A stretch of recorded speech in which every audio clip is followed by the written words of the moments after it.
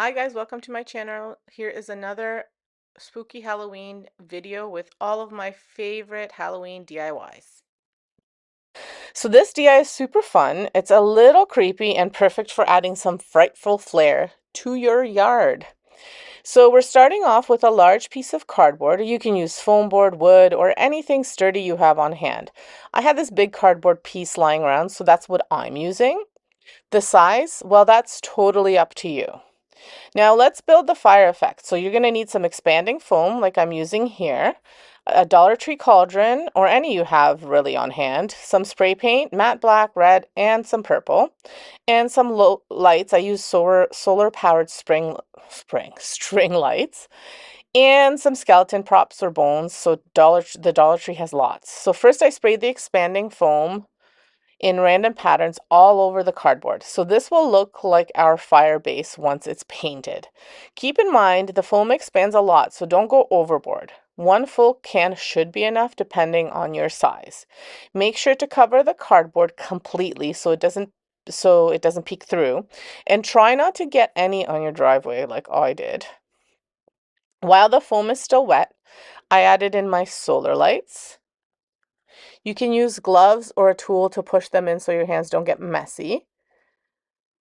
These lights will give that glowing fire effect at night, and I prefer solar ones since the weather can mess with battery operated lights around Halloween.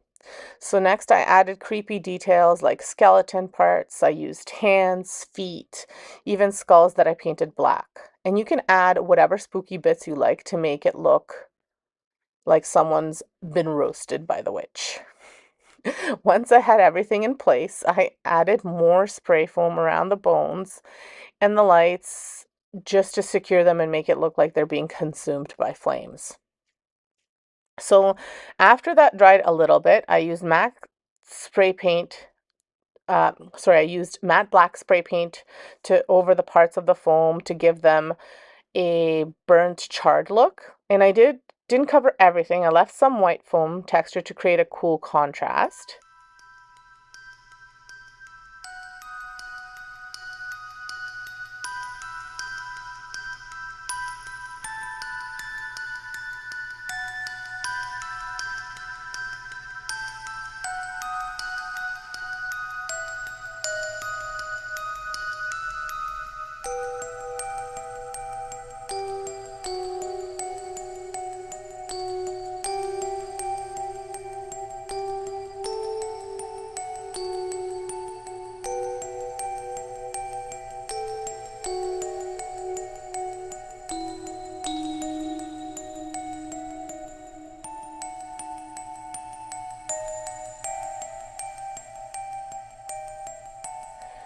And then after I got the look I was going for, I sprayed a bit of red to mimic glowing embers and heat. So you can get creative here, orange, yellow, whatever gives it that fiery feel. For me, I just used the black and the red.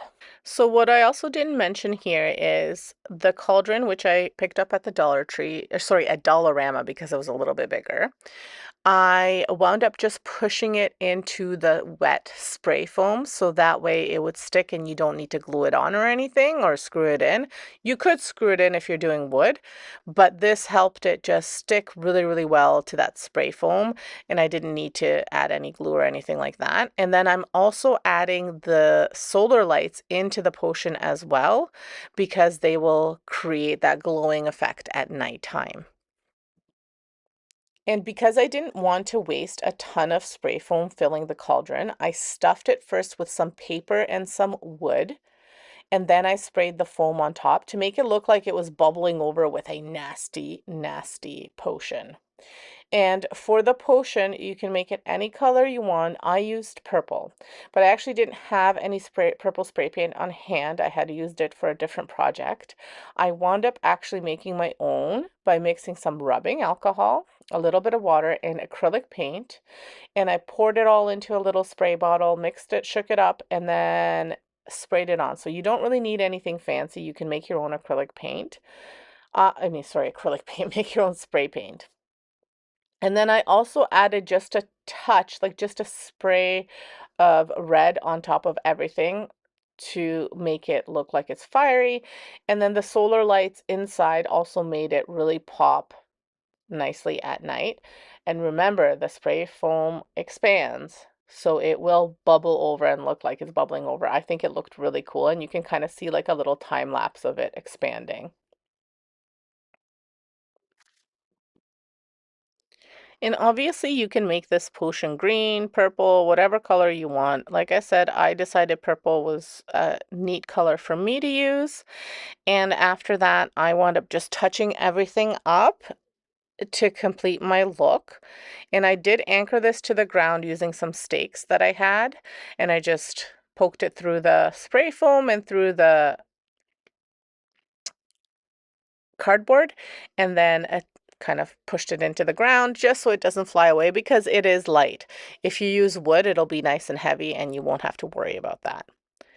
And then I went on ahead and created my witch that's going to be cooking up the potion.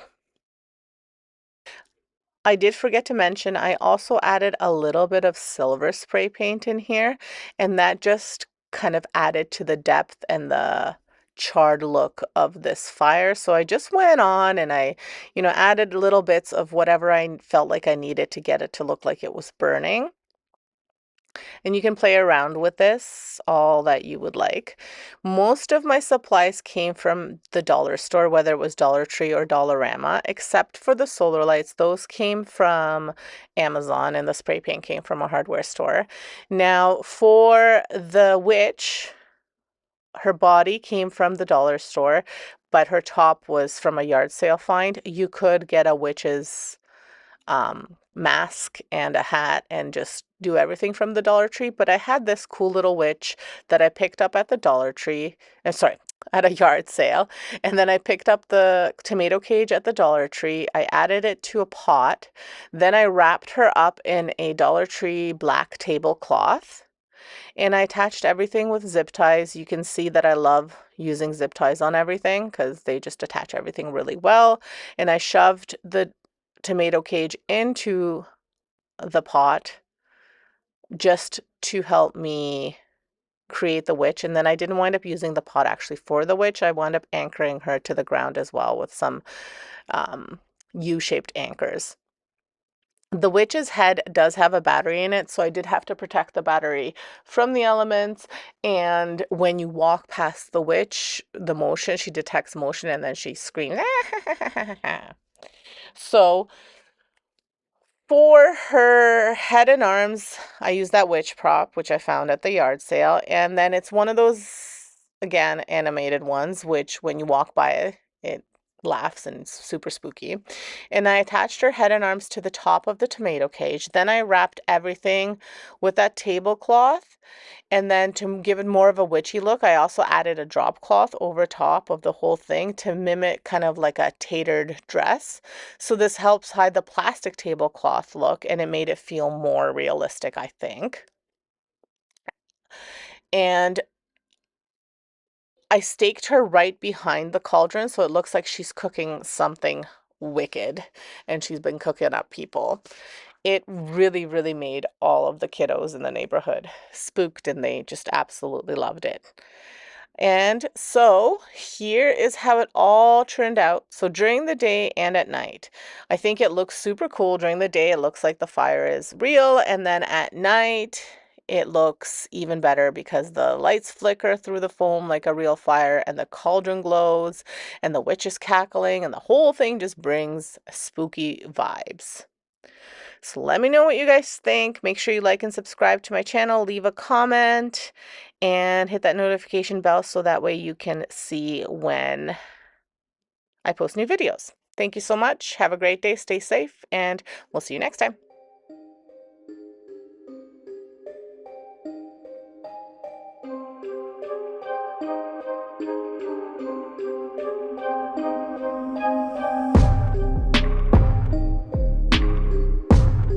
So I'm creating some spooky Halloween decor using these skulls from the Dollar Tree.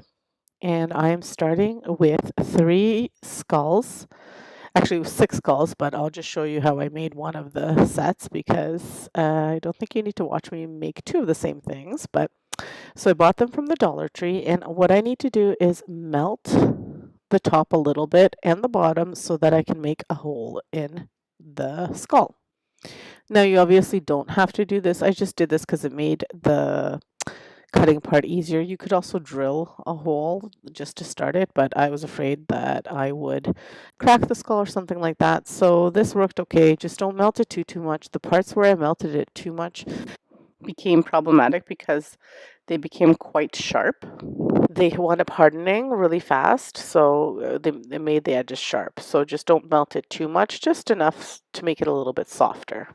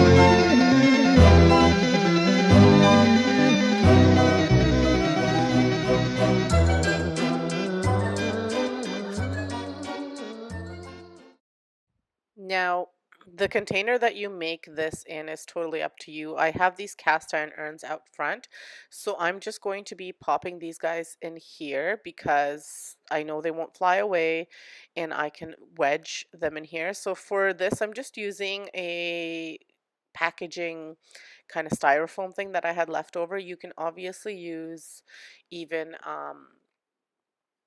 now I'm not going to remember the word.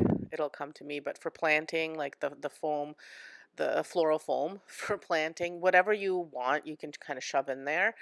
If you don't have cast iron urns, you could always do a heavier pot. You could do them in the ground.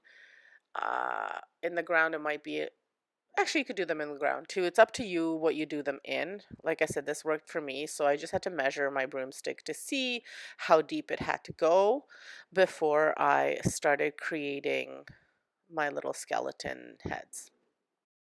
Now, wedging the heads through, again, as long as you made the holes in the right spots and you made them okay, then it's fairly easy. I found that even if you just cut an X, even if you don't melt it all the way, but you cut an X, it works better. So like I said, if you melt it all the way, it gets really hard, so it's hard to wedge the broomstick through. So you do need a broomstick or any kind of long, round stick. But I had these broomsticks left over from the Dollar Tree, so I just popped these on. And so, like I said, what I did was the ones that I just softened it and made a little X just so I could push the broomstick through. Those worked a little bit better than the ones that I melted too much. But, you know, kind of it's trial and error. And then I just kind of put these heads on like all different, facing all different directions so that they kind of looked a little bit spooky. So I'm showing you there kind of what I did with the holes. And then the last one, obviously you don't want to do a hole at the top because you're just going to wedge him on top there. And then that's all there is to the skeletons. Now you will want to add, well, you don't have to, but I did. I added some deer moss to, and just some regular moss, to like in between, kind of, if you see over here, you can see a little bit of the brown. So I added in between to hide that. You could also paint your stick if you wanted to black, and then that kind of, or the color of the skeletons, and it will hide that. But I wanted to add this onto it as well.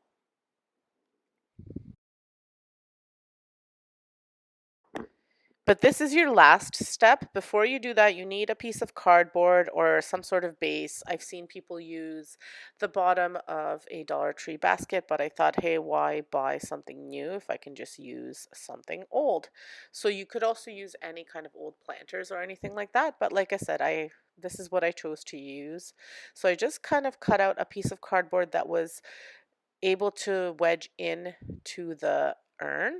And again, this size will depend on what container you use as your base. So I wanted to wedge it in there so that way it wouldn't go anywhere. And then I just kind of cut it to size how I needed it. And once it's wedged in there and ready to go and cut to size, then I went ahead and I added some Dollar Tree lights. Once those were set up the way I wanted them to be, making sure that the plug part was out away from the cardboard piece kind of hanging down, I went ahead and I added some spray foam. I just bought this spray foam on Amazon. Basically, I just bought whatever one was the cheapest. And I applied it all throughout, like all on top of this cardboard piece, just any kind of random pattern. Remember, it does grow, so as you're applying it, if you are worried about it growing, make sure you apply a little bit less. Follow the instructions on the can of how you're supposed to apply it and clean it and all that stuff. I just wanted to cover everything as much as I could so that the cardboard wouldn't be visible. And then I added my skeleton pieces. So what I did was I purchased a skeleton from the Dollar Tree, one of the smaller ones. I took it apart and then I put pieces on it. Now I wanted to show you what I did, but I had taken it apart for a previous project. So I just had the bits and pieces laying around. I also added some skulls from that skeleton, and I added the salad tongs that come in a pair of two because they had nice little hands, that were a little bit bigger. Now, if you have a bigger base, you can obviously use the bigger skulls, the bigger hands, and the feet from the Dollar Tree, but because my base was smaller, I just added these guys. And you just kind of push them in, not too much into the foam, but just enough so that they kind of stick. So you just kind of like gently nudge them in so they don't fall off, because again, the foam is going to expand. While that was setting, I went ahead and I applied that deer moss and regular moss in between the skulls, just using some hot glue. And again, to cover up any of the wood showing from the broomstick. And to bring this all together, I went ahead and I spray painted the foam with a red spray paint first, just to make it look like a fire is what I wanted to do. So I lightly sprayed it with red, and then I went over top with some black and with some metallic silver. And you do this kind of the way you think it'll look like. So what I was trying to do is make it look like hot charcoal, burning charcoal kind of idea. So you don't add too much of the black or too much of the gray, which kind of mix it in. And I chose the metallic gray because it kind of gives it a look like it's burnt, freshly burnt. So again, you kind of play around with it however you want. Remember, it's just paint, so if you add too much of one thing or not enough of the other, you can always go back and redo it, so don't ever be scared of that. Once everything was set and dry, I just sprayed it with a finishing spray, just like I have a varnish sealing spray, and it's clear, and I just sprayed it so that way it would kind of seal everything, because the part where this is not covered. So if there's rain or snow, because we could get snow here in October, it's somewhat protected and the paint doesn't wash off. It shouldn't, but just in case. And then I sprayed the skulls too, just to be on the safe side. I may go back and put some red hot glue on the eyes of the skeleton, but I haven't done that yet. I wanted to see how I liked it without the red. But anyway, here's what they look like during the day and during the night. I think they turned out really, really cute. Hopefully you guys like them. This was super easy and super fun to do and inexpensive. So let me know what you think. Leave me a comment below. And if you like what you see, subscribe, hit that notification bell so you can see when I do new videos. I will have another DIY after this, but here's what it looks like at night as well, so you can see the burning charcoal at night. So I really do love how it turned out. I think it looks super spooky, and my husband had put up lights around the house that we can change the color depending on what we want. So I kind of made it a reddish orangish color so that it would match with this burning charcoal look. I think it looks so good. I absolutely love them.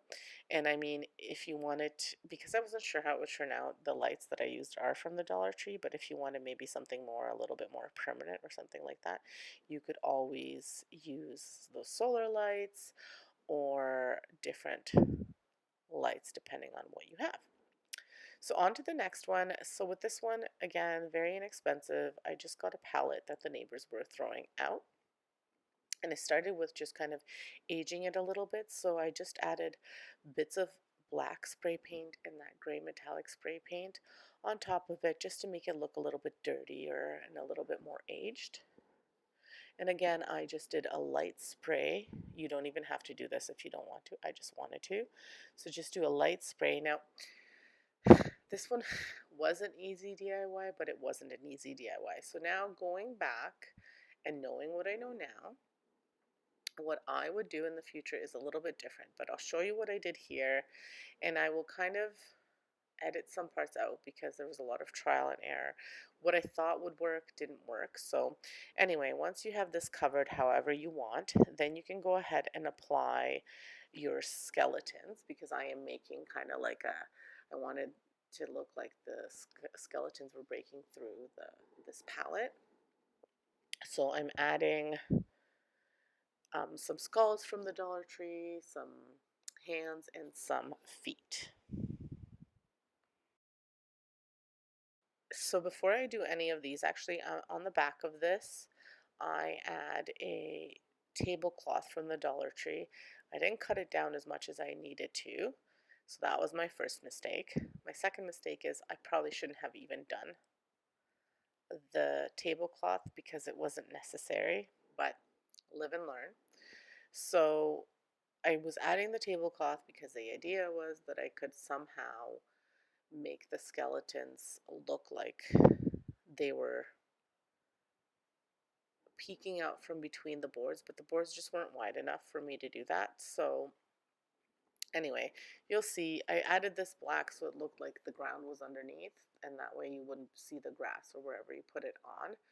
But again, now having it all done, I don't know that I would do this step, but I did add it with a stapler, and I wanted to leave it for you so you could kind of see what it looks like, and maybe you'll want to do it this way too, or you'll have a better idea, or you live in a climate where my first idea that I was thinking would work because the elements aren't as bad as they are here, or maybe you're going to have it in a spot where it's covered.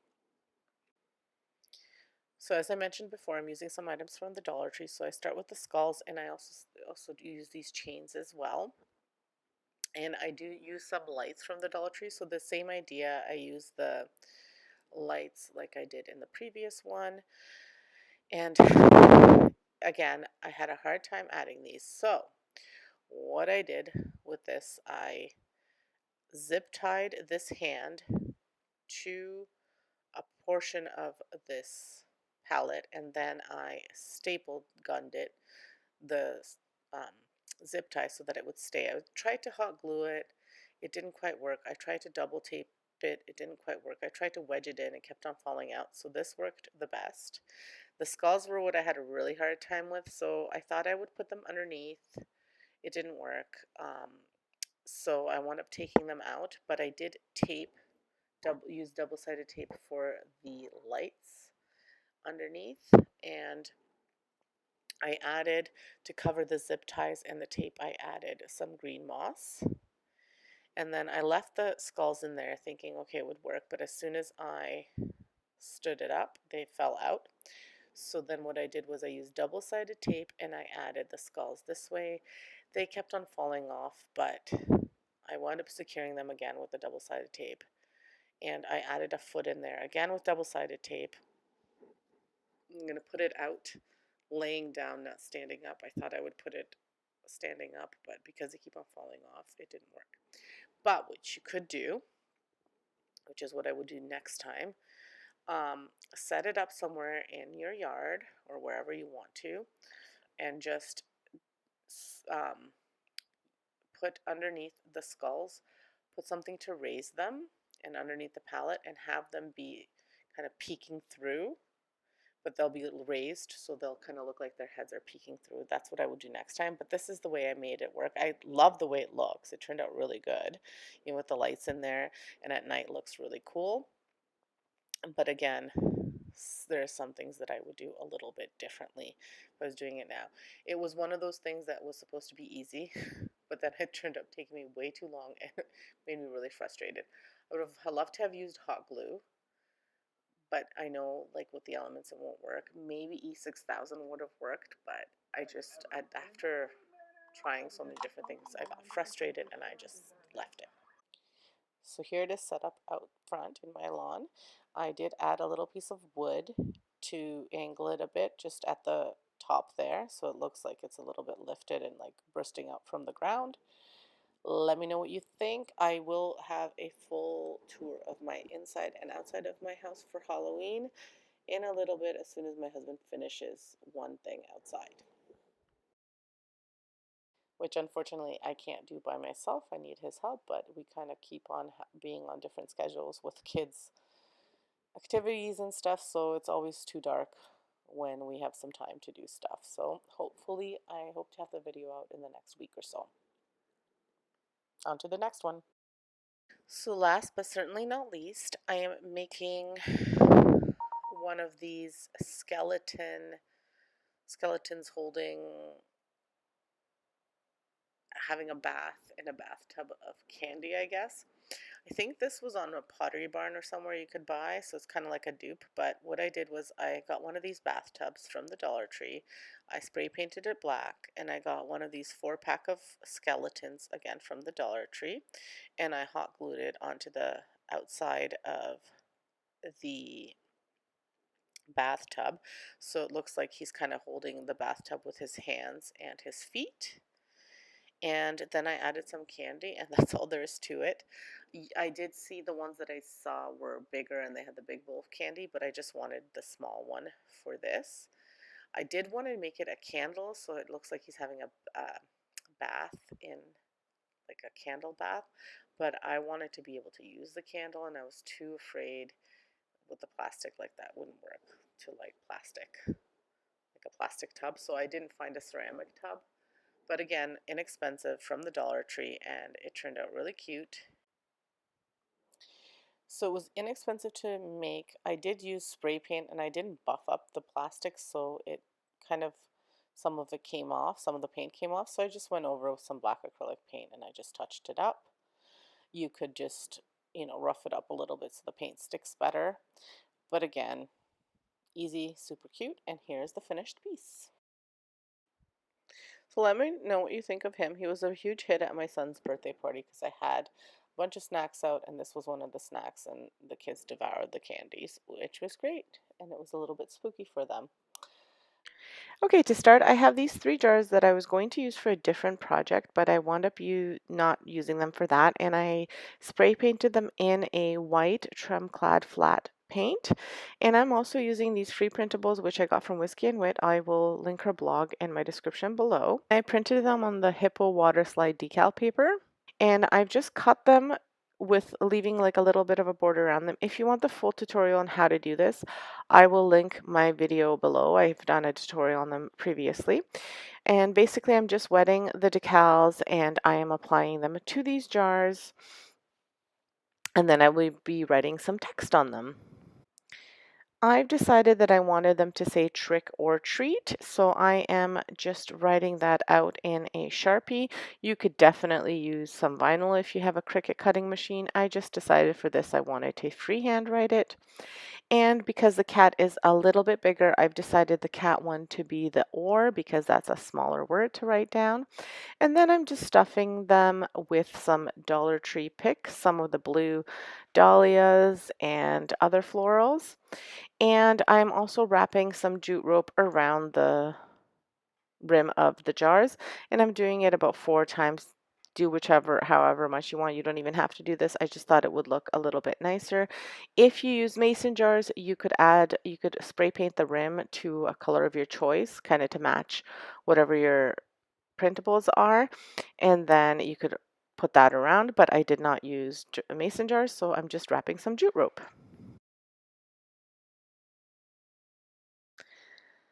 So that's about all there is to it. Once I put those floral picks in there, I also added some of the skeleton skulls into the floral arrangement, and that's it. The easiest DIY ever, and it looks so cute, and it'll be a great either mantelpiece decor or in a tray on one of my tables. I haven't decided yet, but here they are all finished.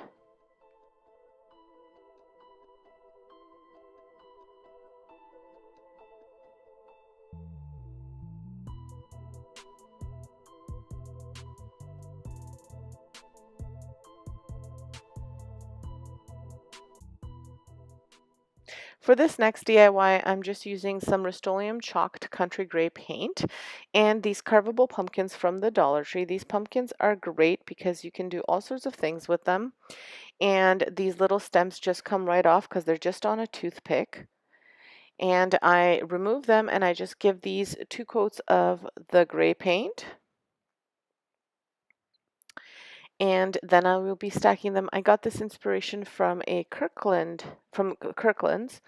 They have a 4 stack of like 4 pumpkins stacked one on top of the other, and I thought it was super cute, so I thought I'd replicate it. Now I'm just using 3. I just thought they're so light, these pumpkins, that it might be too heavy for 4 of them.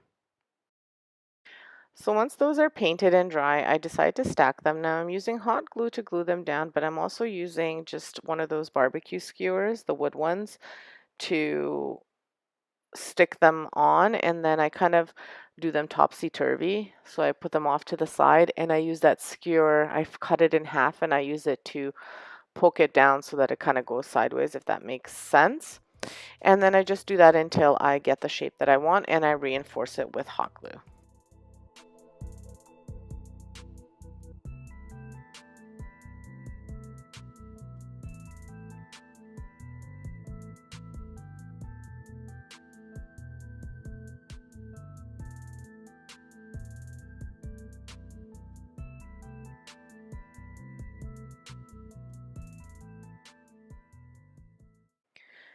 Once I have them all stacked, I put back the little stems and I paint them in black. And I do this so that way I can add them back to the pumpkin and have the pumpkin kind of look like it's all wobbly and sideways and kind of crazy looking. And then I cut out a mouth and eyes out of vinyl. Now I wanted all the eyes and the mouths to be different. So you'll see that if you want them to be symmetrical and perfect, by all means either use your Cricut machine or you can trace out shapes. I mean, you could do anything you wanted. This is kind of the look that I was going for. And once everything dry, I also wound up touching it up a little bit too, and then sticking on the vinyl, and that's all there is to this one as well. So again, a super fun and easy DIY for you to do on a budget. So here it is all finished. I think they look so cute. They kind of look a little bit crazy, and I just love them. They'll look great in my Halloween decor. This next DIY is another super easy one. I'm using a mason jar and one of these solar lights from the Dollar Tree, and I am just painting it on the inside in white, and I'm adding a little bit of water to some chalk paint, and I poured it in and I just kind of twirled it around until I got the color that I wanted. Then I spray painted the top of the solar light in black as well as the rim for the mason jar. And I drew on a ghost face, wrote boo, and that's all there is to this one. And for sure, if you wanted to use your vinyl, you totally could, and it would look awesome. And here it is. I love the way it turned out. I think he's super spooky.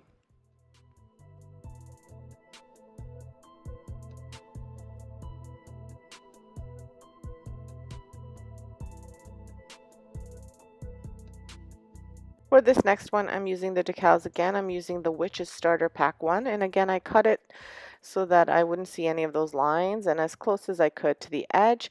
And I'm going to put it on a mug. Now, if you wanted to use this as a drinkable mug, I believe you can even bake them in the oven. So that way it sets, or you could put Mod Podge or anything that's kind of food safe. I'm not going to be using it for eating, so I'm just going to be putting it on there, and it'll probably go into one of my trays. And so I just adjust it. Now, what I like about these, if you wet them enough, you can kind of fiddle around with them and get them to be wherever you wanted them to be. Like they're forgiving to a certain extent, but you just have to wet them really well. So anyway, here they are, and then you want to move when you're taking the excess water off. Don't press too hard like I did with this paper towel. You just want to do it lightly from the center out, so that way you don't move it or wrinkle your paper. But that's all there is to it. They're so easy to use, and I think they look really great.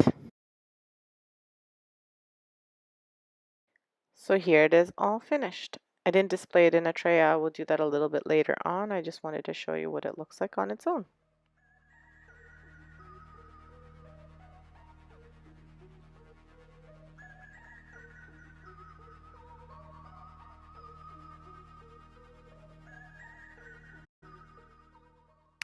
For this next one, I just have a scrap piece of wood. You could definitely use one of the signs from the Dollar Tree. Just be careful if you're going to use it outside. Um, that sign may fall apart because it's just like chipboard or pressboard, so it's kind of like paper. So I'm using just some pressure treated wood that I'm going to stain. I think it's pressure treated, or it could just be from a pallet. It was from the garage. It was just a scrap. It was where the pressure treated stuff was, but I'm not sure that it is. But anyway, I'm going to be putting a little bit of this Rust-Oleum decorative glaze just to give it like a stain. And then I'm going to be making it a sign. Now, I haven't decided whether I'll keep this underneath like where my deck is, my covered deck, or if I'm going to put it out front. If I put it out front, I'll have to protect it somehow with some varnish. But if you have a covered porch, you don't have to do any of that. So then I just picked a font that I liked from Cricut. I will link the font name in my description below. And I found a free broom image from Cricut Design Space. And I cut them out using my Cricut. And now I'm going to just dab on some white paint onto them. Always use a transfer paper when you're transferring vinyl like this. Otherwise it'll stretch too much and it won't look very nice. I did weld all of the letters so that way it would all look good. And when you are dabbing on the paint, make sure you tap off the excess paint so that way not too much goes through, otherwise it'll bleed.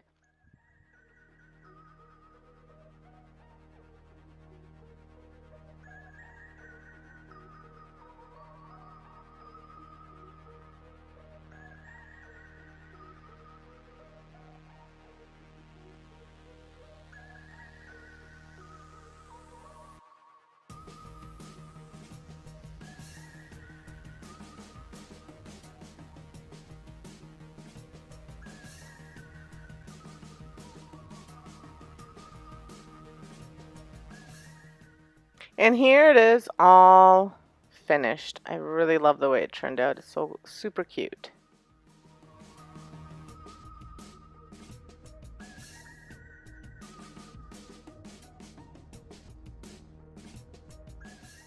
Now, because I was going to hang this up outside, I decided to make some brooms with the boys. I couldn't find the little fake brooms at the Dollar Tree or our Dollarama this time around, so we collected some sticks and kind of wrapped them around with jute rope around some bigger sticks to make our little brooms. I mean, they're just whatever fun little things me and the boys did, and here's what our brooms look like. So I might put them out, I might not. I haven't decided yet, but that's what they look like.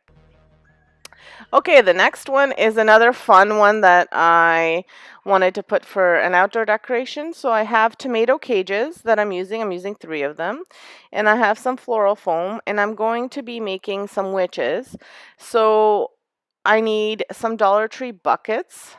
Now, these are just the trick-or-treat buckets that you can pick up from the Dollar Tree or Dollarama. They were $1.25 each, and this is going to be her waist.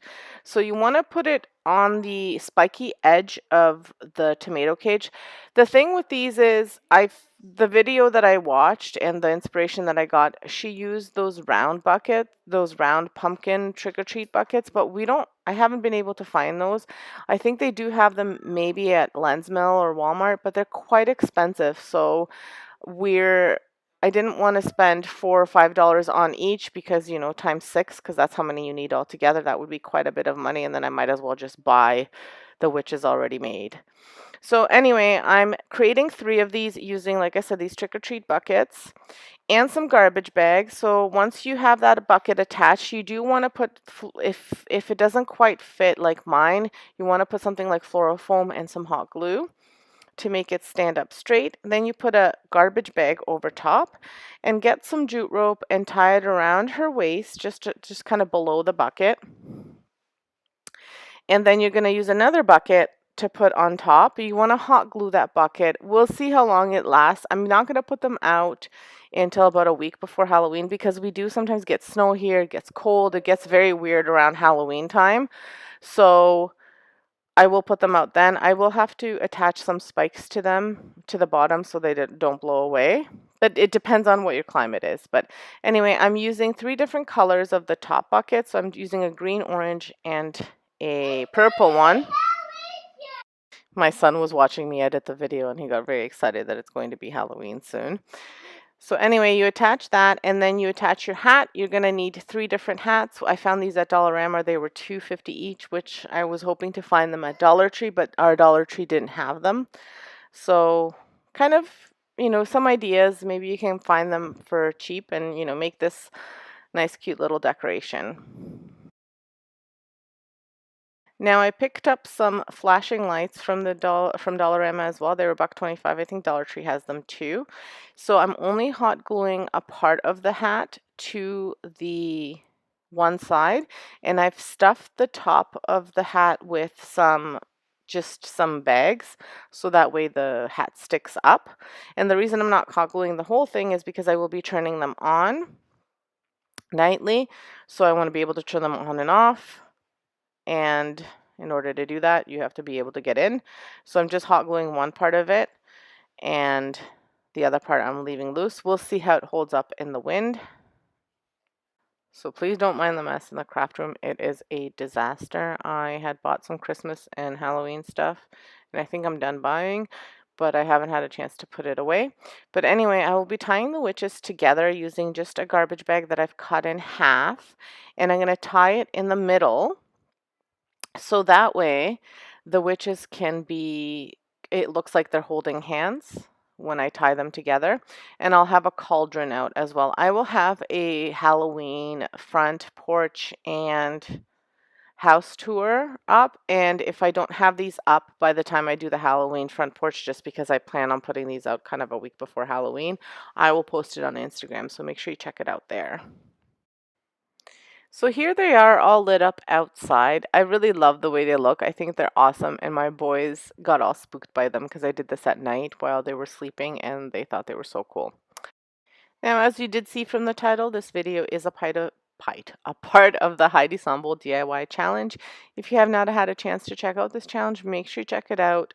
There's some amazing inspiration on here. Check out Heidi's channel. She is one talented lady.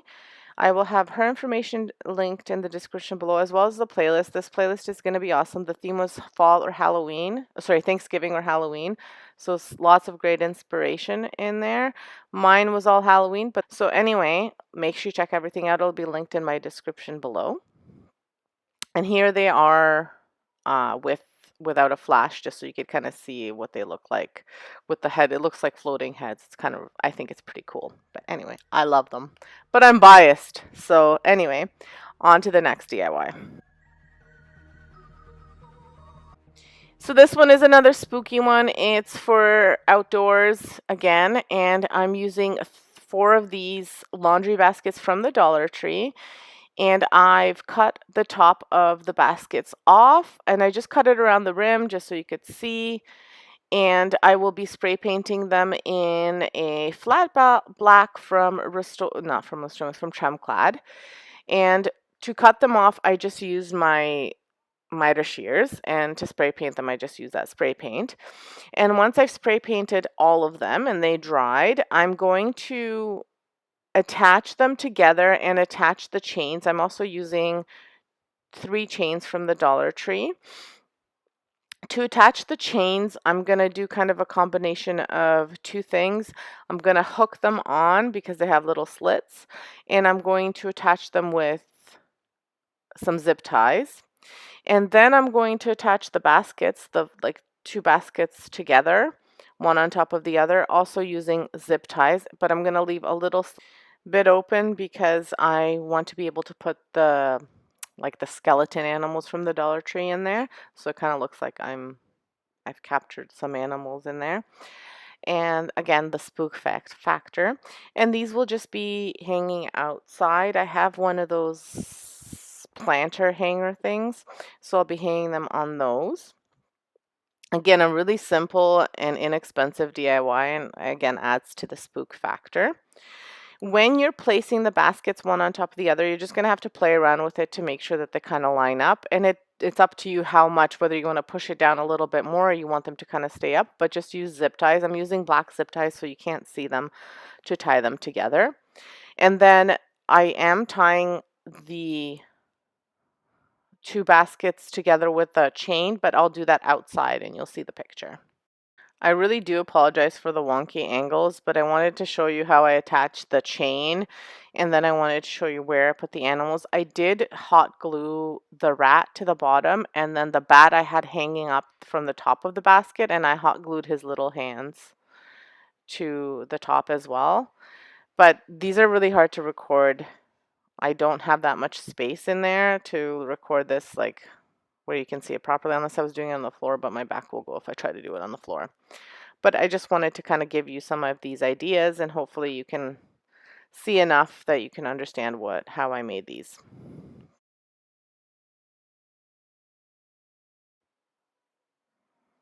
And then so you can see the rat there, and that's where I was telling you you'll have to kind of fiddle around with to try and get it to get in there.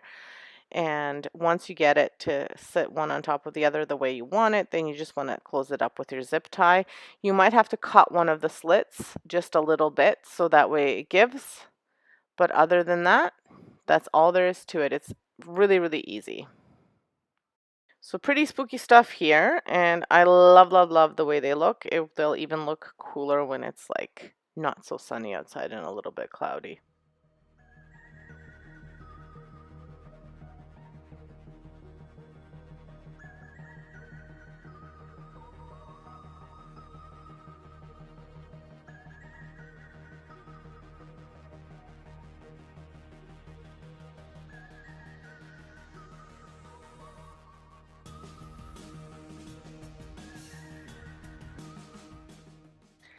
So to start, I'm starting with just a jar, and I will be making a little ghost. So I'm starting with this jar. It was just a recycled jar and a mop head from the Dollar Tree. And what I'm going to be doing is attaching the mop head to the jar to create a ghost. And then I will add a little hat to it, and it'll be a super cute little ghost. So I am just using hot glue, and I am gluing I'm gluing the bottom part of the mop to the top of the jar. And once that is all set, I go ahead and I use some foam to cut out eyes for the ghost. And then I use a little bit of orange material as well as this little bell from a set of styrofoam bells from the Dollar Tree. It could be any cone shape, just to add to the top of the ghost. And then I wrap it up in that orange fabric to give it a little Halloween hat. And what I did with the orange fabric is I just cut out a triangle. I kind of measured how much I thought I would need, just eyeballed it. I cut out a triangle and then I just wrapped the triangle around the little part at the top to give it a cone shape. And that's all there is to it. This is a super duper easy ghost and it's cute. I added a little light to the inside of the jar and it lights up as well. My little guy really likes it, so it will make a cute little decoration. So the next DIY is also very easy. What I'm doing is I am using one of these candle holders from the Dollar Tree, as well as a skull head from the Dollar Tree. And I'm just attaching the skull head to the candle holder. And then I will be spray painting the entire thing black. Now you can obviously do any color that you want. I just love the black and purple dark themes for Halloween. Sometimes I like the kind of like that kind of brown theme like this skull head, but for this particular thing I am spray painting it in black, and I always use this high heat spray paint because it dries really fast. I do prefer the matte one, but I just had the shiny one this time. And once I spray painted it and dried, I attached a little bit of Velcro.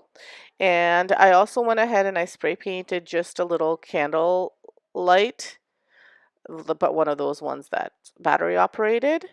I spray painted the bottom black and I attached this Velcro to the top of the skull, and then I attached the other part to the bottom of the candle.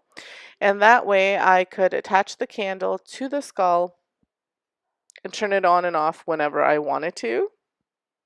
And it makes a cute little like candle holder, skull candle holder. I love the way it turned out. Let me know what you think. And here's the finished piece.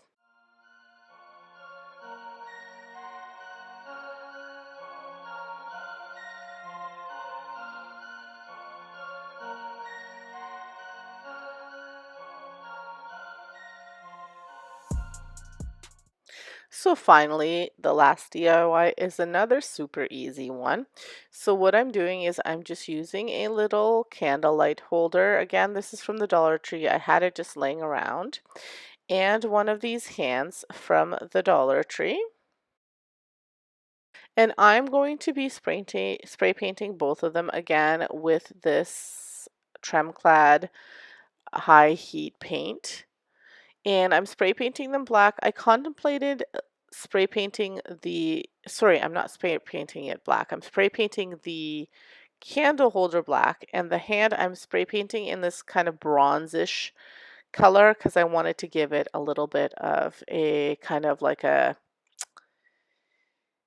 didn't want it gold. I wanted it like to look like an old hand. I don't know if that makes any sense, but this is what I'm doing, kind of look like a dirty hand.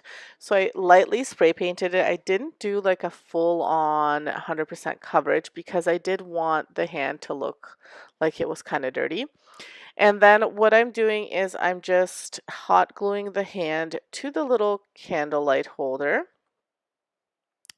and it'll make a nice little candle holder. So you can see there's a bit of a theme, a light theme to this video.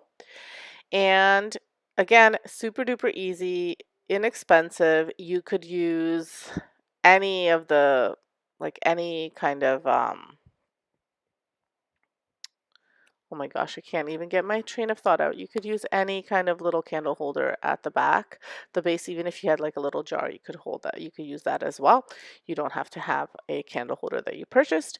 And the Dollar Tree right now has a ton of these kind of skeleton kind of themed decorations, so you could use any of them to make candle holders, and they just make cute little decorations for Halloween.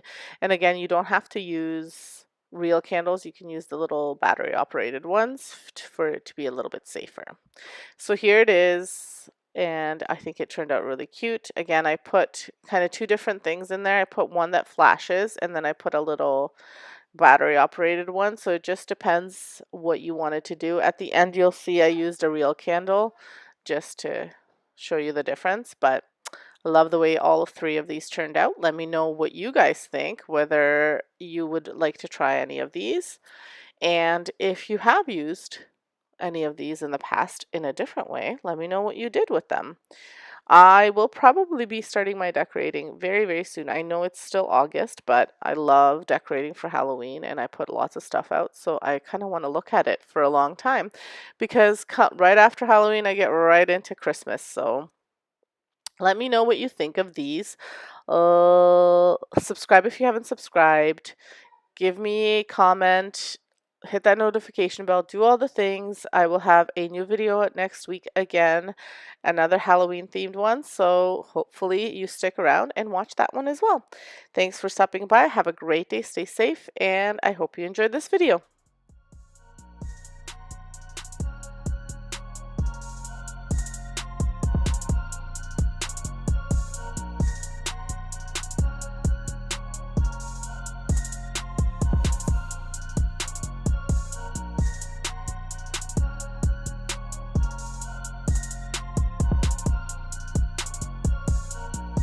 So to start, I am making a tray cover or like a plate cover out of this bowl from the Dollar Tree. It's just a black bowl. It has some spiders and some other Halloween themed engravings on it, and just one of these skulls. And I'm just hot gluing the skull to the top of the bowl, and I'm also using a creepy cloth, and that's pretty much all there is to this DIY. It's super easy, but I'll show you how I made it just in case you're wondering, well, how exactly did you make it? I also used some of the creepy hands as well, all from the Dollar Tree, so very inexpensive and very easy to make.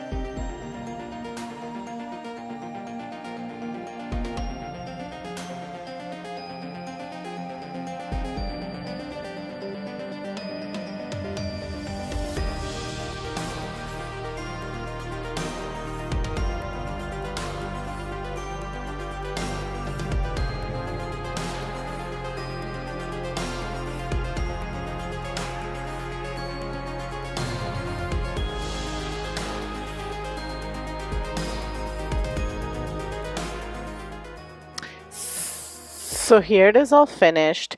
You can use any kind of tray or plate that you want. I used a charger, a gold charger from the Dollar Tree, and I put my clementines in there. But you can obviously use anything that you'd like. You can even use a pizza pan. That works as well. So just some food for thought for you. You can use anything, or even if you have an existing plate, you could use it. I just happen to like the combination of these colors. So let's move on to the next one. So this is another super easy DIY. All you need are these little glass lanterns from the Dollar Tree, or candle holders, whatever you want to call them. These solar lamps. Now I found pumpkin themed ones. You can do obviously anything that you'd like. If they don't have these at your Dollar Tree, you can use just the normal solar lights. They should still have them. I removed the top and bottom. I separated them, and then I hot glued the bottom to the bottom of the lantern, and I used some lids, the rings from the small mouth jars, canning jars, and I spray painted those.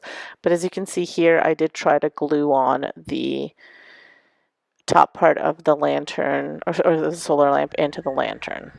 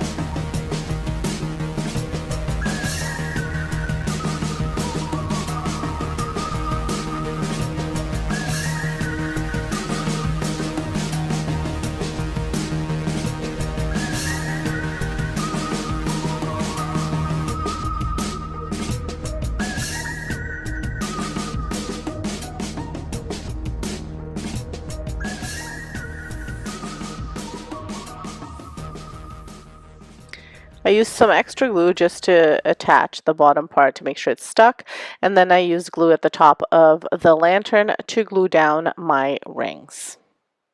And then I just put the top part of the lantern in there without gluing it on because it stayed nice. And they actually turned out really, really cute. Here they are, all lit up with some light, and then now this is in the dark. They look super cute, and they'll be a great addition to anybody, either inside or outside. I've placed them outside. I will be redoing my front porch and probably putting them in somewhere there, but this is what they look like for now. On to the next one. So this next one needs a few more supplies, but it certainly isn't that much harder. You need some zip ties, you need this round wreath form, which I got from the Dollar Tree.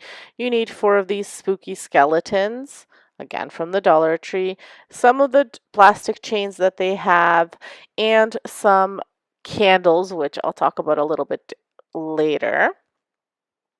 And all you're doing is you're attaching the skeletons with a zip tie to the wreath form. Now, as you can see, the wreath form is put with the curved side up, and then I'm taking apart these skeletons, well, taking the tags off of them, and I'm stretching them out because they're kind of folded in. So I'm stretching them out. They have a wire inside, and I'm using the arms to attach the zip ties underneath the fabric, so that way you can't see it. And again, you need 4 of these, and I attached each arm, so you'll need 8 zip ties altogether. And you want to attach them so it looks like they are kind of sitting on top of the wreath, and the wreath, or like they're on the side of the wreath, so you're attaching them to the side rather than on top, so they're laying down, so it looks like they're kind of, the wreath is in the back of them, basically.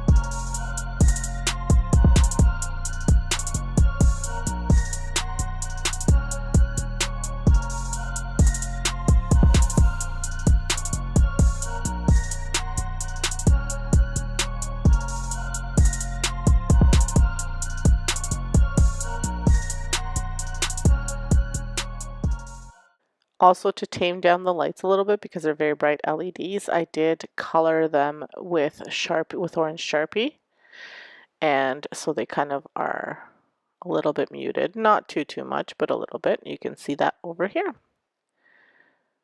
So hopefully you like this and you give it a try. So let's move on to the next one. This next DIY is using an old picture frame. You can obviously use Dollar Tree ones or anything that you have on hand. You can even use a foam board and, you know, make a little frame out of it. And some black spray paint, and I got the glossy kind as well, and then I needed a skull as well as 2 of the creepy hands and some cheesecloth. So what I'm doing is I'm going to make a ghost skeleton coming out of this picture frame, holding a chain, but you could attach a lantern or anything you want to it. So I started off with spray painting it black. And while it was drying, I tried to use this knife to cut the bottom part of the creepy hand off so that I could glue it, but it wasn't really working, so I wound up breaking it off. But like I said, I did try to use the knife. You can probably use something better, but it was just as easy to break it, so that's what I did. Then I used some Mod Podge. And I dipped my cheesecloth into the Mod Podge. You can dilute it a little bit so you don't use as much, but I didn't dilute it at all. I have lots of Mod Podge, so I just used it. And I just made sure that the whole cheesecloth was soaked in it and covered, so I just kind of mushed it around a little bit. And then I hot glued all of my pieces to the picture frame and then put this cloth right over top. You're going to see it in the next part.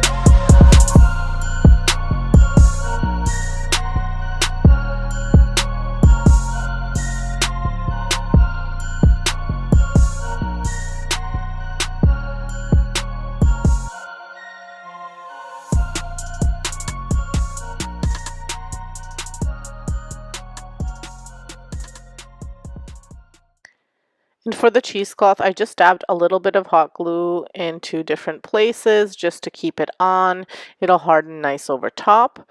And inside, once it hardened, I put just little twinkle lights from the Dollar Tree, battery operated ones, to give this some light. But here I have pictures of with lights and without for you to have a peek at. So here they are.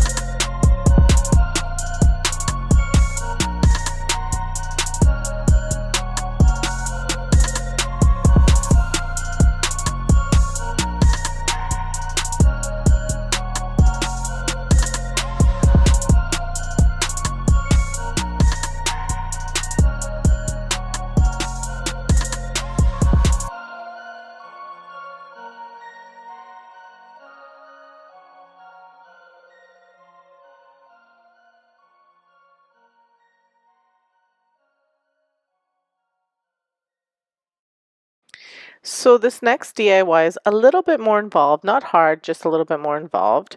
I'm using one of these thrifted trays, but you can use those silver trays that they have at the Dollar Tree as well. But this one I had on hand, so I used this one, and I roughed it up a little bit by sanding it just roughly and then painting it with a mixture of some green, black, and silver paint. And again, I just kind of dabbed everything on with a paper towel. Actually, I used a wet wipe, but it was dry, so paper towel is what would work.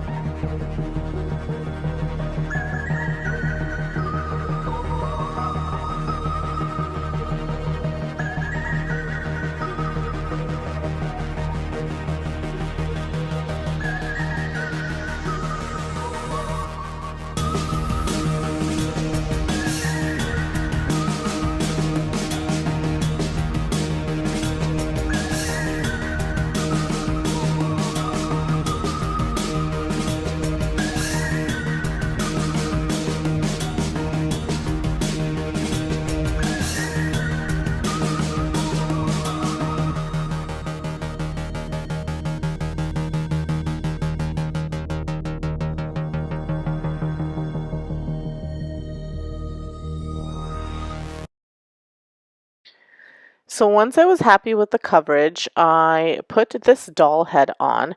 Now this doll head is from the Dollar Tree again. It was just a random doll head that they had, so it was perfect for what I needed. I covered her eyes and then I spray painted her green and her hair black. Now for her body, I got one of those skeletons from the Dollar Tree again, the hanging ones, and I spray painted that green as well.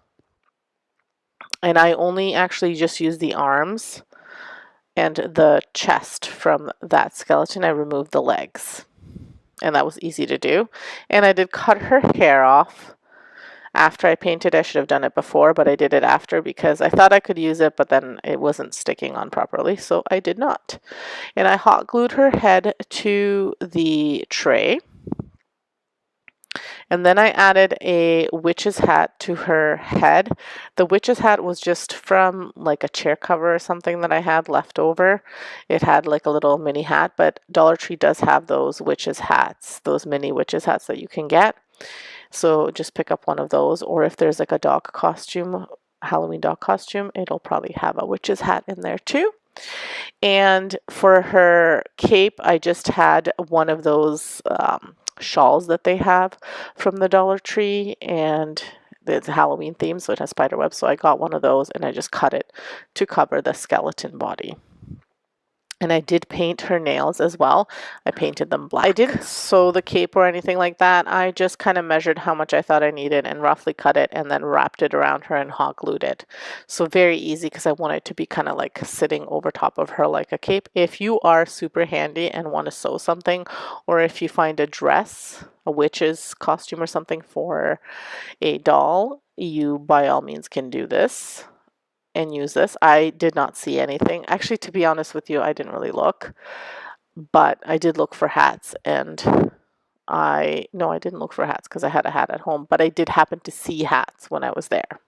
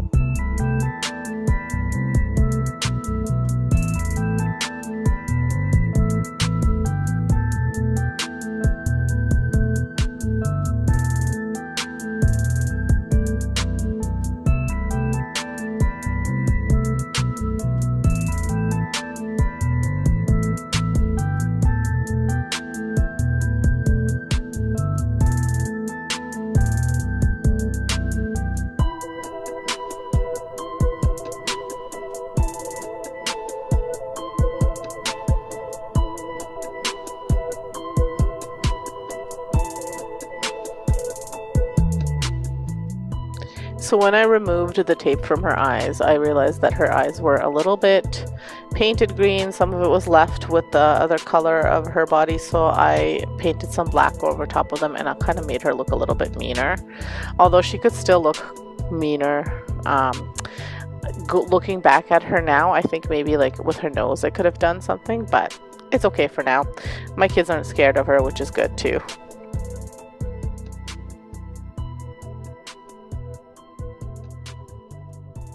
Now I was looking for some sort of crystal ball. I didn't find one, but I did find this. It's like one of those plastic snow globe things, but it's got like kind of a crystal ball cover on it, like color on it. So I hot glued that to the bottom of her body, and I kind of hot glued her hand so it looks like she's holding it. And then I put some command strips at the back and I hung her up on a wall. So here she is all finished with her nails painted, and I did put a little tea light into because it unscrews into this crystal ball at the bottom, so you can see her lit up. It's hard to see because of the lighting, but hopefully you can see.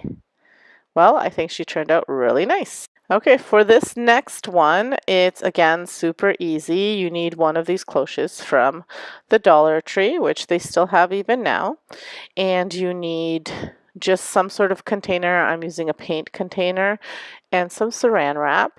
And what you're going to do is wrap your container, so like my paint bottle, in the saran wrap. And then you're going to take some cheesecloth and you're going to put it over top of the saran wrap. But before you do that, you're going to dip it in some Mod Podge and then put it over top. Let it dry to make a cute little fun decoration. This is actually a Pottery Barn hack too, like a look for less, because they sell these at the Pottery Barn for quite a bit of money. I think they're like 30 bucks or something. And this was what, maybe like $3 if I'm calculating the cheesecloth, but I did not use the whole thing. I actually used that cheesecloth for that other project and for this, and I still have some left over, so that cheesecloth went a long way.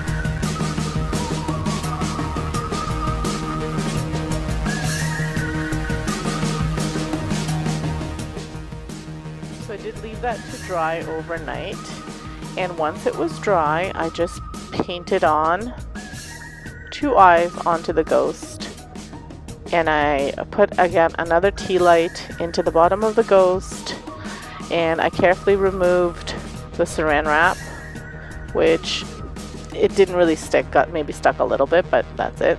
And kind of I reshaped it a bit if it was a wonky shape, so you might want to do that.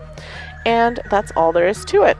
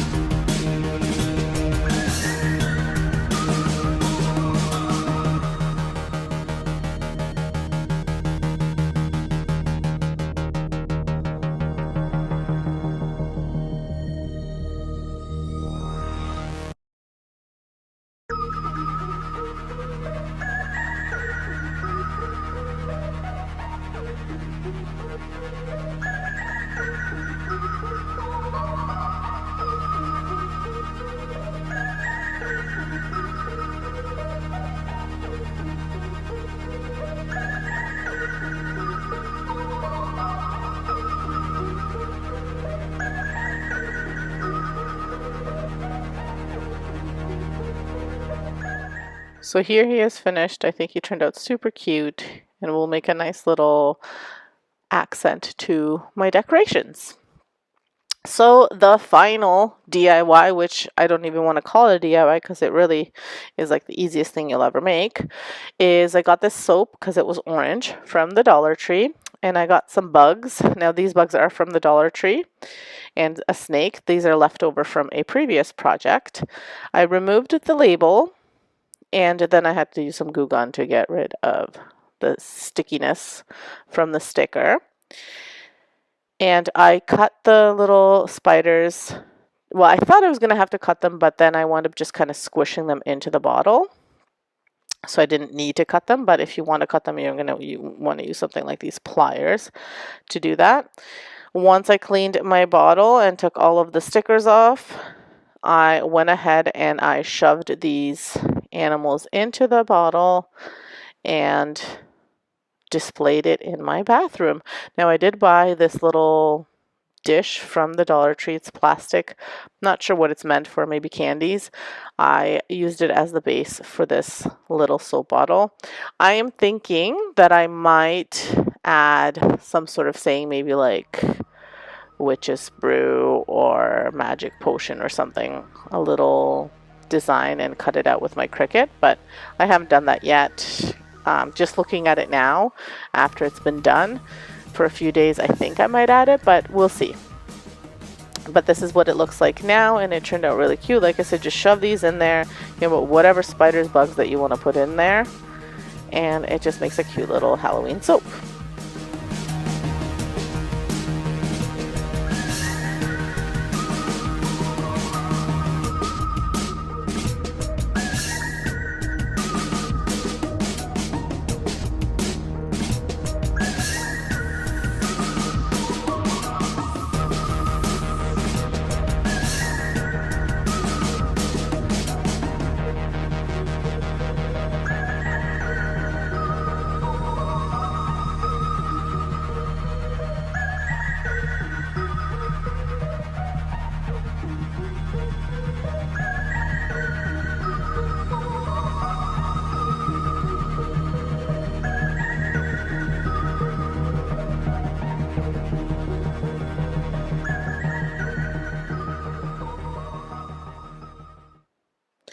So here it is displayed in my bathroom. It looks really cute, and I really like it on that spider. I contemplated hot gluing it, but my kids like to take the soap off, so I didn't hot glue it. I just left it as is. You do what suits your family and your guests.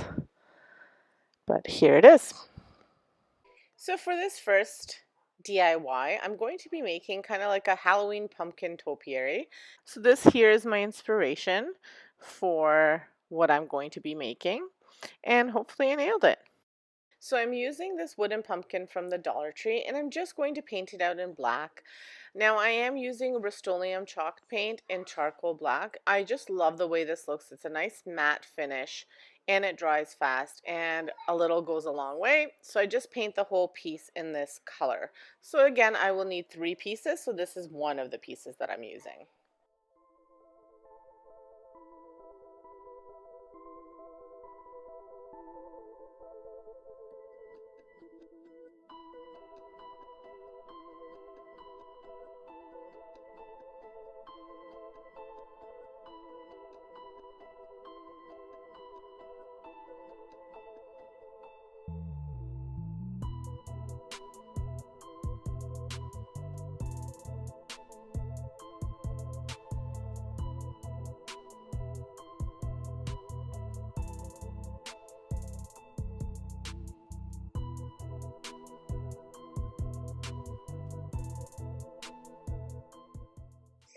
So for the second part of the topiary, I'm going to be using these 2 wooden pieces from the Dollar Tree. They're wooden pumpkins. One is just a plain pumpkin, and the other one is the same pumpkin as before. Now I do want this to be the larger piece, so I'm combining both, and I like the texture of the top one, so I do want to add it to this as well. And I will be painting out this in orange, but I do add a little bit of brown and black acrylic paint because the orange acrylic paint that I have is really, really strong and bright, so I just want to dull it down a little bit. So before I paint it, I do go ahead and I scrape everything off that needs to be scraped off, and I glue the pieces together. The first time I try to glue them, hot glue them, I did not line up the stems, so I have to line up the stems, and that way they line up nicely. I will wind up cutting the stems off, but I didn't want to do that until I put the whole topiary together.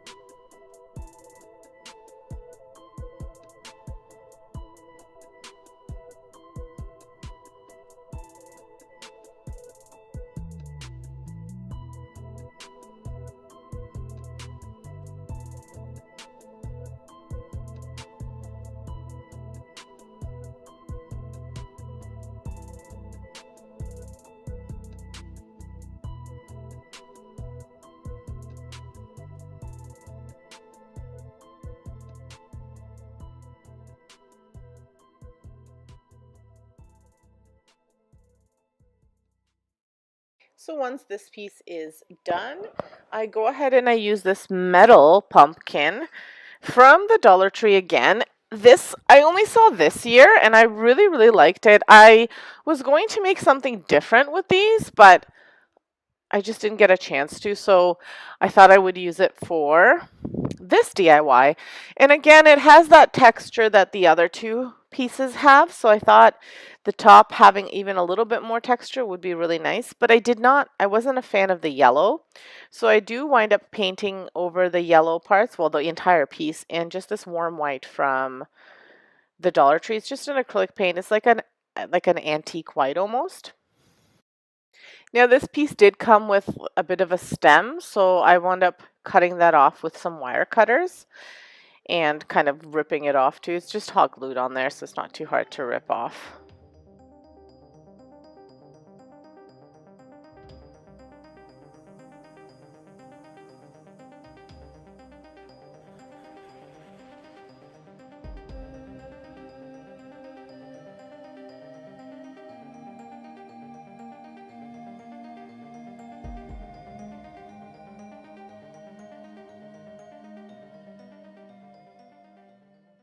So once that's dried and painted and dried, oops, I go ahead and I assemble the topiary. So now here's where I'm trying to see how I'm going to put them together, what I need to cut off, what I need to add, where I need to cut it off. So I decide that I'm going to, again, cut that stem off. So I go ahead and I do that.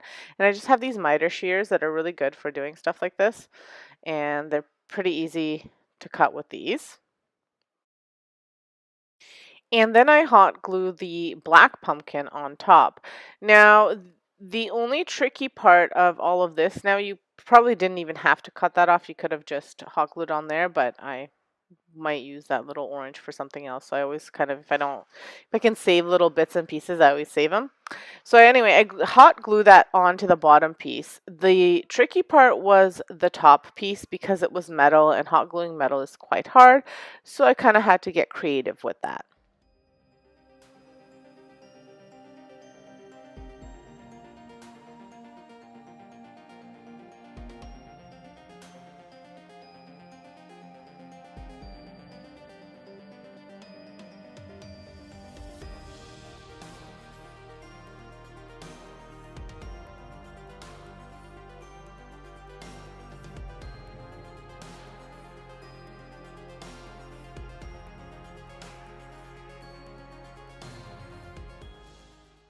So originally I thought I could glue back the pick and just have it kind of stick to the pick, but it didn't work. So then I went ahead and I just stuck some paint stir sticks onto the back, and then I was able to glue the top part. The two tricks with this was it was the metal, and also the texture in the bottom pumpkin, and the fact that this one is a little bit curved, so it was hard to get it to be the same level as the other ones and have it kind of stick nicely. So by gluing that paint stir stick, I was able to have a place to attach it at the top and a place to attach it at the bottom. Hopefully when you see it, it makes sense.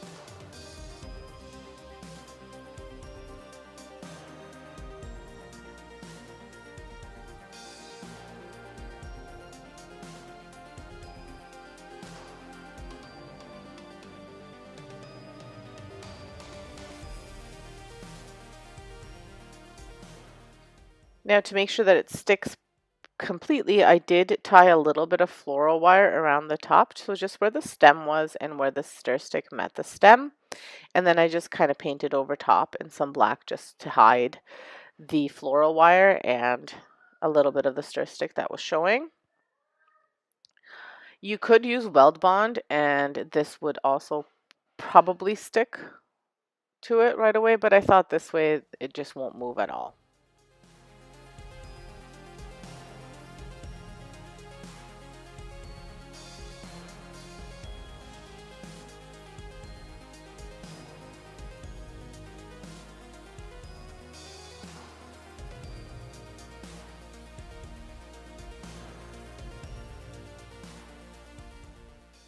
So then I slid it over top of the stem and I hot glued it at the stem and at the bottom in 2 spots just to make sure that it really sticks. And that's all there was to assembling the topiary. And then I had to add a base so that the topiary would stand on its own.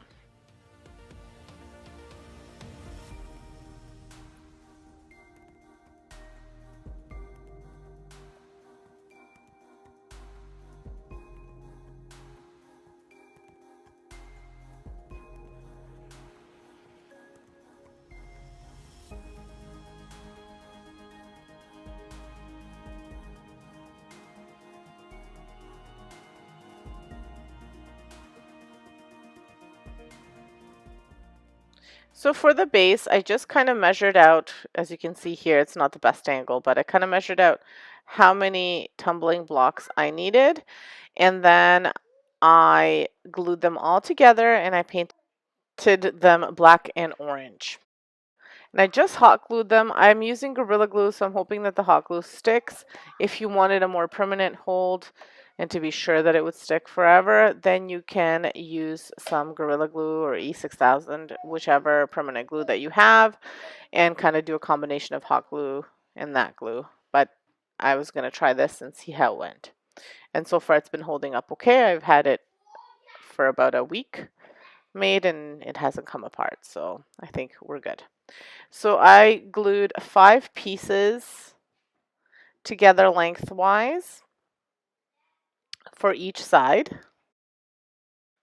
And then I just glued them to the base of the pumpkin. And after seeing it completed, I saw that I wanted to add a little bit more to the pieces. So I went ahead and I added some black acrylic paint to the orange and white pumpkins to add a bit more texture and depth.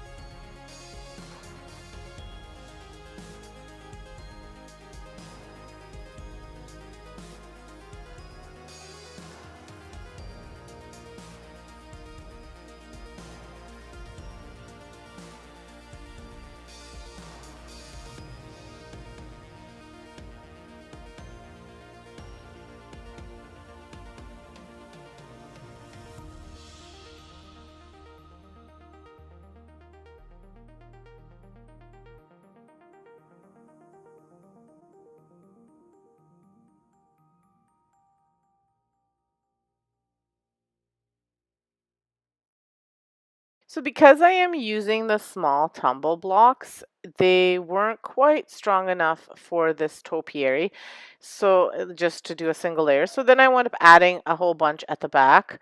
Now if you use bigger ones, you won't have to add as many, but just a little bit more to make it stand so it doesn't fall over.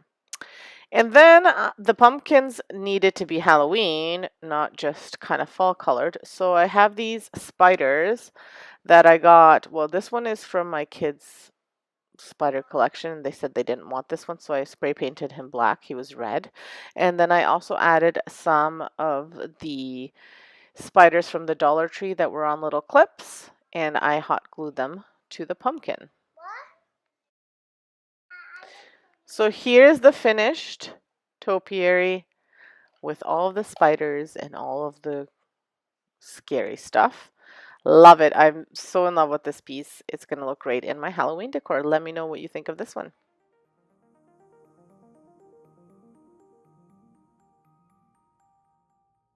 So here's the next dupe. My colors are a little bit different, but I think I nailed this one too. For this dupe, I'm actually using this sign from the Dollar Tree just for the welcome because I couldn't find the metal welcome words this time around. I did actually find them after I made this DIY, but anyway. And this little pumpkin sign as well from the Dollar Tree, and I'm just going to basically, this is the easiest DIY ever. I'm going to take that welcome sign off, give it a little bit of a coat of paint, and I'm going to give this guy a coat of paint, add some ribbon, and that's it. But it's a really cute little Halloween. It could be for a tray, it could just be a little sign, whatever you wanted it to be. So for the paint, I am using the Rust-Oleum chalked charcoal paint, chalked paint in charcoal. And I'm using this paint because, again, as I said, it dries fast, it gives me that matte color, and I think it looks great with purple, and I'm adding purple accents. So the welcome sign, I wanted it to be purple, but the only purple that I had was a really light purple from the Dollar Tree, so I added a little bit of black into it just to make it a bit darker. And I'm not fully covering it, I just wanted it to kind of have like a purple metallic look, if that makes sense to you. So I did 2 coats of it, but again, they were kind of very light coats, so you still have a little bit of that metal shining through. So I wind up hot gluing this welcome sign, and I want it to be kind of diagonal a little bit on to the pumpkin, and then I use some Halloween ribbon from the Dollar Tree and I cut it into strips, and then I hot glue it so it looks like a little bow at the top. And then I also add a spider, and it was one of the spiders from the Dollar Tree that came on the clips.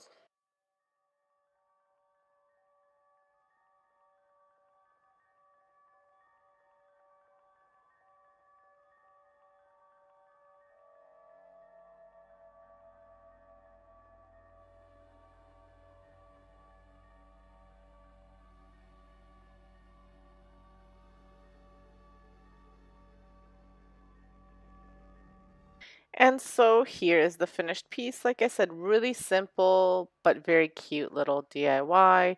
Again, you could use them in a tray, you could use them as a piece of decor, really up to you, but I love the way he turned out.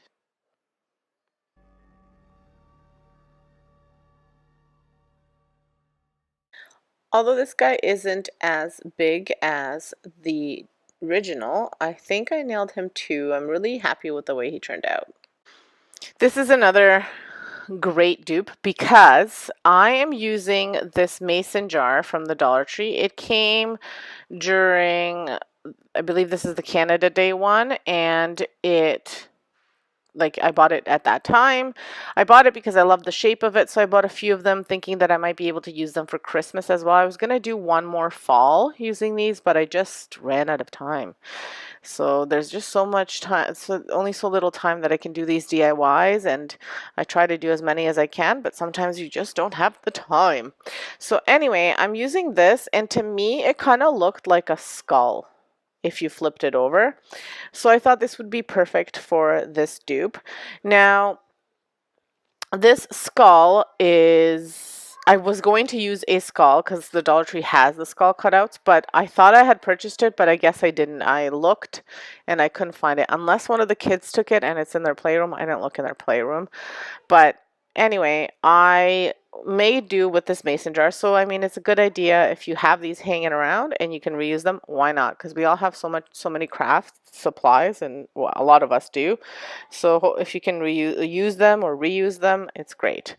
So, I'm just cutting off the top to make it a little bit more rounded, and I'm using that pumpkin form, the metal one, to create the top of the head. And just to create a curve, you could do it freehand however you want to.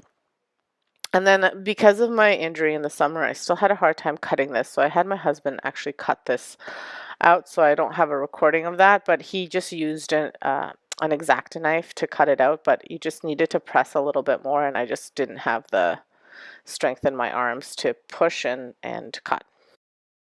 So once that was cut, I wound up just painting the jar or the skeleton in a chalked white paint from Decor. It's that little small bottle that you can see in the corner. And I painted it all. I just did one coat because I wasn't doing the side with the Canada Day decals on them. I just did the other side. So after I painted it, I'm measuring out for the hat because I want it to kind of sit on top of his head. I'm using these wood planks from the Dollar Tree. They were, I believe, in a pack of, it'll show in a second, in a pack of 8. No, 6, and for $1.25, and I'm gonna use 3 of them. So then I'm just cutting out the hat so that it fits the head, just kind of drawing a little curve because I wanted to kind of sit, but I want it to sit upside down, so it kind of fits the head, but I wanted the hat to be flipped upside down. You'll see what I mean. And again, I'm using my miter shears to cut this and the X-Acto knife just to kind of help where the cut was and where I couldn't get with it. My husband wound up having to help me a little bit. And then I just used my X-Acto knife just to kind of scrape it down so that it was nice and smooth. So I wound up playing around with his hat. I thought I was going to make it this wide, so I added one of these garden picks from Dollarama to make it this wide, and then I wound up taking that pick out and making it less wide, but I'll show you kind of what I did to attach them at the back too, so that you can kind of get an idea of what I did there. I do, like I said, wind up removing that middle piece, but I paint everything black in acrylic black paint. And before I painted, the reason I'm adding these things to the back is so that it's nice and sturdy and it doesn't kind of move around and fall apart. And like I said, I painted it with acrylic black paint. No, I'm not using acrylic black paint, excuse me. I'm using the Rust-Oleum chalked charcoal paint, and I paint it in black, and then I just do an outline of it with a dry brushed white, and again it's that Deco Art white chalk paint.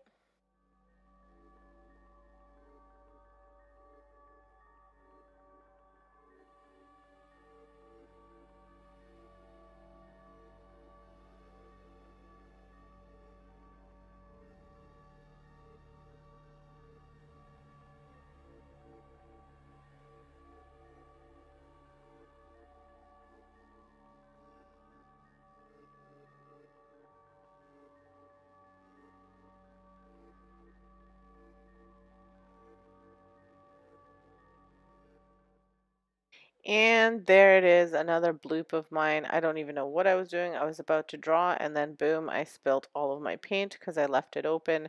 It got on my feet, on my legs, on the floor, and somehow I wound up having it in my hair too.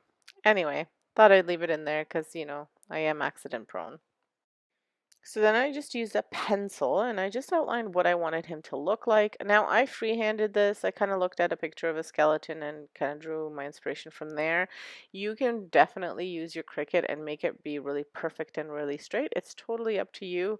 This is just my interpretation of the dupe. So this is the amazing part of making your own DIYs. The world is your oyster. You can get as creative as you'd like. And then I use a Sharpie just to outline everything in black, and then I paint in the eyes and the mouth. and the nose.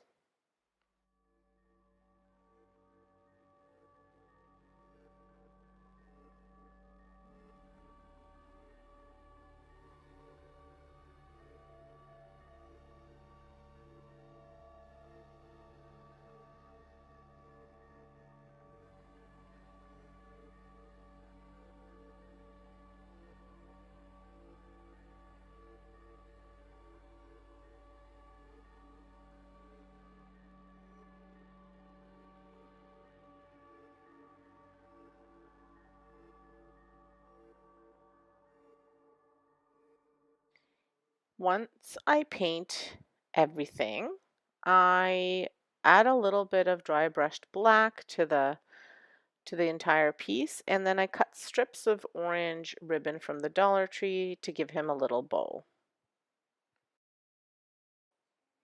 So once this was all done, I wound up attaching the hat, and I just hot glued the hat to the top. And I unfortunately don't have footage of this. I just added a little row of black tumble blocks at the bottom, just tumble blocks that I painted in black.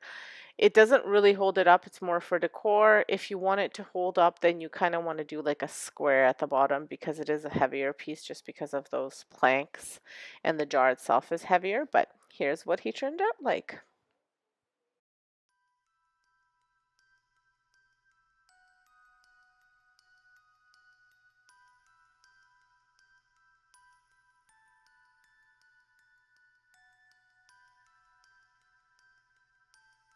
So I'm going to say I sort of nailed this one because I did not add the LED lights. Not that I couldn't have, but my arm is not strong enough to try and cut this, and I didn't want to involve my husband to try and carve out the mouthpiece. You could probably do it. The wood is thin enough that I think with an X-Acto knife you could do it, but it's like I said, it wasn't something that I wanted to bug my husband on. So, and because my arm is still not 100%, I can't be pushing that hard.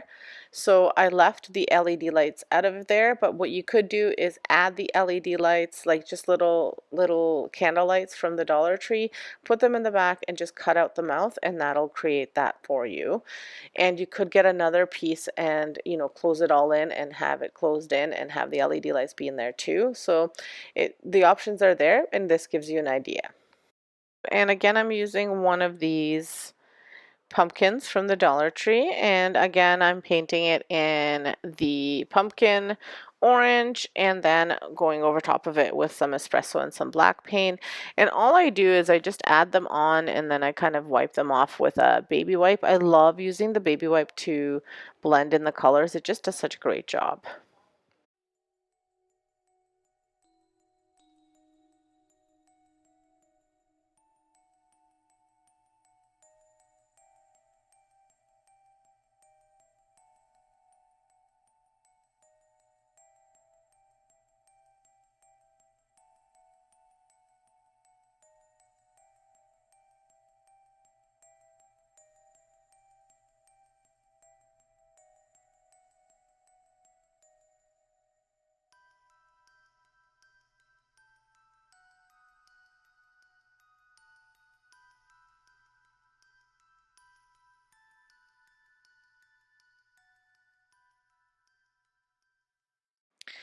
And after that's done, I have this hat from the Dollar Tree. It is a wooden witch's hat.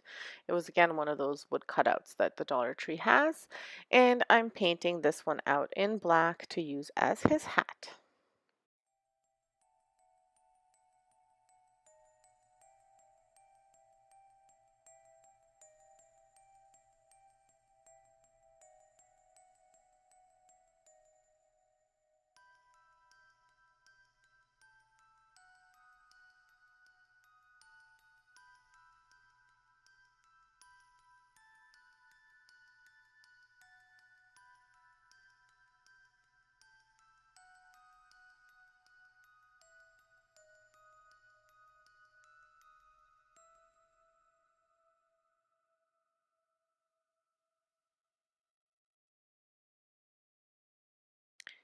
Once that is completed, again, I freehand draw his face. I'm just using a ruler to make sure that I'm putting it in the same at the same eye level, and then I do his nose and his mouth. Again, you could use your Cricut for this and it would be really perfect. Mine is not perfect, but I love him nonetheless.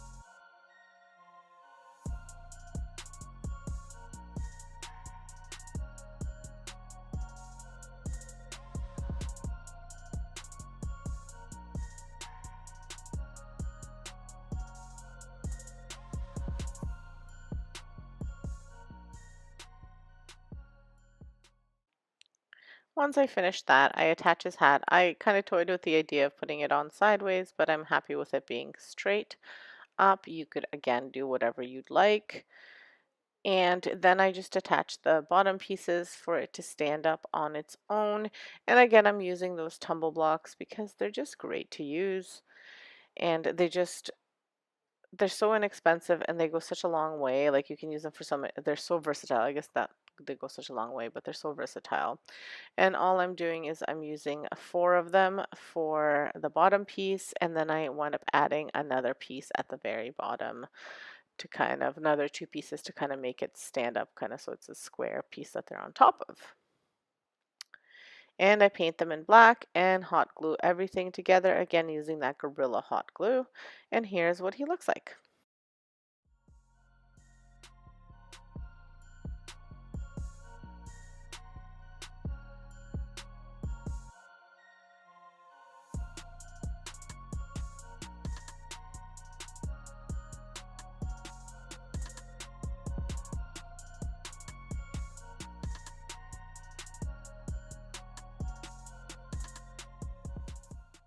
And here's the final dupe. I really like the way mine turned out too.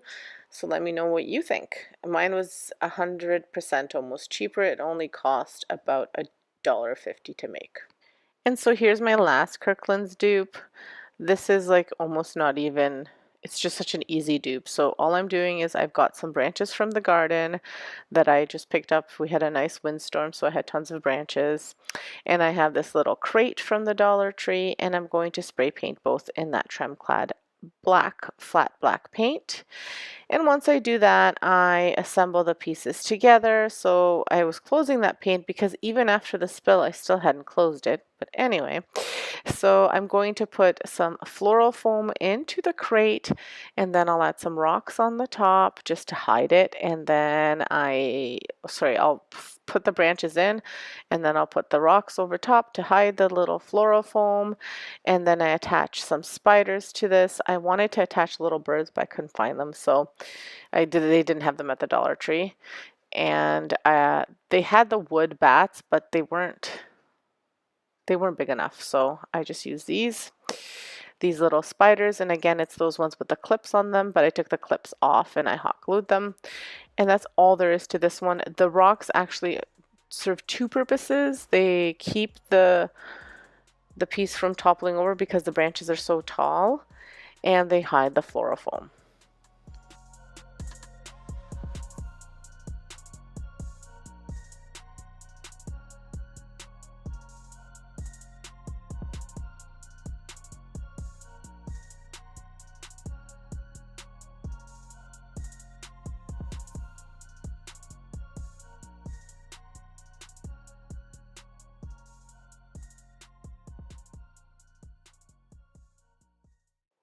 And here it is completed.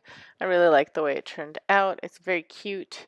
It's very kind of spooky, but yet very simple. And I left the spiders purple because I thought they would just add a little pop of color, and I'm loving the purple and the black together this year. So I'm starting with these two doll houses from the Dollar Tree.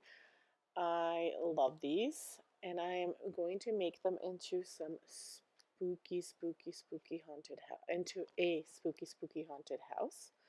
So I'll start off by taking the roof off of one of them because I want it to be a 2-level haunted house. I thought about making 2 separate ones, but then I changed my mind and I wanted to make a bigger one. And then once I've done that, then I go ahead and I paint everything, and I'm just using some acrylic paint. I am mixing some black acrylic paint together with some silver acrylic paint, and I'll save the roof of the second house for maybe a different project, but for now I'll paint them separately. I thought I might glue them together, but I think it worked out better to just paint them first and then glue them after. I was worried that with moving it around and whatnot, I would take it apart, like break it apart. So I'll paint it first and then I will go ahead and glue it. So you can use chalk paint if you want. I just have lots of acrylic paint that needs to be used, so I'm using that. And then you'll see at the end I put Mod Podge over top because the plastic with the paint, it does peel off easily, so hopefully this will keep the paint sticking a little bit longer. Not measuring anything with the paints, I'm just mixing them together to get, I just wanted more of like a grayish black rather than a full black color. And I paint the entire house as well as the inside of the house because I don't want the white showing through at all. And I will be adding some lights once I set up my decoration, but it'll just be whatever, like a little tea light from the Dollar Tree. Nothing, I'm not adding any kind of electrical stuff, just like a little flashing battery operated light.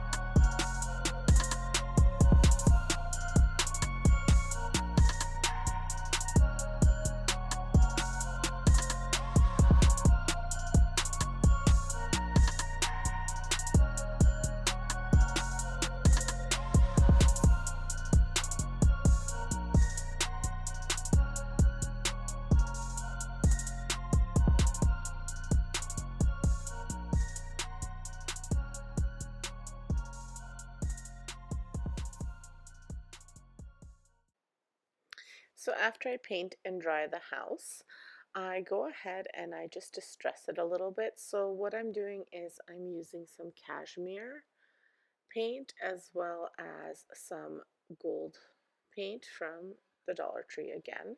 And I'm mixing them together and just dry brushing all over the house. And then the doors, I'm making that color, like the mixed color. And the rest of the house, I'm just dry brushing over just to give it kind of like an aged type of look. And I'm just using a brush and I'm dabbing off the paint as I go to do the dry brushing. So if you don't know what dry brushing is, it's when you take your brush, you put some paint on it, and then you kind of dab off the extra paint and leave it to be fairly dry, and you just like slightly put paint on in different spots, so it gives, like, you're not fully painting, you're just spot painting it and lightly brushing it on whatever you're making. So that's what I'm doing with this. First I thought I would use this brush, but then I wound up just using a regular brush because this one was, I think I didn't wash it properly last time, so it was a little bit hard and it was causing some issues with taking paint off. Now you could put Mod Podge before you do the dry brushing to avoid, accidentally taking any kind of paint off, but I didn't, so I just did touch-ups wherever touch-ups need to be done. And then I went ahead and I just added one of these picks. These were just garden picks. You could use a paint stir stick as well, but I wound up using this just to give a little thing for the top of the house to sit on, because once you take the roof off, there's like a little lip where the roof slides on, so the heights of the house, it's a little bit different from one side to the other, so you just want to make sure that you make them the same height, so that way your house isn't crooked. Although it would be kind of cool if it would be crooked. I think that it would just have a gap in between rather than it being crooked, because it would still sit on the thing, because the one side is lifted and the other side is lifted, and there's like a little tiny gap. So I wanted to fill in that gap, so I just put in two pieces. I cut up one of those sticks and I put two pieces measured out, and I put them one on top of the other. One I slotted underneath and the other one I just put over top, and then I had a little bit that needed to be filled in as well, so I put that in. I just cut off a little piece and I put it in there, and then I filled everything that kind of looked like there was a gap. I put more hot glue just so that it would be nice and full. Hopefully it makes sense as I'm talking, but you can watch what I'm doing so that way you get a good idea of what I am talking about. So once I finished gluing everything on, I just used hot glue. I then wound up just painting over top of that with that same combination of the black and metallic, because I wanted to make sure that nothing showed through, none of that lighter wood showed through, and you can't even tell that there was a gap once it's done. You'll see when I finish everything and show you, it looks quite nice, and you can.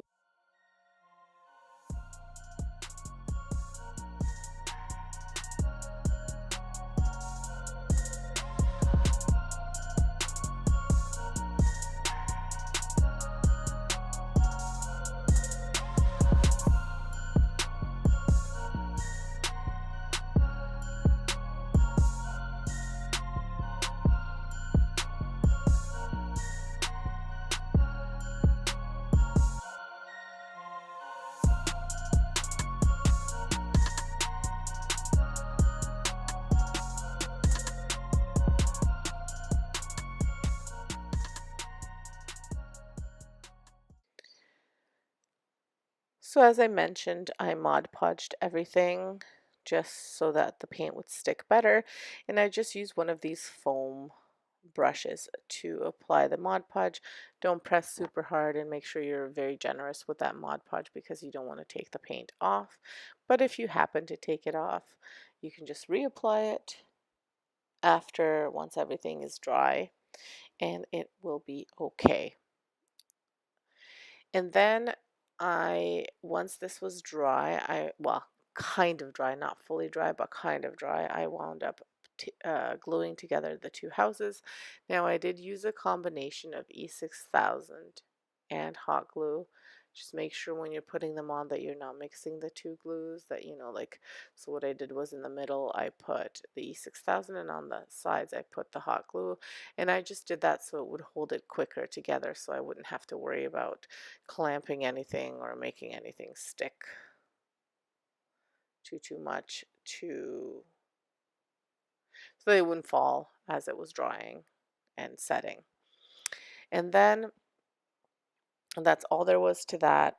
We'll see. Hopefully it holds up nicely. With the combination of the two glues, it should stay pretty still. Now for the hot glue, I used my hot glue gun that you plug in because I find that it makes it a little bit warmer, makes the glue a little bit hotter so that it sticks a bit better.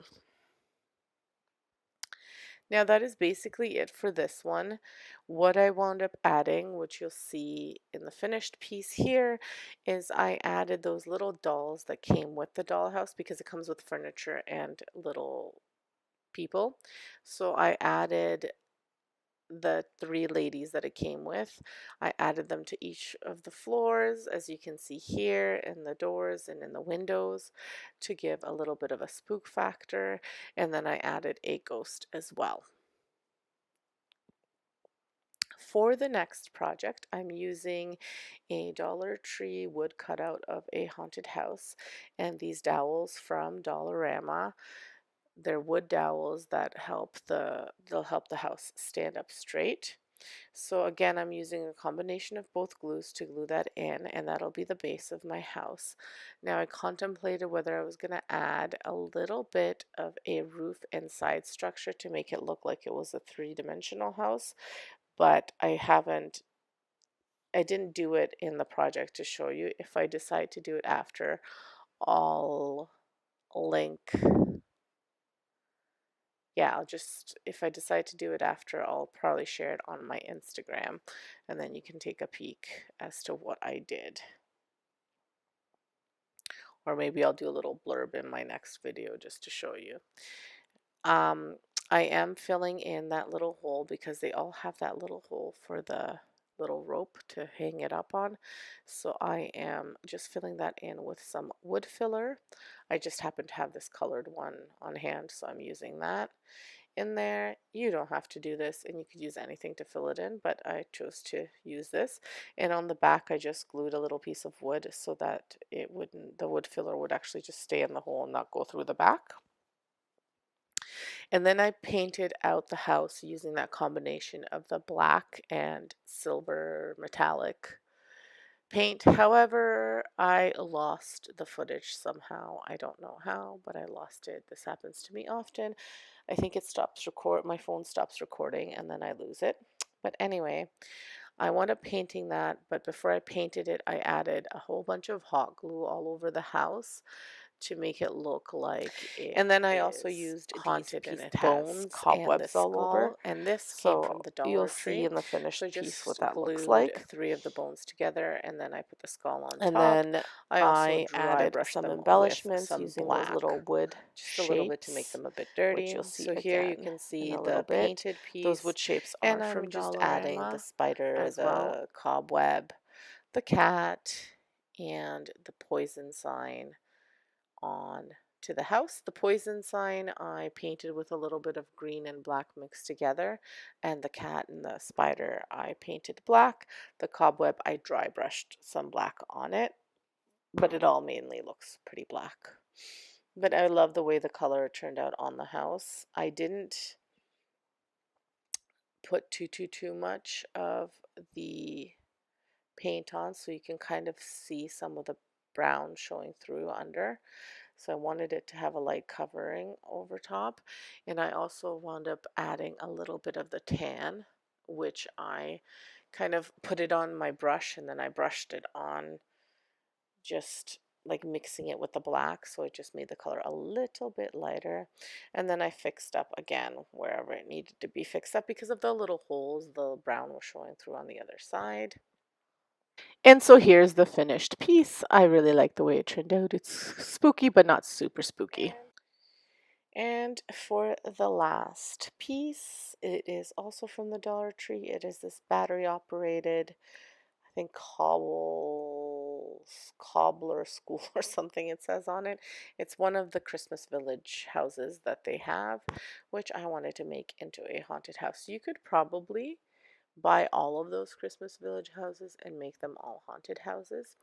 And so what I'm just doing is I am adding some of the black. And again, this one I'm just making the house look dirty. So I wanted to keep some of the original colors, and I just wanted it to look like it had been aged and abandoned. So that's what I'm doing here, is adding that metallic and black combination color and just adding it to the entire house. Anything that was white I wanted to look dirty.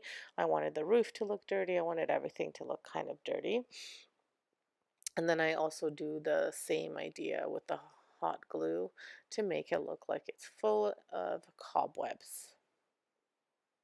And then I just wind up painting lightly over top of it once it dries again. And then I add a little bat to this house as well, and like from those wooden shapes. And that's all there is to this haunted house. You'll see everything put together. I'll do a Halloween house tour probably in the next week or two.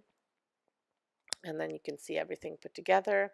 I like to have my house done for Halloween by October 1st, but we're having a party on Saturday for my kids. So I'm going to see if I can get everything done for Halloween, but I'm very ambitious and still working every day, so it's going to be a little bit hard to try and get everything done. I have a bunch of appointments as well for me and my son, so we'll see. We'll see what I wind up getting done. I'll try my best to get as much done as I can. I would like to put out another video for you for Halloween with Dollar Tree Halloween DIYs, and then I want to use that all in my decor. So that's why I'm saying a week or two. So here are the things that I think I'm gonna be using. Excuse the Kleenex. I'm not sure that I'll use all of this stuff, and I may add some fillers like rice or polyfill, whatever you have on hand. So I'm going to be making 3 different flower pot gnomes that are Halloween themed. So one will hopefully be a witch one will be kind of like with the Day of the Dead, and then another one will just be like a Halloween themed gnome with, you know, maybe like this spider and this for his hat. I haven't completely decided how I'm going to make them. I kind of saw an idea on Pinterest and on Facebook, and I'm building off of that. I think it was just like an Etsy buy or something that I saw on Pinterest or on Facebook. I'm not sure, but I kind of got the idea, and then I thought, okay, I'm going to combine kind of all the things that I saw, and I'm going to try and make them out of these flower pots. I did see like a flower pot gnome that was like a spring theme, so I'm like, oh, okay, I can make that Halloween theme, but the instructions for that one weren't the best, so I'm gonna hopefully make a better one for you. I only have this fur for his for their beards, so I'm also going to use the mop, which is a great thing to use as well. I thought I had white fur, but I don't, so the mop will help. Then I just have some socks. Instead of painting these, I think I'm going to use the socks. I might wind up painting them. So we'll kind of see as we go and take it from there. I like to show you my process because sometimes when you think of you're doing a thing one way, then you change it halfway through. So this just kind of gives you some ideas. Like I have different little decorations to put on them, and we'll see what we wind up using. I have these little beads. I can't remember if these are from Dollarama or the Dollar Tree, so it's one of the dollar stores.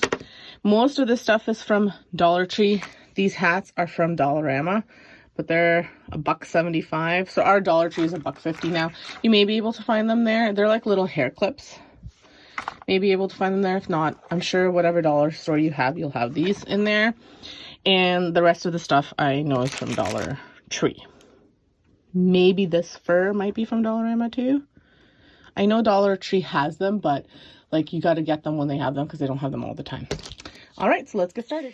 So this first gnome is the witch gnome that I'm making, and I'm just using one of the medium-sized flower pots, the clay ones. I believe they come in a pack of 2, the little ones come in a pack of 3, and then the big one I think is just 1. And I am wrapping this one in this sock, and it's one of those kind of fuzzy snuggly socks from the Dollar Tree, and I've got a pair, so I'm just going to wrap it in there. This helps so I don't have to paint it. And then I'm going to attach the hat, and I will be attaching the fur beard, and I'll show you how I do that. But before I show you, so I did want to just kind of show you guys this glue gun. I was sent this by this company, Monvict, to test out and try it out, and I want to show you the gun. So the package came with the glue gun, and you can plug it in and you charge it for, well, not charge, you plug it in, and once it heats up, then it'll work for a few minutes unplugged, which is kind of neat if you need to have it be cordless for whatever amount of time that you need it for. And it also came with these glue sticks in the package and some finger protectors, which, as you all know, if you watch my videos, you know I need these. So it was a great little package for 45 Canadian, not a bad deal at all, and a really good glue gun. So I'll show you how I use it in this video, but really good glue gun. Make sure you try it out. I will post a link in my description. I can't even talk. In my description below, I'll post a link to the Amazon for you to buy it, where you can buy it on Amazon. They do have it in the States as well, so you can find that in the States as well. Okay, so let's get back to the project. What I also like about the glue gun is that it has its own little stand. So there you go, it stands on its own. That's pretty nice, because a lot of the other ones do not stand up on their own, so that's kind of neat. So anyway, as you saw, I wrapped this in my sock. This is the pot. And now I'll just be attaching the hat to it. Now with the hat, it had this little clip because it is like a hair clip, and I wasn't going to take it off. I was just going to hot glue it to there, and then I didn't like the way it was sitting because it made it kind of sit up a little bit because of that clip. So instead of poking a hole and clipping it on, which you could do, I just ripped off the little clip and I hot glued it to the pot. And then I just wanted to kind of see where I wanted the nose to sit. So I just kind of tested out my bead to see where it would sit. And I decided that just right under the hat would be perfect. So before I glued on the bead for the nose, obviously I have to do the beard. So I'm doing that here. I apologize for this angle. I think I need to change how I record, because some of these things are a little bit better if I'm doing them from the side. You know, even after doing this for a year and a bit, the editing and recording part, I'm still learning a lot about, so it's okay.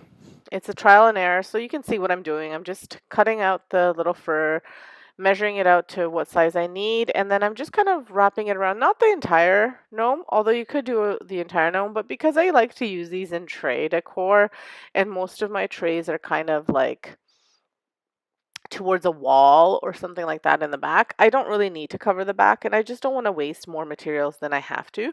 But if you were wanting to sell these, or if you wanted to give it as a gift, I would wrap the whole thing around in the little beard, because I think it would look kind of neat. But anyway, or make sure, at least if you're not wrapping it in the little beard, depending on what you're going for with the gnome, but if you're not doing that, then at least make sure the back is like, it all kind of edges and lines up nicely in the back, so that way it doesn't look unfinished. So I attached the beard so it kind of flows in like the front of the gnome. It looks like the sides and the front is covered. And then I attached the bead for the nose just under the hat at the top of the beard. So if you have something that kind of sticks, like you almost want the hat to look like the beard is under the hat. So make sure you either have it up all the way to the top, or you glue your hat down after. And then that's all there is to it.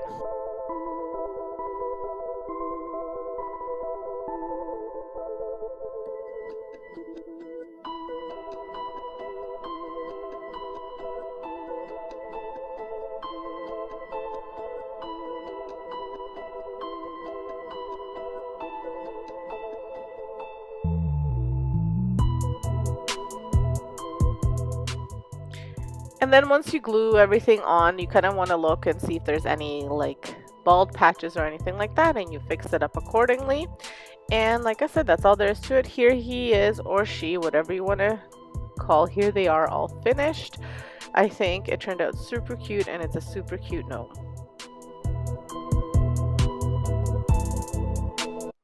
So that was super easy. Then here's the second one. This is the one that I'm using, the 2 flower pots, the smaller one and the larger one.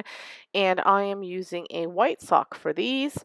And again, it was a pair of socks that I got from the Dollar Tree for, well, it was $1.25 when I bought them. Now it's $1.50, but inexpensive. And I'm just wrapping the bottom pot in the white sock, not the top pot. And this will be my body for the gnome, and then the top will be the hat of the gnome.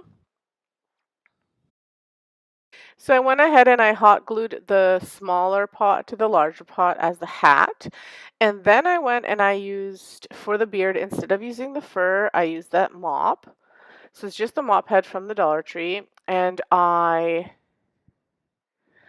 glued the little strings to the like hat portion, to the small pot, and had them hang off. So I just kind of measured so that they would hang nicely on the bottom. I've done it where I've cut them too short, so just make sure you like cut them a little bit longer, and you can always cut them down if you need to versus the other way around. And then I wrapped the small pot with that bat ribbon from the Dollar Tree. You can do anything you want for this, but I thought this would be a neat little thing to do. And I made it look like a pointy hat. So what I did was I wrapped one band of the ribbon around, hot glued it, then I did another small band and then another small band. So there's 3 layers of it to give it kind of the image of a cone. There are templates you can find online for the hats and for everything, and then you can sew things, but you know, why sew if you can hot glue things? It's just a lot quicker, in my opinion, and a little bit easier. Not everyone has a sewing machine, not everyone is capable of sewing, all of that stuff, or not capable. Everyone is capable, but not everyone knows how to sew. So this is just quick and easy and a fun little thing to do.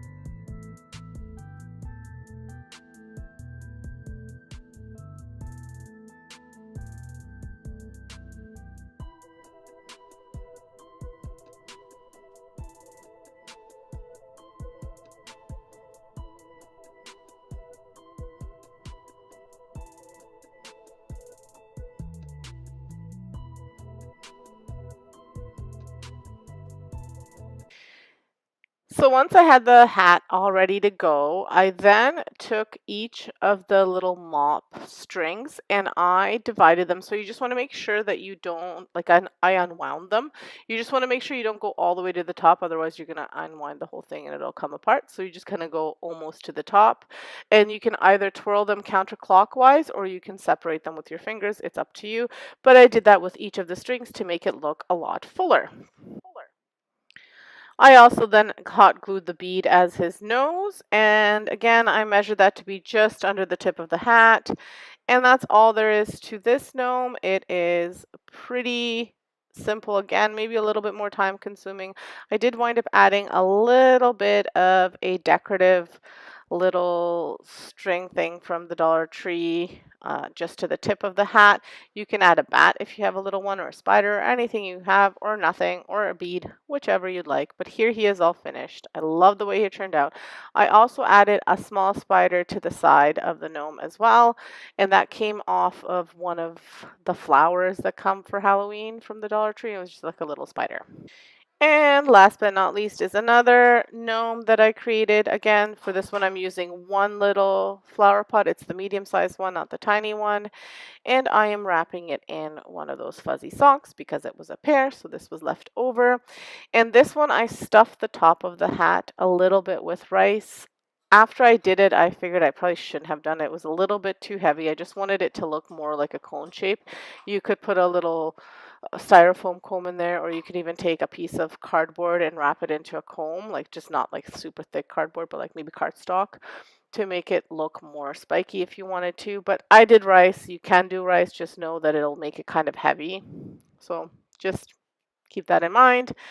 And what I did was I measured out how long I needed for the body, and then I tied a knot and I put that much rice in there.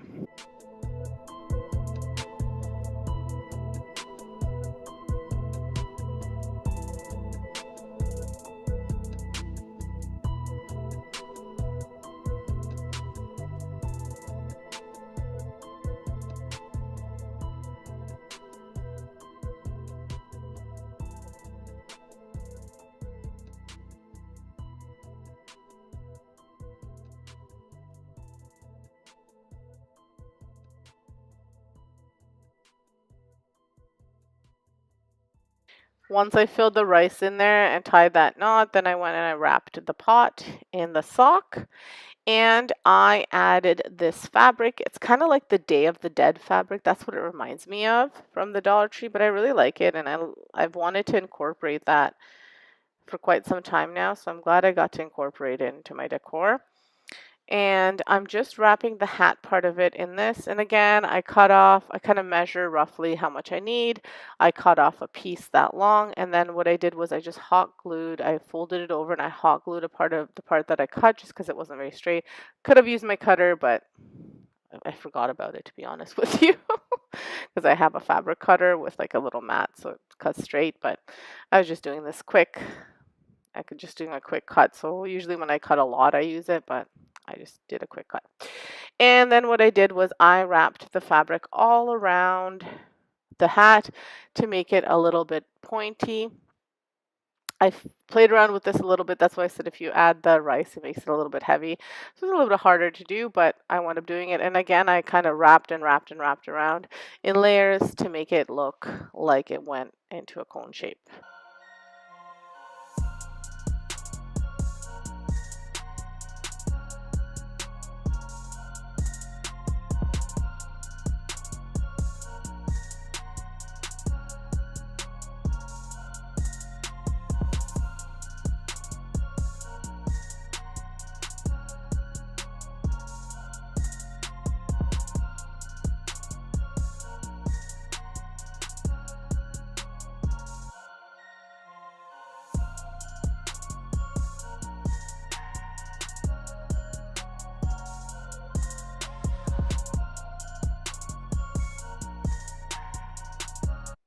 So once I had the hat kind of the way I wanted it to be, I then went and I hot glued the beard on.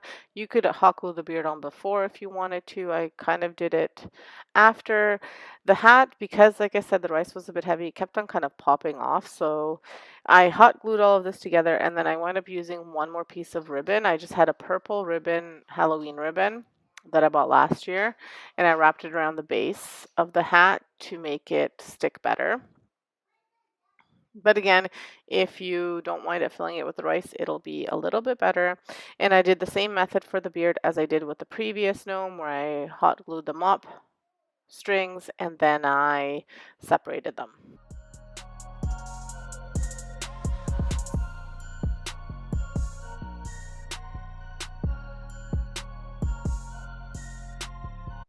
So then after I got the beard to the way I wanted it to be, I wound up gluing that ribbon around, as I said, around the base, and then I hot glued the little bead as his nose. I just want to say this hot glue gun is pretty impressive. It doesn't drip. It's quite strong, so it heats up the glue quite nice. It has two different speeds that you can turn it on to, like two different heats that you can turn it on to. I had it on the higher heat.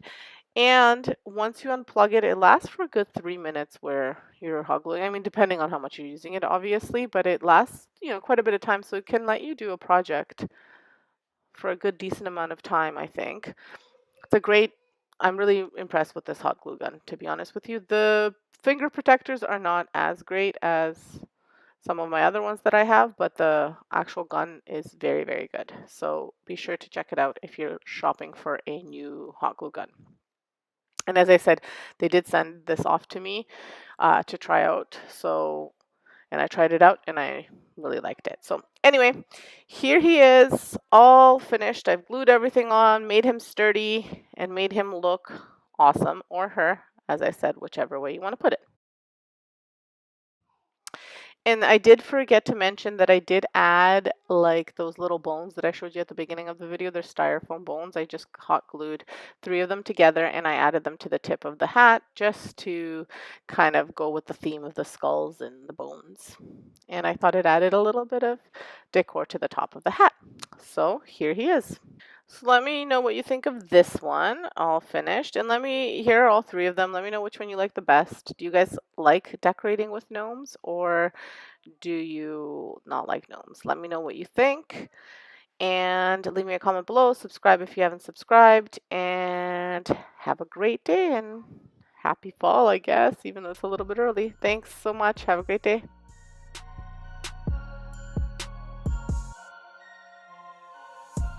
So as you can see here, I've already started, but before I move on, I actually got really lucky this summer because at a garage sale I found a Freddy mask for just $5. I had planned to make one myself, so I was thrilled to grab one for such a bargain. So for his outfit, I used an old striped sweater I had tucked away. It's perfect for Freddy, and since I rarely wore it, I didn't feel too guilty cutting it up. And for the pants, I used a worn pair of dress pants from my nephew. So to get that classic burned boiler room look, I carefully used a torch to singe the sweater and the pants. So I made holes in the sweater. I just made it a little bit brown in spots, but I really took my time and I did the whole sweater, back, front and back, really focusing on getting that torn look on his hands and around his neck. If you are doing this, be extra cautious. So have water nearby or anything that you can put flames out with. Have it nearby just in case. So I even singed his hat. I couldn't find my old brown one, so I spray painted a red Dollar Tree hat black and I gave it a distressed finish.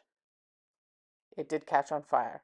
So again, safety first. I just used a shoe to get the fire out, but it did catch on fire, so be careful.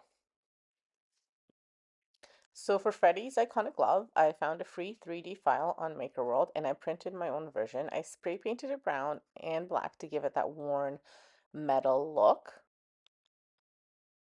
And I also increased the size from the file that I had. And here's a picture of the hat before I spray painted it and set it on fire.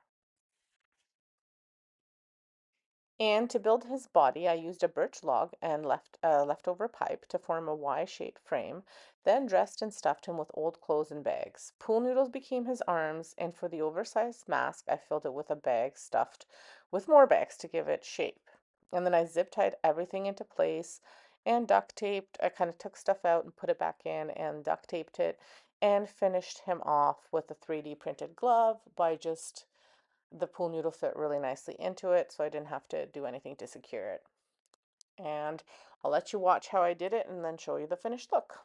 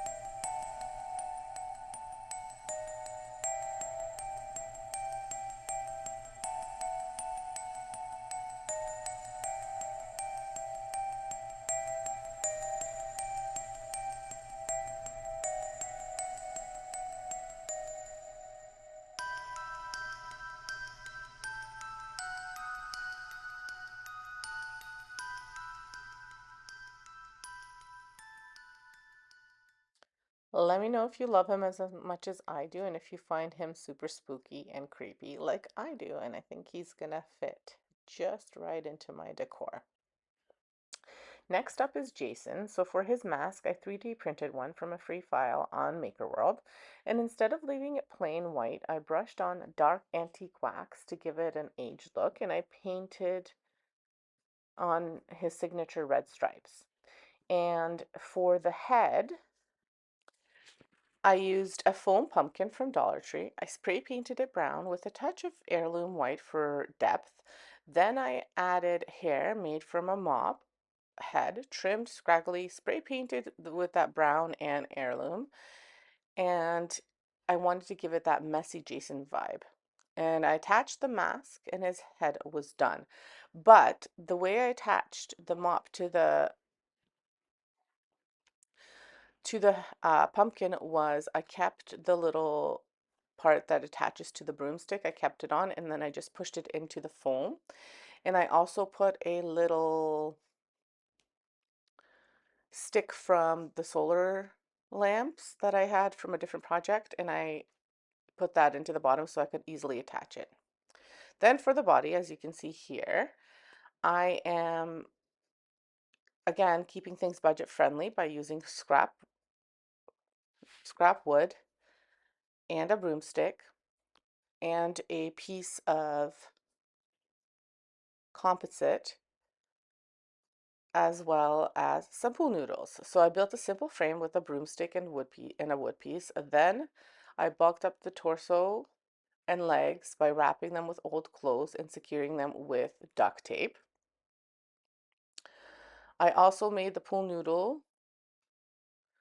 I also used the pool noodle for the arms, and I stuffed the gloves with some just plastic bags.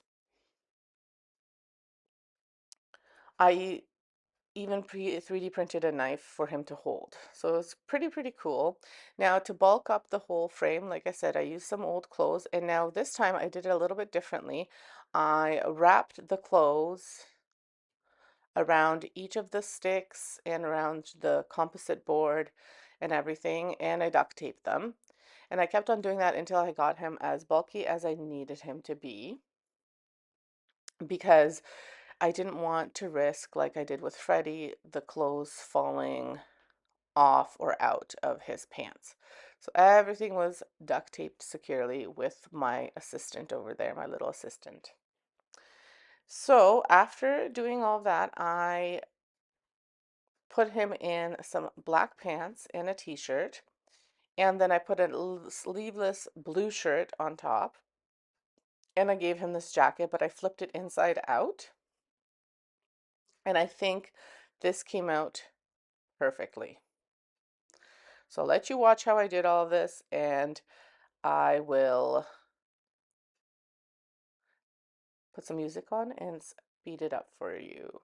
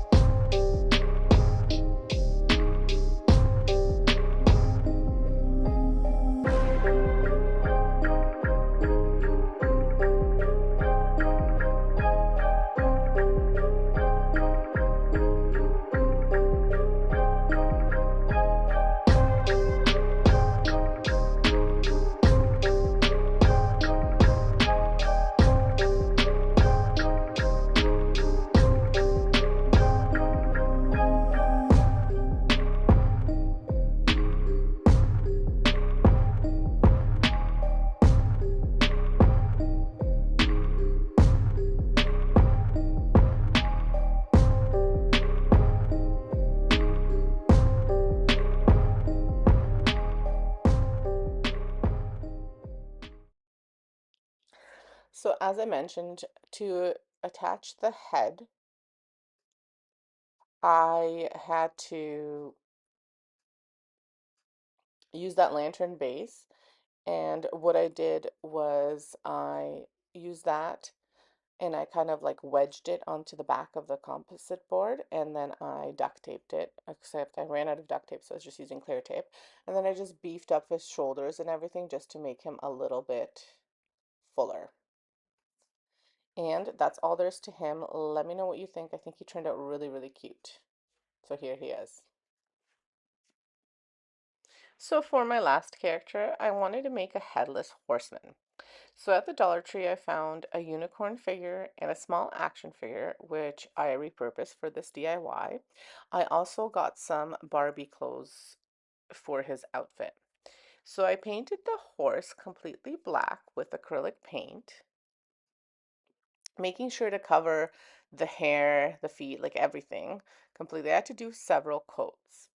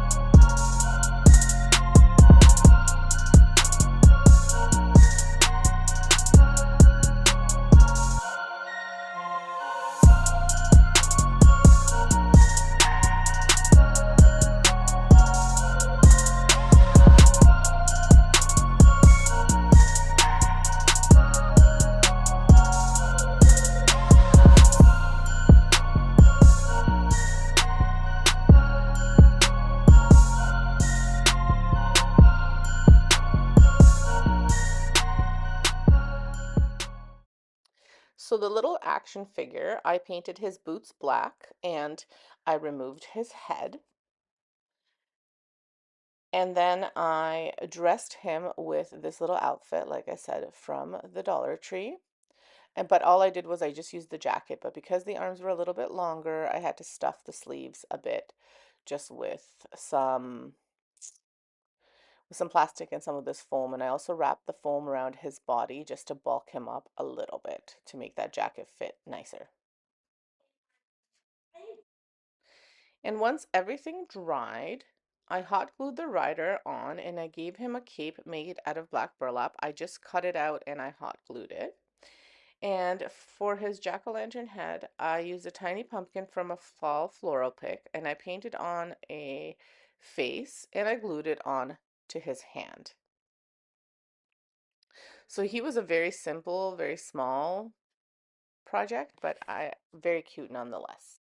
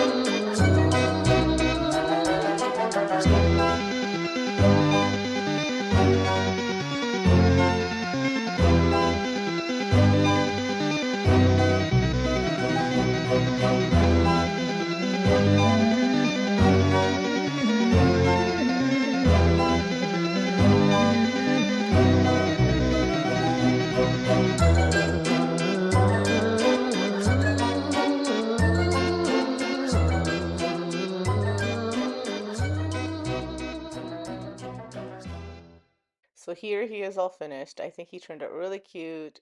Perfect little headless horseman. If you've made a full-size version, let me know what yours looked like because I didn't know how I could make like a life-size one without it costing a lot of money. So here he is. I think he is perfect. Let me know what you think. And there you have it. You've got all of them, Freddy, Jason, and the Headless Horseman, all made with budget supplies, old clothes, and a little bit of creativity. So we start off with these items from the Dollar Tree. So we've got this kind of coffin. We have the pallets and the little fence, as well as a ghost that I painted for another DIY in this video. And again, it's all from the Dollar Tree. The ghost was in a pack of 8. And then I've got these little beds, which came from the dollhouse from the Dollar Tree. If you look at my previous video, I made some haunted houses out of it. I've got the little wood blocks, some bones, and some hands, all from the Dollar Tree. And then I have leftover little pieces of wood, and those are from a pick, but it could be from a stir stick or any kind of thin little piece of wood or even cardboard, whatever you have. So I start off with painting, and I need to paint the coffin, kind of go for like a black coffin with some espresso brown and silver and taupe, or sorry, cashmere and a little bit of white. You'll see I kind of do a mishmash of things. And then I also wipe it off with a paper towel.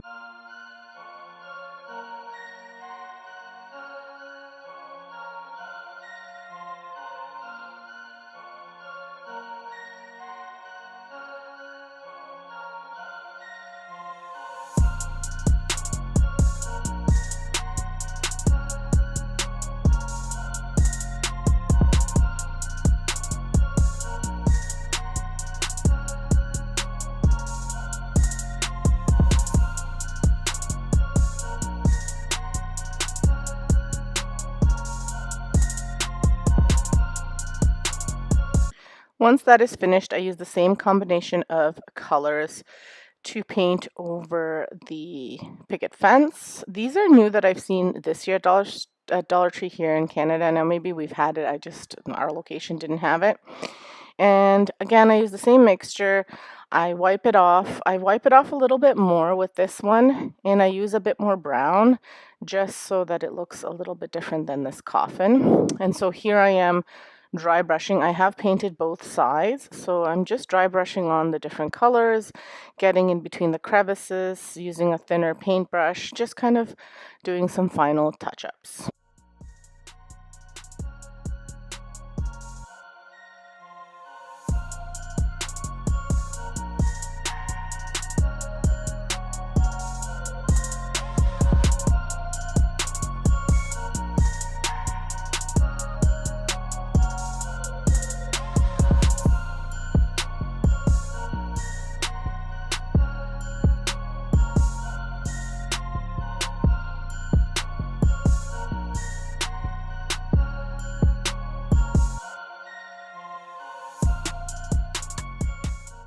So once I finish with that, I do the same thing with the palette. Now for the palette, I add mostly this cashmere brown, but I am using the same brush that I didn't clean off, so it's going to give an illusion that it's a little bit of a darker brown.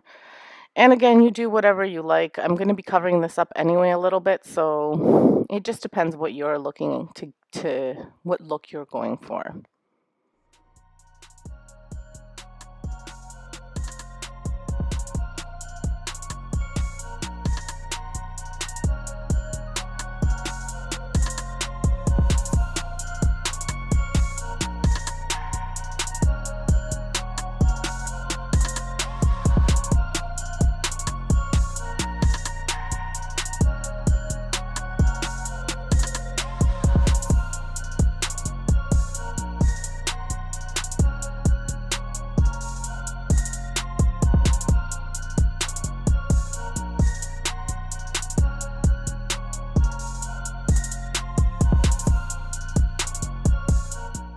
Once I paint the palette, I also go ahead and paint these blocks, and these are just to give some height to my coffins.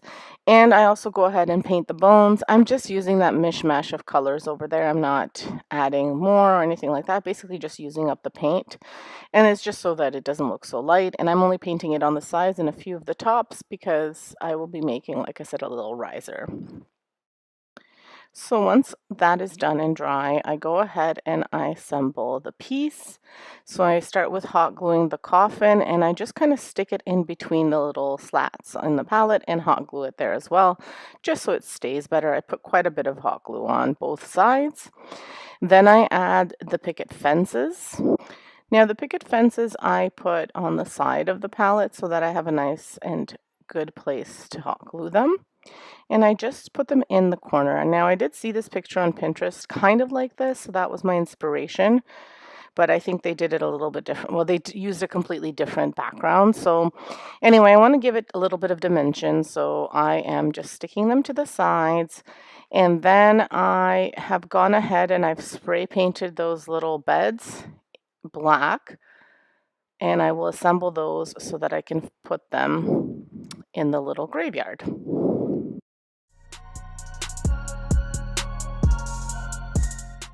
I also put together the little risers and I glue them onto where the coffins will go, or sorry, the tombstones will go. I think I kept on calling them coffins, but they're tombstones. And so that way that is ready to go. For the coffins, I'm just using my little cutter. It's a little bit out of frame, but to cut the little pieces of wood to size so they fit the so-called tombstone. You'll see what I mean because I'm putting it in the back. Thought I would use the front, but it looks too much like a bed. So I'm going to use the back, and I cut it all to size, and then I add a little bit of extra hot glue on top so that way it looks like it's curved a little bit. Then I go ahead and I just paint it using that mishmash of colors so that way it kind of matches everything there. And I write using a little bit of black paint. I write RIP, so rest in peace, on the little tombstones. Now I wind up gluing them before I write them, but that's okay. Probably if you're smart, you're going to do it the other way, but you know, I got ahead of myself.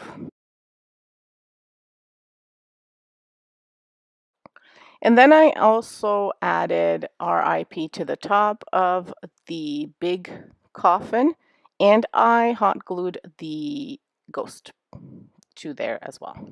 Now, what I didn't realize was that my camera stopped recording, so I did put Mod Podge at the bottom of the palette, and I just like sprinkled some deer moss to give it a look of a little bit of grass, and I hot glued that little skull and the hand and the bones. So I just cut it off, but I just kind of added everything. I did cut the fingers off of that hand so that it's a little bit smaller. Let me know what you think. I think it turned out super duper duper cute. So the next DIY is also fairly easy, and again, from the Dollar Tree. You don't need a ton of supplies.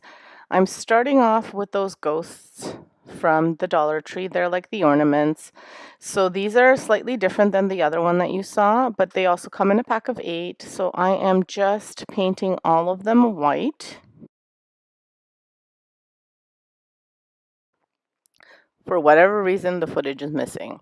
So anyway, I have the Happy Easter sign that I used from a different project.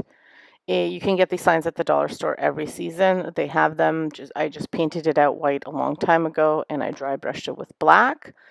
Then I have the little frames from the Dollar Tree, and I just attached the ghost to these frames, and I just clipped them on. So that's it. Nothing too spectacular to it.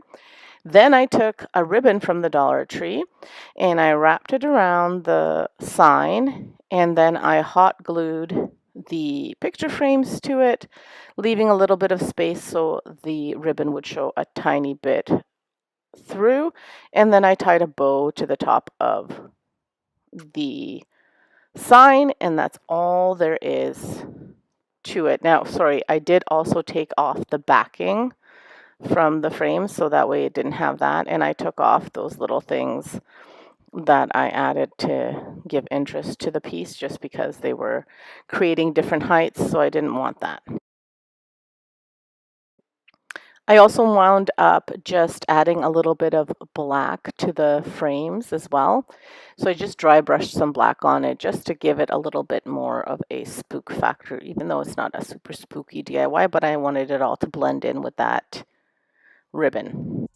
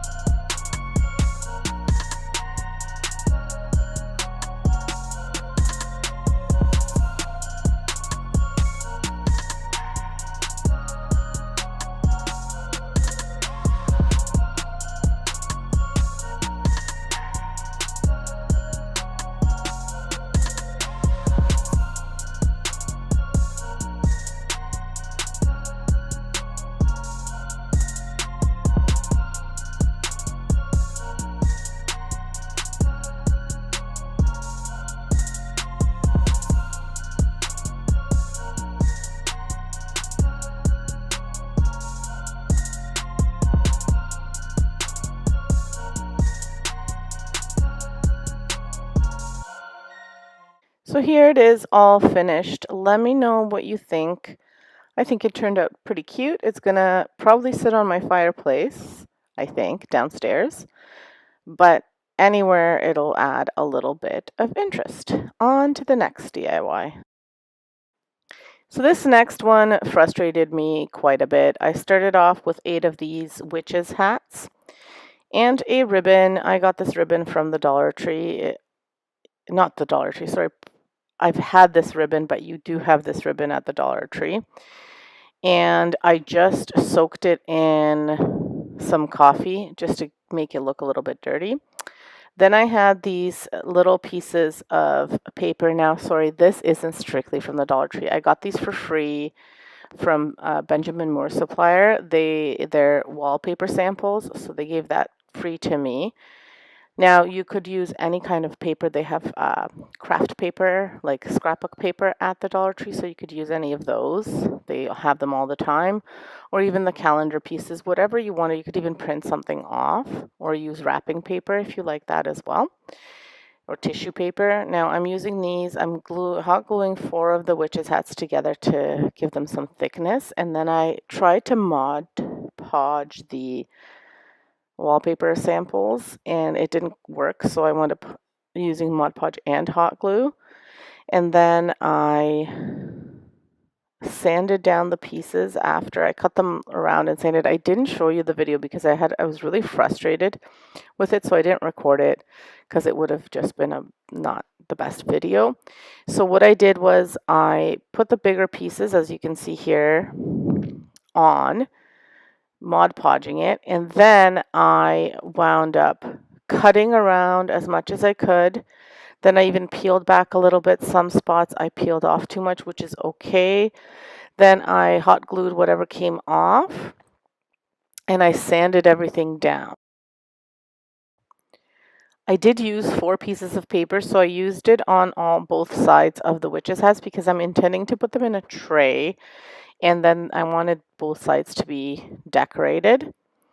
I did let the Mod Podge sit for a couple of hours, but it still didn't stick properly. That's why I wound up having to use the hot glue. So after I got everything off, I put that ribbon around, but I'll show you kind of what it looked like before. I used some of that brown paint to dry brush all around and the edges as well, and it kind of gave them like an aged look. And then I sanded again, and I sanded around the corners and everywhere, and I used a pretty coarse sanding sandpaper. It's just what I had on hand.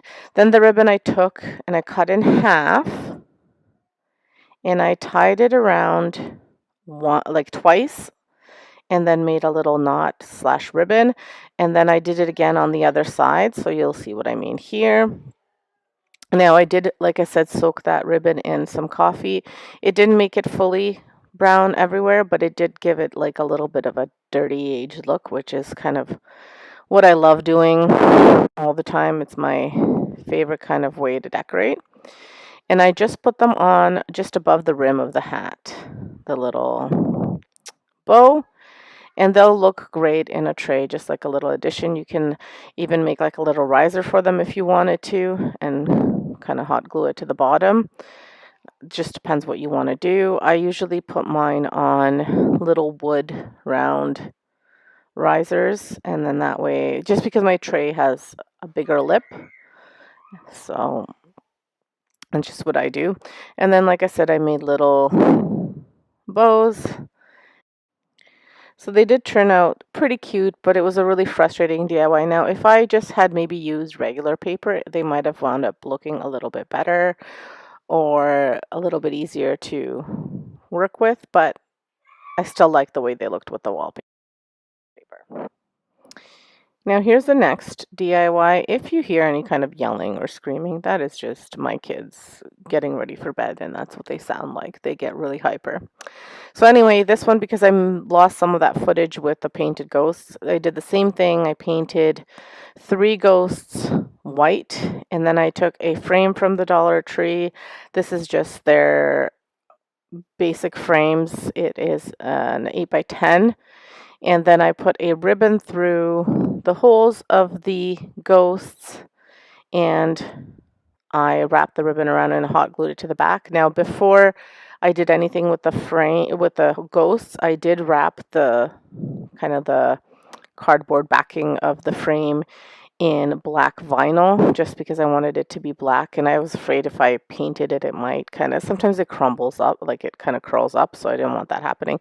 So I just wrapped it in a black vinyl. It is a little bit shinier than I would like it to be, and some of the bubbles were showing through, but once I finished it, it looked pretty nice.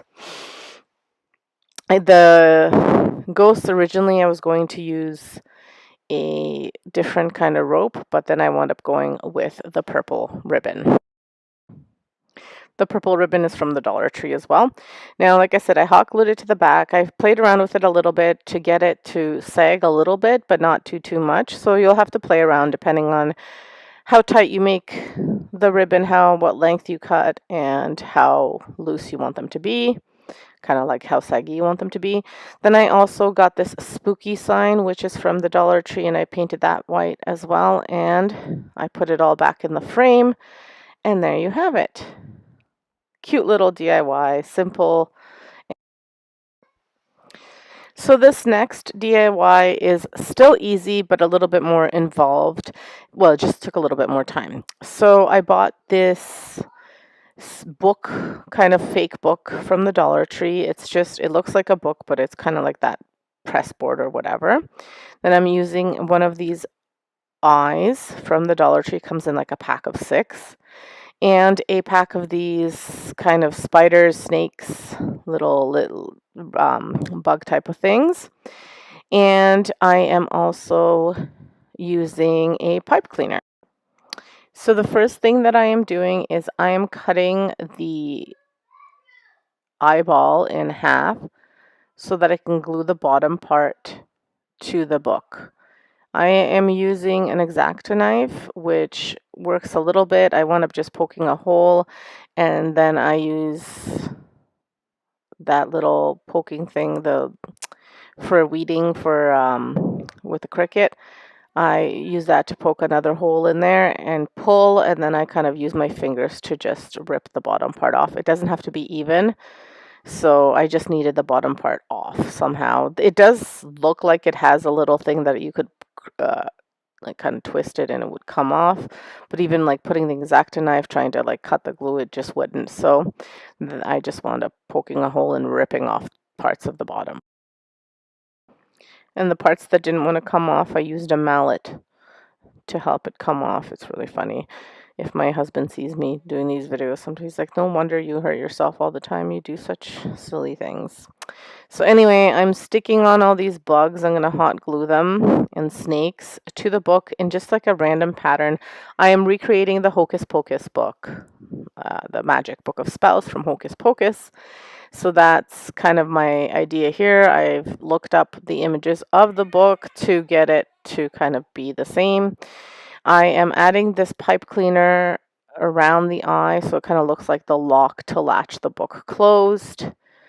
And I make it just into kind of like a key shape. And I also have this little rat that came in like a pack of bugs too. And I'm attaching that as well. And just these little foam shapes, round shapes, just to the book as well. It's just any random pattern. And then as you can see, the snakes that I'm putting on the side, I'm actually going to cut them off so that way they look like they're wrapping around the book. They just were like a hard plastic that you couldn't wrap around. And I'm using hot glue to attach all of this. Once everything is set and dry, I go ahead and I use some tissue paper and I Mod Podge it on to the book. And I'm doing that to give the book kind of like a leathered look. I watched plenty of videos of other people making these books and they used some cool stuff, but it was kind of expensive stuff. So this is all, like I said, Dollar Tree. And you may, if you have kiddos and that like bugs, maybe you can, take a bug or two and a snake or two if they have these Dollar Tree toys on hand and just use that. So I made a little hole where the eye is, and like I said, I Mod Podged everything to the book and let it set overnight.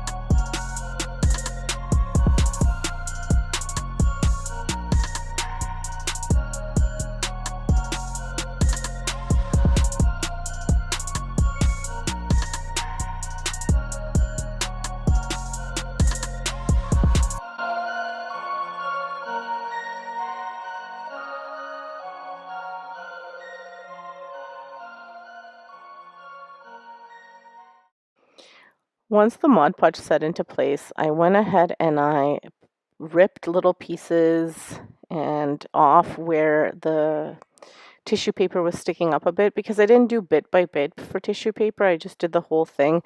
I had to kind of rip some pieces off. So maybe if I were to do this again, I would rip individual pieces and Mod Podge them on. But live and learn. So maybe you can take from my mistakes and do it a little bit better next time. So the Mod Podge, I just added even more than on top. So I put it on the bottom and then I added more of the Mod Podge on top, ripping again little bits here and there to expose the snakes, the eye, the key, and all of that stuff. And then after that set, again, I wound up painting. So I let that dry, probably not as long as I should have. I let the first part dry longer. But I went and I used some black paint, gold paint, cashmere paint, and a little bit of old white or antique white, warm white, that's what it's called. And I just kind of mixed them all and I did bit by bit of each thing and dabbed on my paint onto the book. So I let the book dry on top of the garbage can, on top of a clear mat, and I was going to come back to it the day after. And I did come back to it the day after. The day after was garbage day, My husband had decided that it was garbage and put it in the garbage. He wasn't sure what it was and thought, well, it's on the garbage can, must be garbage. Speaks to what it looked like, I guess. I don't know. Or maybe his taste. I don't know. But I wound up going downstairs and I wasn't going to craft. And I thought, maybe I can just put a little bit of paint on it, have it set, and then see if I need to do anything else. So I went and I'm looking for it, and I couldn't find it. And I'm thinking, I know that I left it here to try. So I checked in the other room, thinking, okay, maybe I moved it. I couldn't find it. And then I saw the garbage can was empty. I said, oh my gosh, he probably threw it out. So I went digging through the garbage. Thankfully, it was just in the bag where all of my craft garbage was. So my craft garbage is papers and wrappers and little bits of vinyl. So nothing gross. So I wound up finding it, and I mean, it was in a garbage bag with other stuff, but everything was in individual bags, so wasn't super gross.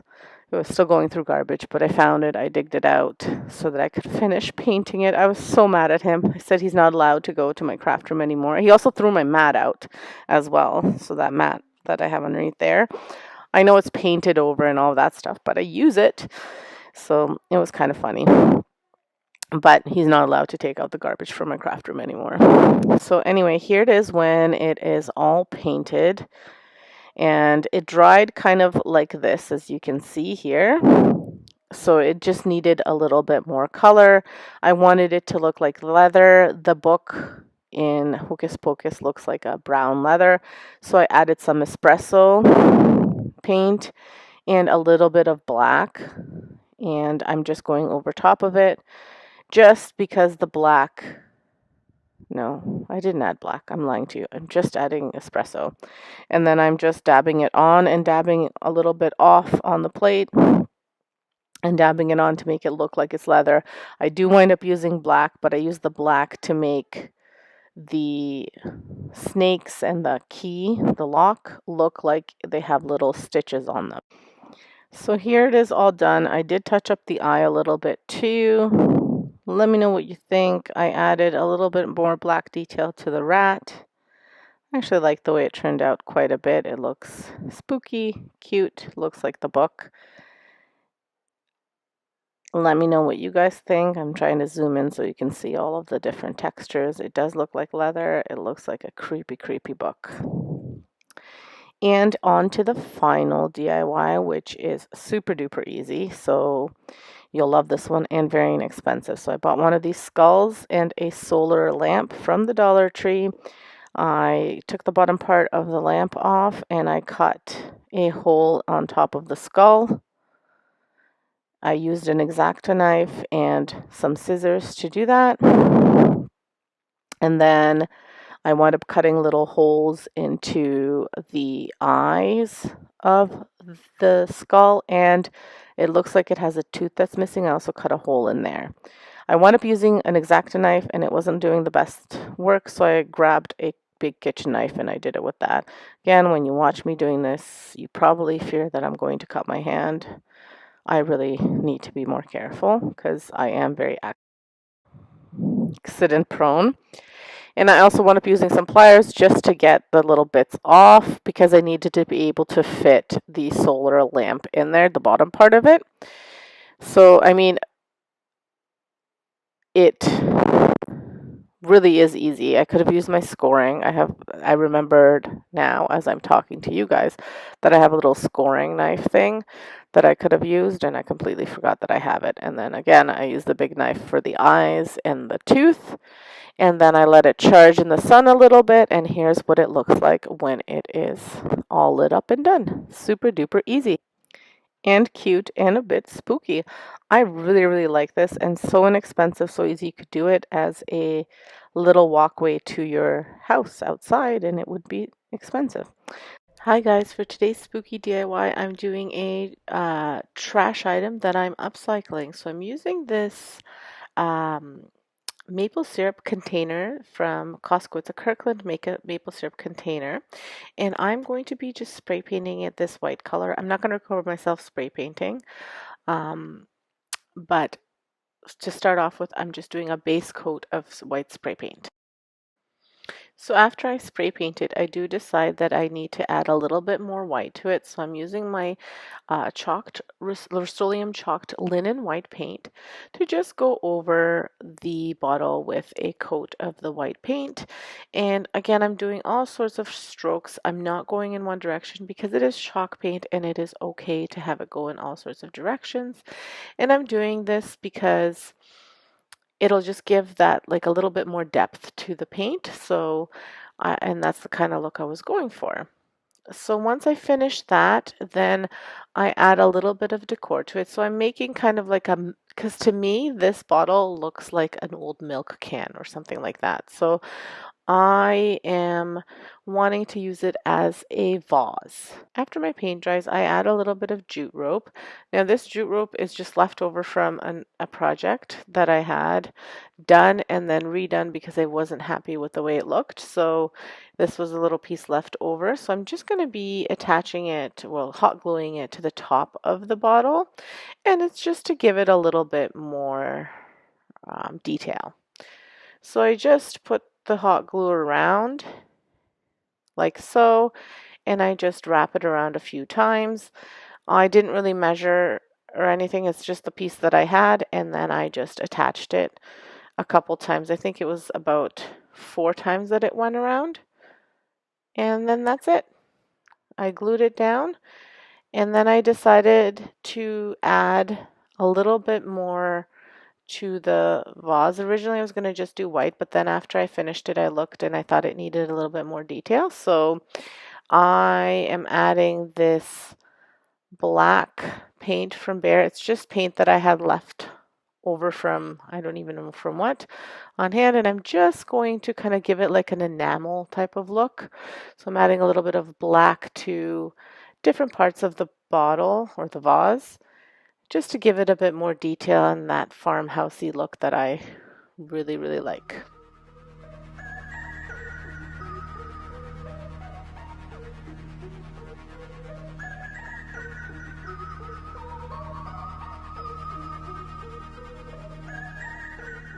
So this is where the spookiness comes from. Now these are just some black and purple roses that I had bought when I was going to make a Halloween wreath a few years ago, but I didn't wind up doing it.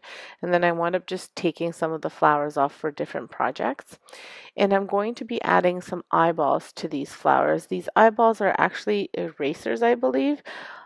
These were from my old job. We were doing like an event for Halloween, and um, for whatever reason, we had these in some shapes. I don't even remember, this was so many years ago, but I kept them as like bat shapes, cat shapes, and then these eyeballs and some worms and spiders. So I kept them because I thought they would be kind of cool little things to do crafts from, but I never wound up using them until now. So I'm going to be gluing these eyeballs with just some hot glue. I've cut them in half so that way I could use both sides, and I'm just gluing them on. Now I wind up just drawing an eyeball on one of them because I cut 2 of them in half, used the eyeball sides for the 2, and then I had one white piece that I wanted to use up, and I drew my own eyeball with a Sharpie marker on there. And I just attached them to the middle of the flower, of the rose, and that's it. And I just put it in the vase, and I do that for the black one as well.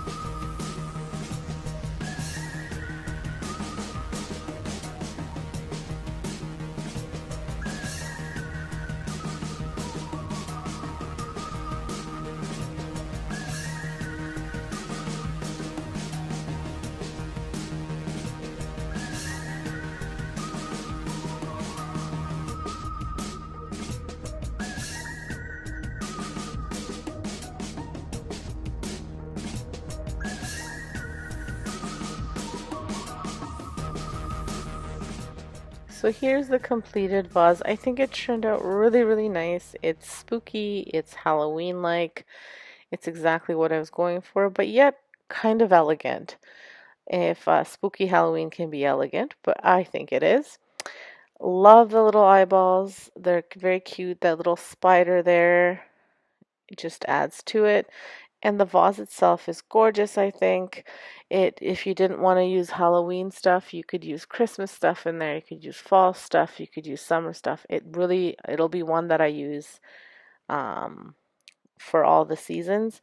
The little black enamel paint added that extra little detail that I was looking for. Same with the jute rope. So if you like this as much as I did, make sure you hit that like button. Consider subscribing to my channel because I have many, many different DIYs that are kind of this style. Make sure you check out the playlist, check out the two co-hosts, and check out these videos that I'm recommending for you at the end and throughout the video because you'll see some really interesting stuff. Let me know what you think in the comments below. So I got my inspiration from Michael's, and it's the Little Shop of Horrors, but Michael's had this pot made up, and here it is. Check it out. So I was not interested in paying $89 for this, and I thought that this would be a really cute Halloween decoration, and my kiddo would really like it. The younger one will like it too because the older one likes it, but my older son is really into Halloween, so he'll love this. So what I did was I went to the Dollar Tree and I got these two footballs. Actually, I got one football because one I had at home. They're $1.25 each, and I just went ahead and I cut them almost to the like about 3/4 of the way so that we could open the mouth. Then what I did was I put a little piece of like a Jenga block. Now you could do anything. You could do like a popsicle stick or anything like that. I just put it at the back of like the throat of the plant, and it's just to keep the mouth open.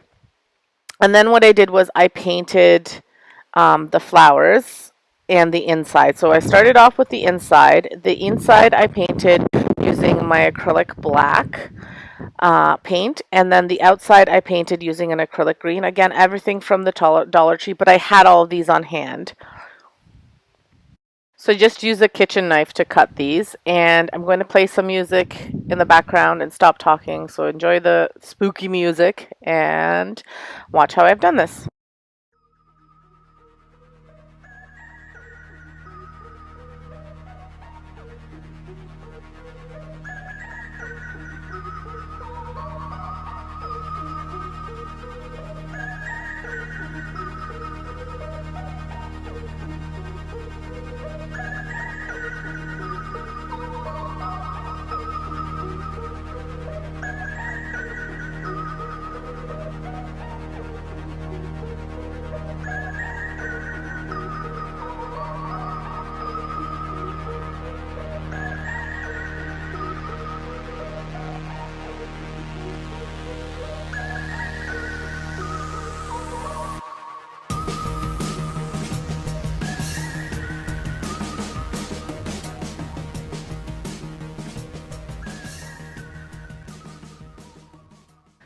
So I'm going to apologize for the messy work area, but I went ahead and I did like a craft-a-palooza where I did like a whole bunch of DIYs at once, so it is a little bit messy. So once these dried, I went ahead and I applied a little bit of red around the mouth just to give it an illusion that it's a mouth. Um, and I just used the holiday red from Dollar Tree, which I had from, like I purchased it a while ago. And then I will go ahead and glue some teeth. For the teeth, what I'm using is just some foam because I had it. You could use a little bit of cardboard if you have white cardboard. You could use paper. You could really use anything you wanted. This is a super cheap project, and you could technically use a lot of like stuff that you would normally throw out. So I'm really excited about this.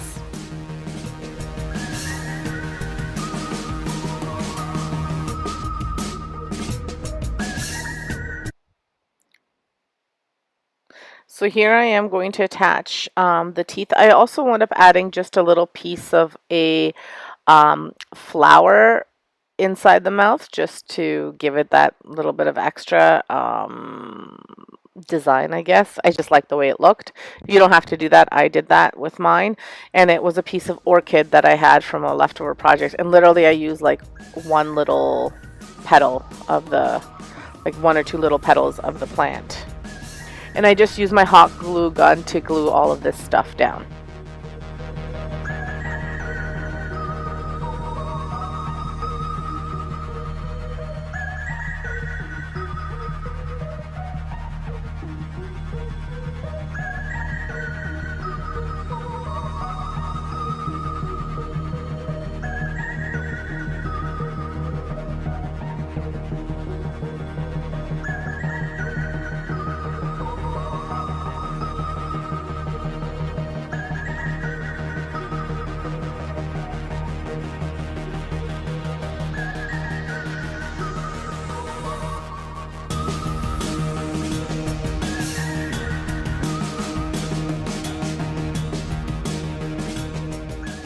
For the stem of the plant, again, you can use anything you want, but what I did was I just used 2 twigs from my backyard, so they were free, and I attached them to the bottom of the flower.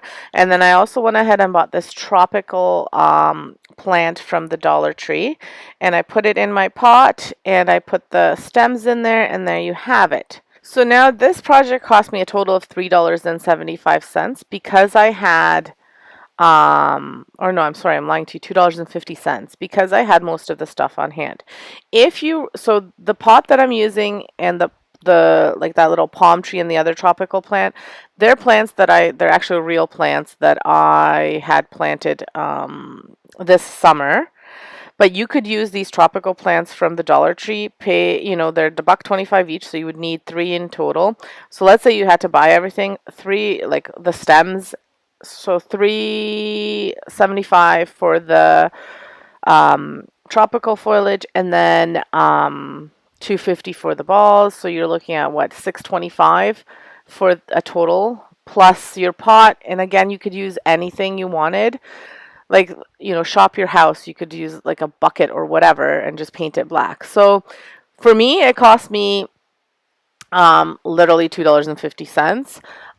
If you had to buy a lot of the stuff, then like it would still cost you under $10. Beats the $90 from Michael's. So if this project did not spook you away because it's so spooky, make sure you hit that like button. Let me know what you think. My son was super excited to see it, so that made me really happy. If you liked what you saw, make sure you hit that like button, hit the subscribe button, check out more of my videos. I am going to show you how you can recreate the Dollar Tree carving pumpkins, the little orange ones, 3 different ways and super, super easy ways. So to start off, I got this fabric at Value Village. It's actually, it's not fabric, it's a blanket. And I thought it would be perfect for one of these pumpkins. So what I'm going to do is I'm just going to take the stem off, and it's just attached. I think there's a little bit of hot glue, but it's a toothpick and it's just attached on a toothpick. And I'm going to carve out a little hole at the top so that I can tuck my fabric in. Hopefully that makes sense. So I'm just using an X-Acto knife, nothing spectacular. You could use any kind of knife that you have on hand. And just cut out a hole big enough that you can fit it in, but not too huge so it doesn't, so your fabric doesn't come out. Once you've carved the hole out, you can either push that back in or take it out. I didn't mean to push it in, but it kind of went in. But you can see the hole's not very big. It's just a little square diamond kind of shape. And then you want to measure out your fabric. I used 18 by 24 inches. And it seemed to be the perfect size to also have a stem made out of the fabric. You could do smaller, you could do bigger, totally up to you. I just wanted to do as much as I needed, but as little so I'm not wasting any of this blanket or fabric because I might use it for a pillow or something else. And then what you want to do is you're just going to, when you're measuring to see if it'll fit, you just want to see, okay, well, how big do I want it to tuck everything in? You could hot glue it on into little strips. I've done that before with burlap, but for this, this is the easiest thing you could do ever. You just cut off a big square of fabric and you just tuck everything in. Now, what I wound up just doing, when you're tucking in, I wanted them to overlap, so I'm going to show you how I do that. So you want to position your pumpkin in the middle of the square. And when you do that, then you want to take off any tags or anything like that. And I decided that I wanted to, just like I said, overlap them. So as I'm doing this, I notice there's a little piece kind of sticking out. So I'll have to go back and fix it. But that's the beauty of not gluing it. You can go back and fix it as many or as a few times as you want. If you want to pay attention to the pattern of the fabric, you can do that too. If you want the skull, like if you wanted the skulls a certain way, or something at the top versus not at the versus at the bottom, totally up to you. But this is super easy. So you just tuck that in, and then for the last piece, I made it super tight, and then I also left. I will also leave a little bit out for the stem. So I'm trying to play around with it. And as you can see, I wasn't liking that little corner there. And that's what it is. You just have to kind of play around with it to the way you want it. So I wound up taking it out and pulling out the middle for the stem. Originally I was gonna use just like a stem from outside, but then I decided, wow, it would be really cool to use the fabric. So I'll show you how I did that.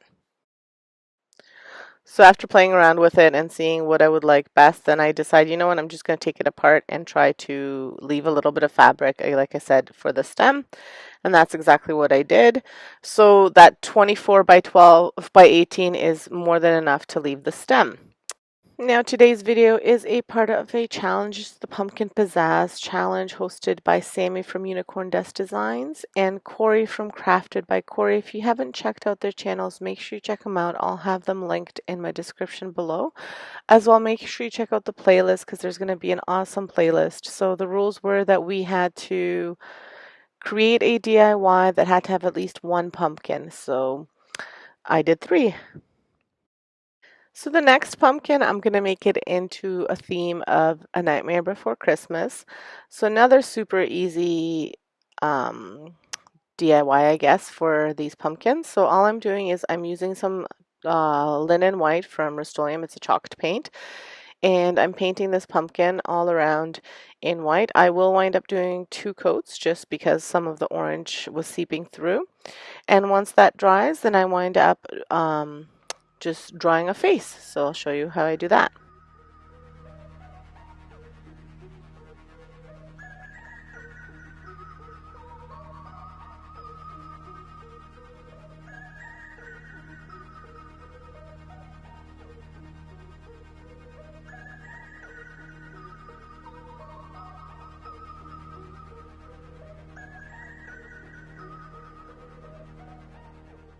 So for the face, I just use a black Sharpie and I just use an image online just so I can kind of see how I'm going to draw that. So first I drew it with a pencil and then I went ahead and I traced it over with my black Sharpie. The reason I did it in pencil was obviously in case I make a mistake so that I can erase it easily. And then I just wind up coloring it in with a Sharpie. You could use paint, you could use your Cricut if you had one, or if you had stencils, you could do that. I just did this freehand just to show you how easy it is to make this. And it took me no time. I mean, the longest part of this craft was the drawing process. So here's what he looks like all finished, and I think he is super cute. It's good old Jack Skellington. From Nightmare Before Christmas. So here he is, all completed. Super cute, super quick, and super fun and cheap. Little craft. If you don't have chalk paint, you could always use acrylic paint. I just didn't have any pure white acrylic paint. So for my last pumpkin, unfortunately, I don't have the footage of me putting it together. So what I did for this pumpkin was I found some free Halloween background paper online, and this is what I found. And then I wound up printing that, and I needed 3 sheets, and I printed 3 sheets, and I cut them into strips, and then I Mod Podged them. Unfortunately, something happened with my camera. The screen is like I could see myself recording, but then when I went to add it, like edit it, it was a blank screen with just like you could hear me talking and Mod Podging, but you can't see what I'm doing. So I'm not sure what happened with that footage, but um, that's what I did. I just Mod Podged it. So I wound up adding a stem from a tree from outside, like a branch that fell, into the pumpkin. I kind of just pushed it in through the hole. I cut out a little hole like I did at the with the first pumpkin, and then I just put it in there. I made sure I made the hole a little bit smaller so it would fit tight, and here's what it looks like all finished. I think it's super cute. And again, it was just paper and Mod Podge. So if you liked this vintage paper, I'm going to have a link to it in my description below so that way you can check out the website. Hi guys, for today's video I'm going to be showing you how I made 3 pillows, well, pillow covers and pillows, I guess, on the dime basically, because pillowcases and pillows are quite expensive, like decorative pillows. So I'm going to be showing you how I created these wonderful, beautiful pillows using an old pillowcase for one, a blanket for the other, and then just a white flat sheet for the third one. So here's the first one that I'm doing, and I had this pillowcase that I actually picked up at the thrift store. I like the checkered pattern, and I picked it up for, I believe it was $3 for 2 of them, so super, super cheap. And I'm just going to be cutting it to the size that I need to make my pillow. And then I'm going to attempt to use my sewing machine. I have had this sewing machine for several years, and it's very intimidating for me to use it. So I've decided that today is the day that I'm going to use it, and it turned out really well. After a few kerfuffles, I had broken the needle, so then I had to call my mom. So the embarrassing part is that my mom is a seamstress, and she's tried to teach me how to sew, and I can't for the life of me learn. So then I had to call my mom, and we had to FaceTime so that she could tell me how to put the needle back in. I had YouTubed a video on how to thread it because she's tried to teach me and I can't seem to learn. So I did a step-by-step tutorial on YouTube, and I did it a few times until I got the hang of it. Then I had a piece of the machine fall off. I don't know how it happened, but so I had to call my mom again. And the problem is I don't know what these things are called, and me and my mom speak a different language to each other, so she knows how they're called in Slovak, but not in English. So then that was the other problem. So it's not like I can just Google it and say because I don't know what the thingy is. So so anyway, after I got all that fixed, then the sewing part was fine. So last time I attempted sewing was in grade 7 and 8 in home ec class. So that was a very, very, very long time ago. So anyway, but I'm really happy with the way they turned out. It's not straight. It's not perfect by any means, but it is good enough for me. So what I'm doing with the right now is I'm going to be stuffing the pillow. So right now I'm just folding over the edges because I didn't cut them the nicest. So I'm just folding them over so that I could do a straight, like a straight sew across so that way it looks neat. And I'm using the bobby pins to help me so I don't lose my shape. And then I'm going to close it shut almost all the way, just leaving a little bit open so that I could put my stuffing in. The stuffing that I'm using is just from an old pillow that I had that was falling apart, so I just took the stuffing out and I put it in here. I was thinking of making maybe uh,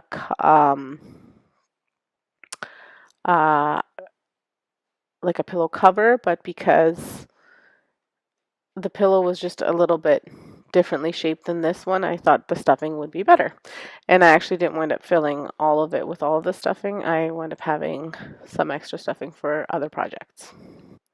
So once I completed the sewing and the stuffing, this is what it turned out like. I really, really love it. I was going to put either fall or something like that using my Cricut, but then when I saw it finished, I love the way it is as is, and I'm just leaving it this way. I think it's beautiful. It's got that fall vibe, but it could also be used at any time of the year. I could use it in my Christmas decor, I could use it in my fall decor, or even in my summer. So love it. So for the next one, So for my next one, I'm just using this white fitted sheet. I had cut off a piece that was as big as the pillow that I needed, well, two pieces, and I'm going to sew all of the sides together. Now, from my last project, I remembered that you should sew inside out and then flip it over so that way the edges always look nice. So that's what I'm doing now. As you can see, I didn't do the best job cutting. So it'll be nice to have those clean edges. And you can see that I've taken apart the sewing machine now. Well, not apart, I just took that little drawer out, but it's because I was fixing it, so I just left it open. So again, I'm just going to make sure that it's nice and tight, not too loose, not too tight, but just nice and tight so I can get a straight edge. I should have bobby pinned this as well, but I didn't, so I'm just pushing it through. And I always, whenever I start off the sewing, this is what my mom used to do, is you start off like going towards you, then you reverse it, and then you go back towards you to make a stronger stitch, I guess. And that you do that at the beginning and at the end. Now this white pillowcase will be a pillow cover, and the pillow that I'm using are actually the outdoor pillows from Dollar Tree. They are a really fun, nice square shape. They're not too fluffy, not too soft, and they're super durable. So I'm using that one, and I have a whole bunch of them, and I just put pillowcases over top of them. So I have Christmas themed ones that I bought. Maybe this year I'll attempt to make some. And then you'll see me make this Halloween one. So for this one, I'm actually leaving a majority of the bottom part open because I'm going to do kind of like what pillows um, that you sleep on have, it like where you fold it in. So that's what I'm doing with this one. And here I'm just going to cut off the whatever little parts that have some thread sticking out, and I'm just fixing it up and it is ready to go. Then I'm going to go ahead and design my Halloween design on my Cricut. So I found this free SVG online and I cleaned it up and put this, and I'm going to heat press this on my Cricut. I'm using heat transfer vinyl. Remember, anytime you do heat transfer vinyl, you have to mirror the image and make sure that you put the shiny side down when you're cutting it and then the matte side down when you're pressing it on. So originally I put it on backwards, but I didn't heat press it. I just looked at it and I saw that it didn't look right. So, and then I put these copper, I believe, Teflon sheets on top that I got off of Amazon, and I have my little heat press little mat underneath as well. And then just in between the pillow, because it's a pillowcase, so in between I put another Teflon sheet just so it doesn't stick together in case. And my heat transfer vinyl said to do 180 degrees for 15 seconds. So I'm just doing it in sections so that way it sticks. You don't want to do it too hot because sometimes that might melt the vinyl, but then you don't want to do it too little because it won't stick. It is one of the vinyls that you remove when it's still warm, and there we have it.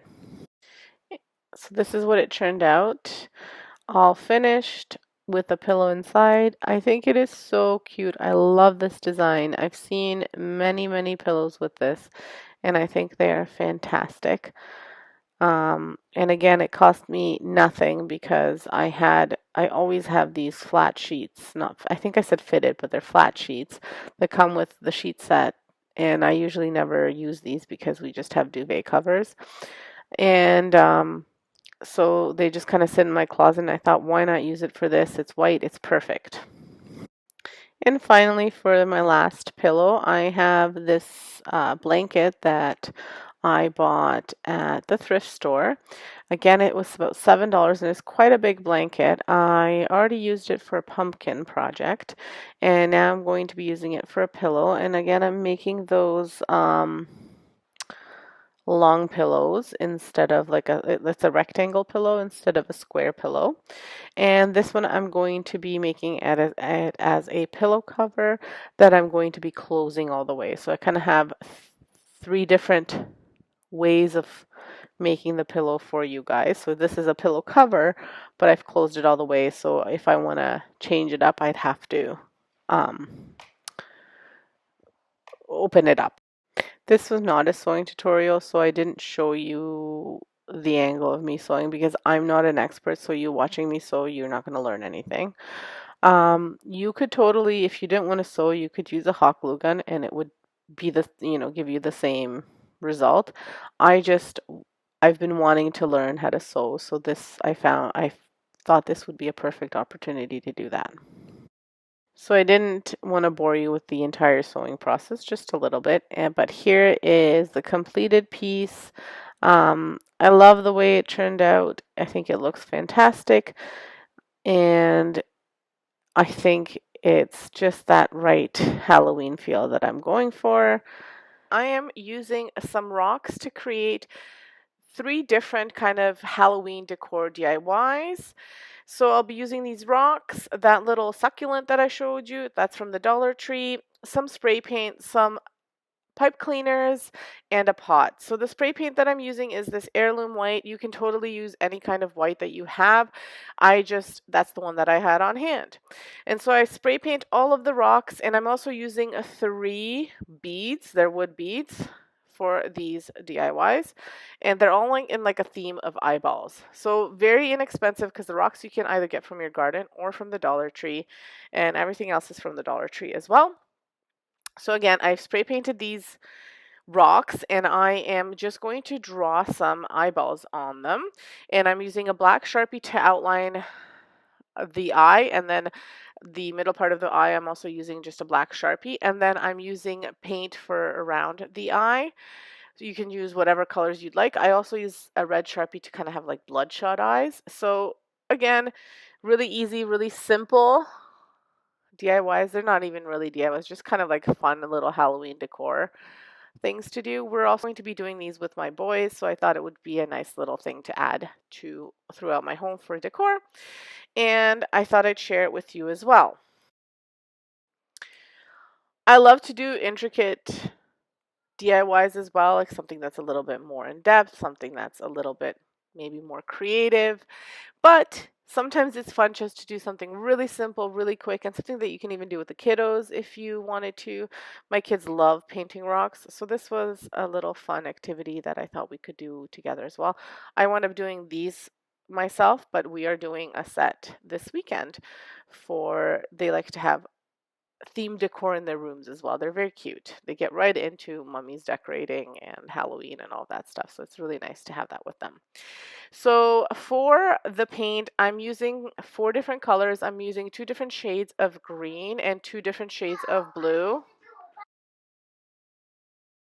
And obviously you can use any colors that you'd like. This is just ones that I decided to go with. I really like the look of them.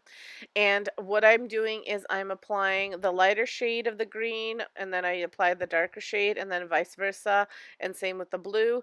And the top coat that I apply, I don't wait for the bottom one to dry. I just kind of dab it on so they kind of blend together, and to me they kind of look like eyes then.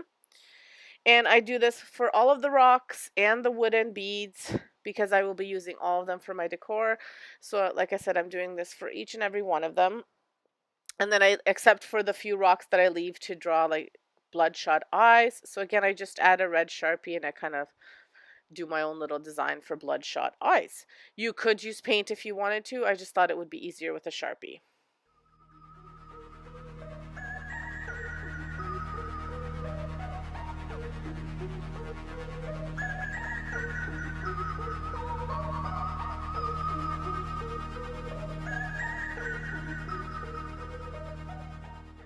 I did not record myself drawing the veins, like the bloodshot veins for the eyes. So here's just a little clip of what they look like. And then I went ahead and I spray painted this pot. So this will be what I'm going to use some of those eyeballs for. Before I spray painted, I added some hot glue to the sides to make it look like, I don't know, like it was like spilling stuff. I did wind up not doing anything with that, but it just added a bit of texture to the pot. But my idea was that I was gonna spray paint it and then do a little bit of a design. But I kind of did it off, and I should have done it a different way. I should have spray painted first, and then added the hot glue, and then painted like very lightly with it. But I kind of gave up on that idea midway through. But you can, that's how you kind of add a little bit of texture to your pots if you wanted to. And then I used 4 pipe cleaners. Well, I used 12 of them, but 4 in each of these stems, which these things that I'm creating to make stems for this little pot that I spray painted. And I am just kind of twirling them into one stem so that they're a little bit thicker. You can, if you want it to be a little bit more sturdy, you can add just like a little wooden dowel and wrap them around the wooden dowel and then paint them. It'll make them a little bit more sturdy, but then they will also be kind of straight instead of kind of windy and stuff like that. Um, so then I painted them with some green spray paint, and then I added a little dowel to the bottom so that I could put them in my pot. I only had the wet foam, floral foam, so it doesn't like poke as nicely, so I use that wooden dowel so it wouldn't fall apart. And I just put these in there as best as I could. Then I'm going to be attaching the wooden beads to the top of these so that it looks like instead of the flower, it's an eyeball. And then I wind up, because they're a little bit flimsy, the wooden dowels are obviously heavier than the pipe cleaners. So I'm just wrapping them kind of all together and then making it like a shorter bouquet. You'll see what I mean after I finish doing that. I'll show you what I've done. But you will have to, if you're using kind of floral foam, you might have to do something to poke a hole. So something like a wooden dowel or something a little bit thicker, because the pipe cleaners on their own won't be enough. Just at the bottom though, you don't have to attach it to the top unless you want straight stems. I wanted them to kind of look like crazy flimsy stems.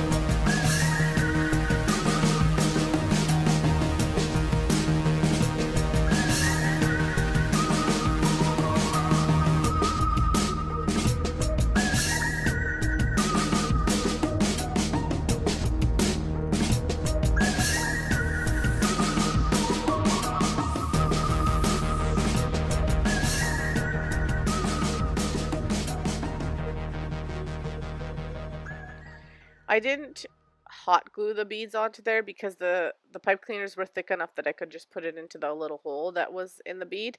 But if you don't have a hole, or if you want it to be a little bit more secure, you could add a bit of hot glue in there. And then I added some deer moss to the bottom of the pot just to cover that floral foam and cover if there's any of the dowel showing through or anything like that. And I adjusted everything so that it wouldn't be flimsy. And that's all there was to this guy. Really easy, really fun to make, and kind of spooky, but not like super gory, because like I said, my kids are still little, so I don't want to make it too scary.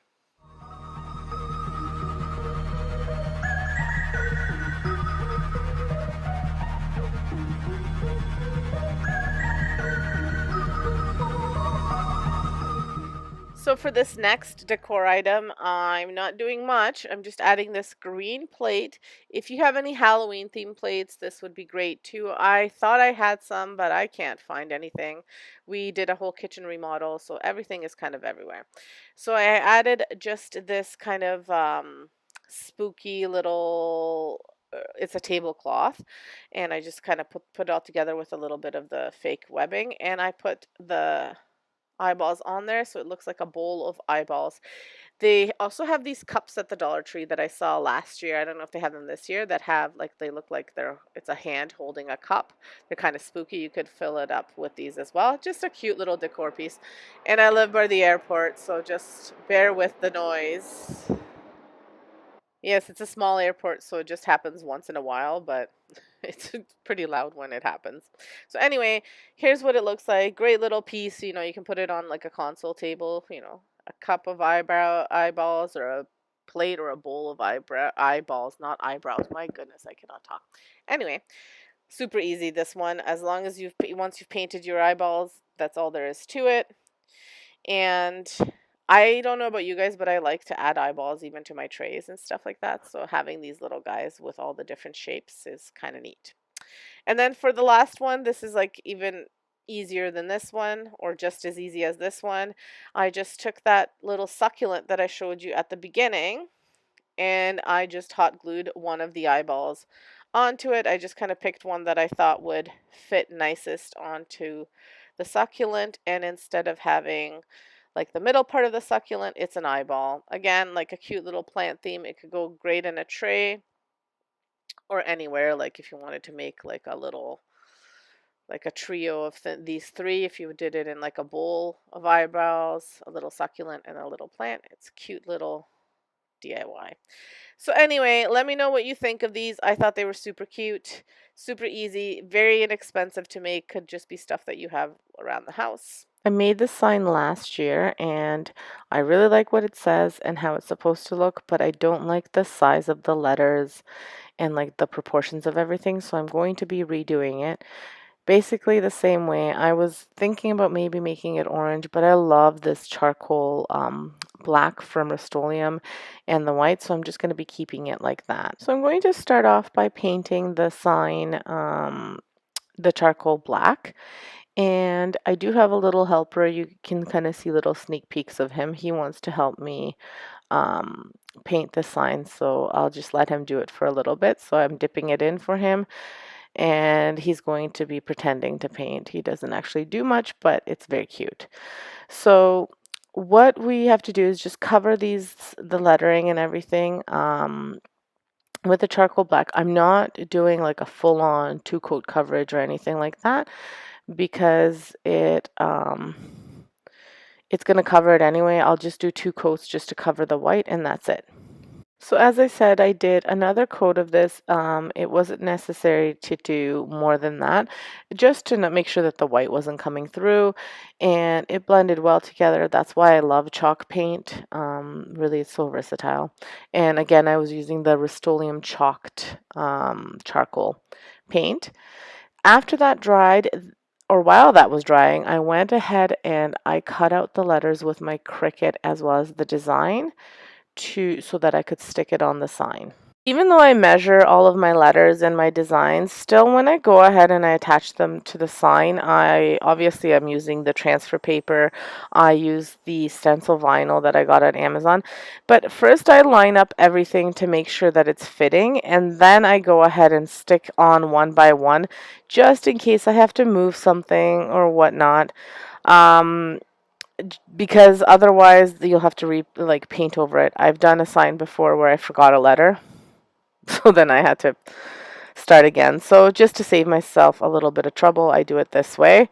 So I made the hat about 9 inches long, and then it's October. I made them 8 inches wide and 3.5 inches tall.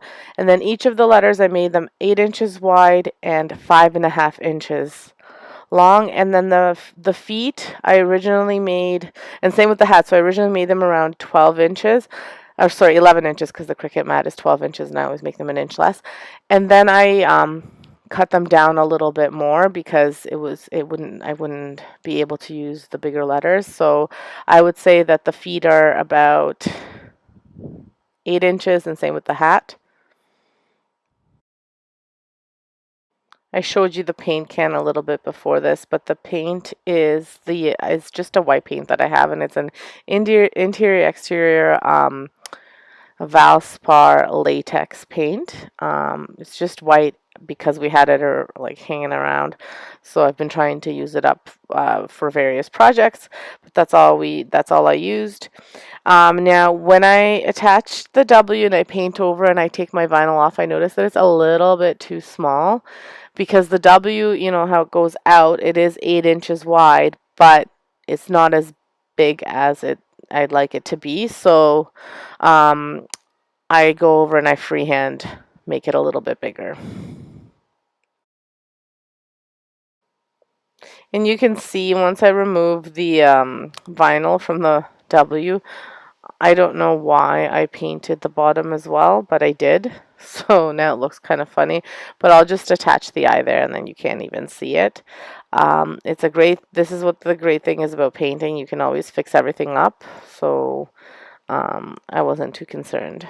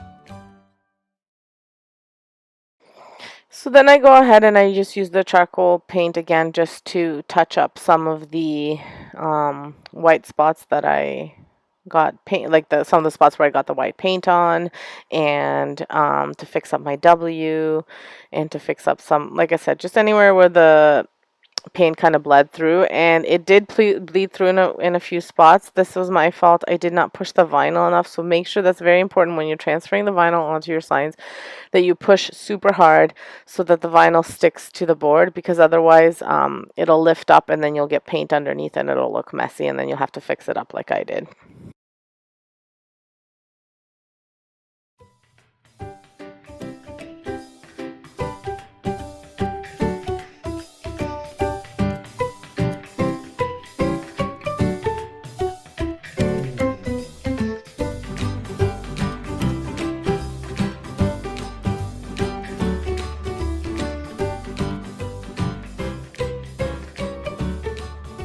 And here is the sign. I love the way it turned out. I think it looks great. It'll look awesome on my porch when I have the pops of color with my mums and my pumpkins. Can't wait to show you my front porch decor. So for this DIY, I'm making a little haunted house using this mini haunted house cutout, some moss, some charcoal, Rust-Oleum chalked paint in charcoal, and then some deco art chalky finish paint in white, and then some of these wood cutouts from the Dollar Tree as well that are kind of like stickers, but I wound up hot gluing them and painting them, and then obviously some hot glue as well. So I start off with just painting the haunted house, and I'm using, as I said, that black paint from Rust-Oleum, so it's a charcoal paint in the chalked finish. And I painted all the way through on the back as well, and then I go over top of it with some of that white paint. And now when I'm painting the haunted house white, if you've watched my channel before, you know that I like to paint things, either dry brush them or paint over top of them, and then I like to blend everything in with a baby wipe. So for this haunted house, for the white part, I'm going to paint the whole haunted house in white, and then I do a little bit of blending with a baby wipe, and to me, it just gives that like a great effect. And that's all there is to the painting of the house, and then I will move on to painting the wood little cutouts. I'm very excited to let you guys know that today's video is a part of the Pinterest DIY challenge, which is hosted by the lovely Sonia over at Domestic Diva DIY. And what we had to do was we had to create DIYs of any theme of our choice that were Pinterest inspired. So mine are all Pinterest inspired, and make sure you head on over to my Pinterest to see all of these inspirations. I have 3 different Halloween boards and a tier tray board, and my ideas were all kind of inspired from pins in those boards. So head on over there if you wanted to see the originals. And there's a playlist, so check that out. It'll all be linked in my description below. Once I paint that and I go over to let it dry, then I go ahead and I paint the bats and ghosts and pumpkins. The bats I'm painting black, the ghosts white, and the pumpkins I'm using orange. I did forget to say that I'm using some pumpkin orange acrylic paint. And I just let everything dry. You only need 1 coat of the dark and the white because the wood is so raw, and you're able to just paint over it really well with 1 coat. And then I go ahead to assemble everything.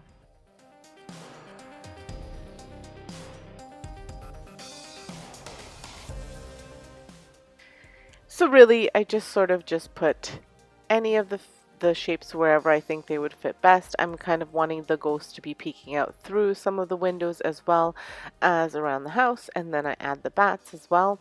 I thought I was going to add that skeleton head, but decided, yeah, I don't like that. So I just go ahead and I attach these, and I wind up using some hot glue to reinforce it because the little stickies aren't the best. And then I add the moss at the bottom, and that is all there is to this, and it just turned out amazing.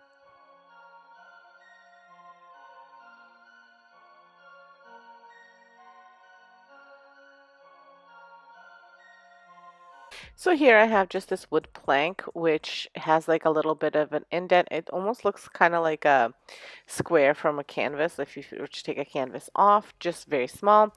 And I'm going to use it for the next DIY, and I am making kind of like a shadow box. So I'm actually using the inside of it versus the outside. And I'm going to create like a Halloween scene, which I thought was really cute. Um, Pinterest is full of fantastic ideas. So I'm using this. I happened to find it at the Dollar Tree. I haven't seen them really ever, so this was the first time. But if you can't find something like this, you could easily make this with just a piece of a square block. Now it could be from one of those signs if you cut it off, or sometimes they do have little squares, wood squares that you can buy, and some tumble blocks, and you can make this super easy.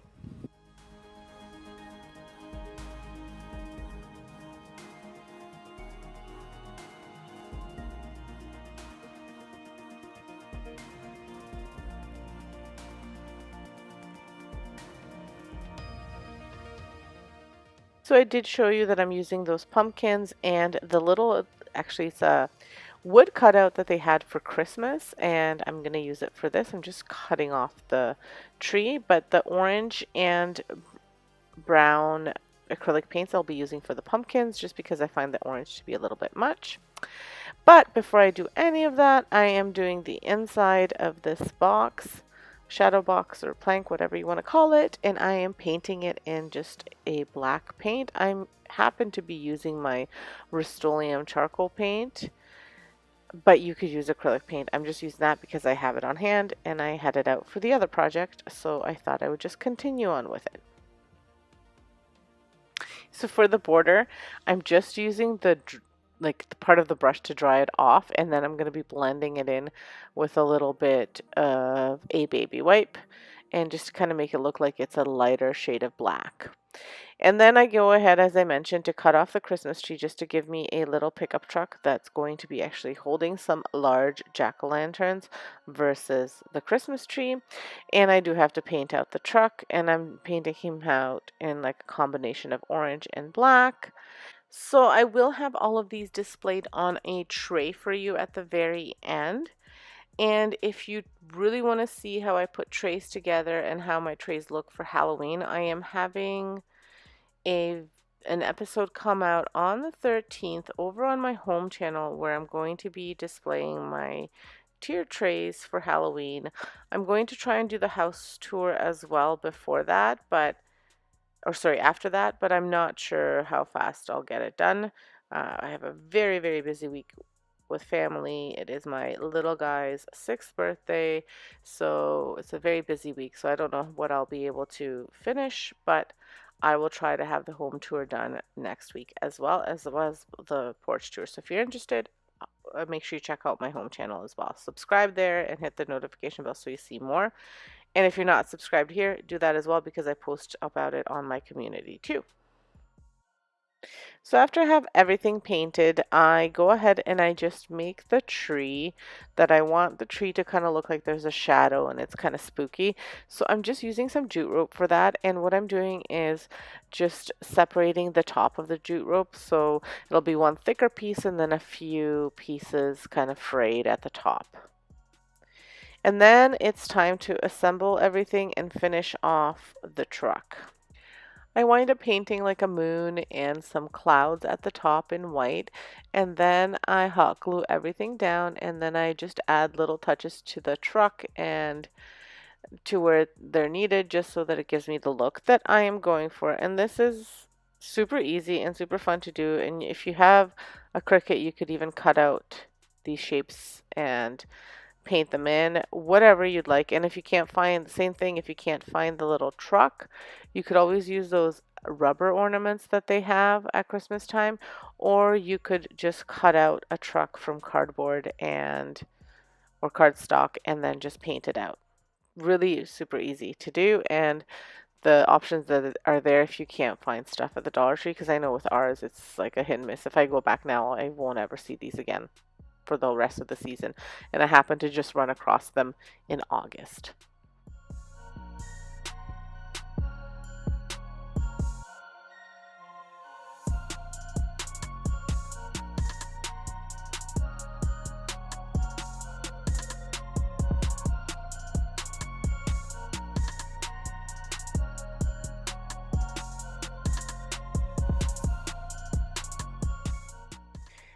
So here it is all finished, and I think it's so cute and kind of spooky.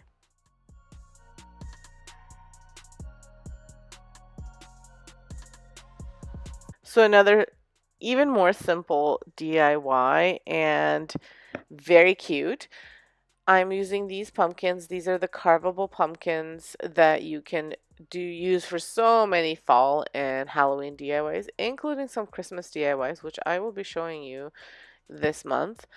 But if you can pick these up, they're so versatile that you can use them for so much. I suggest you pick them up. So I'm using my Rust-Oleum chalked paint in linen white, and I'm painting my pumpkin out. Now this took 3 coats for it to completely cover. It just had the orange just kept on showing through, so you just do need several coats to cover it, and that's why I use the chalk paint versus acrylic paint, because I didn't want it to use up all of my white acrylic paint for this pumpkin. You don't have to use the chalk paint, you could use any paint that you have on hand, but I like to buy this big gallon, well not gallon, but this big tin of the chalk paint because it's not a bad deal, and chalk paint dries fast, has that matte finish, and it's high quality, so I think I would have even needed more coats had I been using acrylic paint.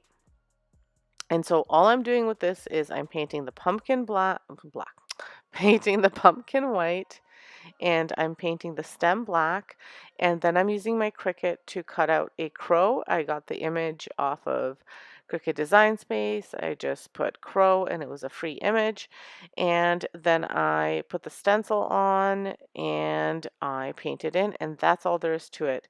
If you can freehand draw a crow, I tried to do that, it didn't work out for me, so I wound up using my Cricut. But if you can do it, by all means do it. Or if you have like a cutout or anything, or if you can even find an image online and print it and then cut it out and then trace it around and paint it in there, whatever, depending on your abilities.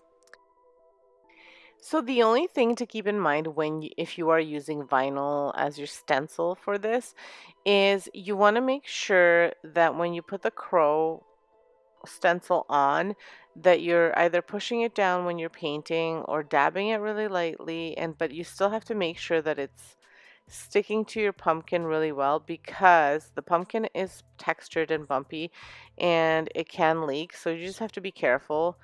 And then also your vinyl will likely rip off some paint, so you got to go back and put more paint on, or if you cover it in Mod Podge, it probably won't rip the paint off.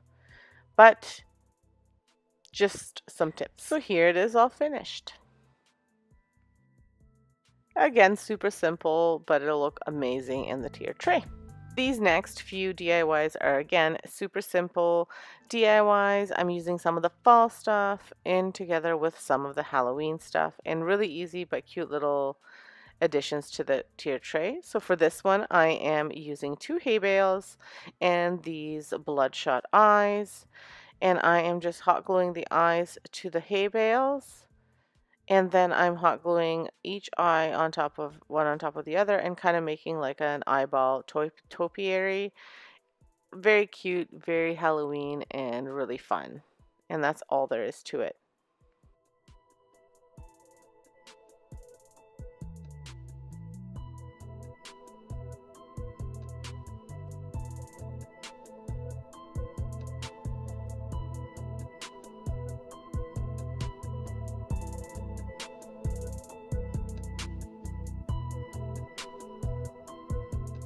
So that's it, and here it is. I love it. I think it's cute and very Halloween.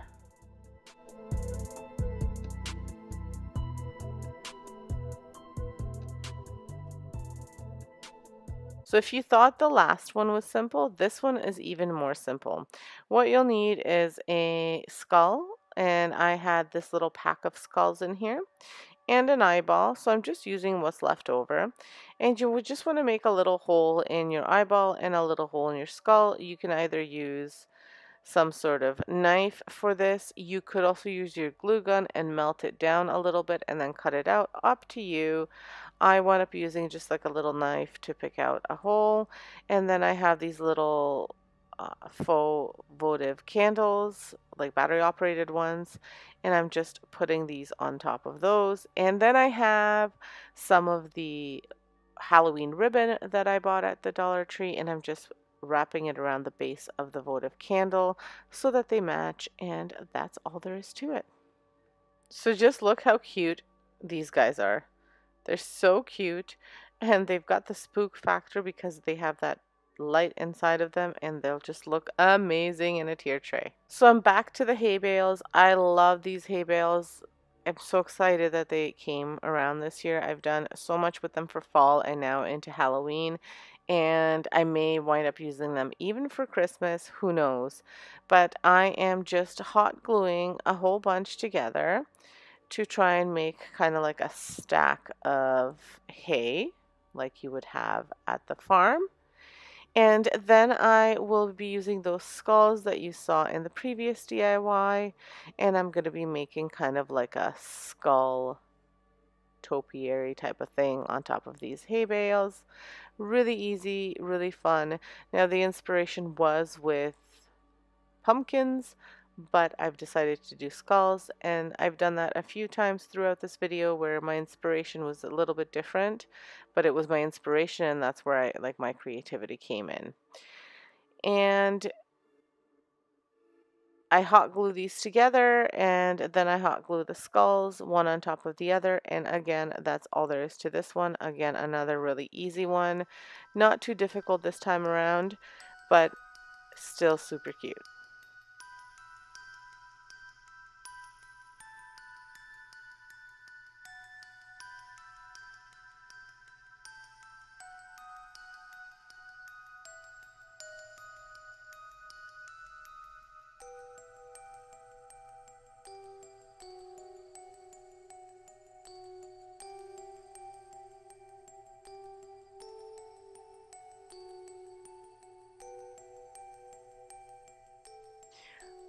I did decide to add some of the bones. There was like a pack of bones at Dollar Tree that you could get, and I just added them to the hay bales just to add a little bit of.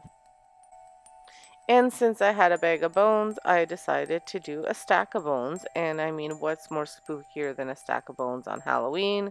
So I'm just making kind of a random stack of bones. I'm putting 3 horizontally and then 2 vertically, and then I continue adding as I see fit.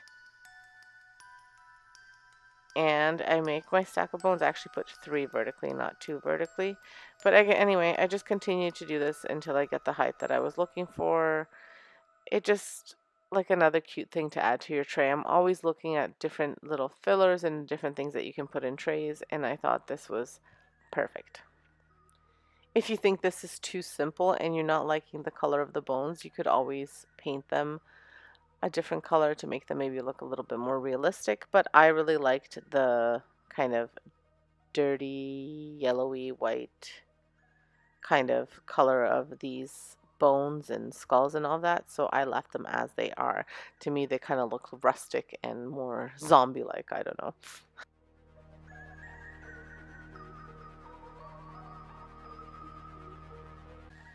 Then I wanted to continue on with the spook factor, so I found this image from Whiskey and Wit, and I printed it off. It's from her blog, and I printed it off, and now I'm just cutting it to size so that it fits my frame. And the frame is a picture frame from the Dollar Tree. I thought about adding bones because I had some extra ones around the frame, but I didn't like the way that looked, so I'm just keeping the plain very simple. This is probably even easier than any of the other ones, but I'm taking the back out, putting the little picture in, and that's all there is to this DIY, but it's such a cute little addition to the tray and I love it.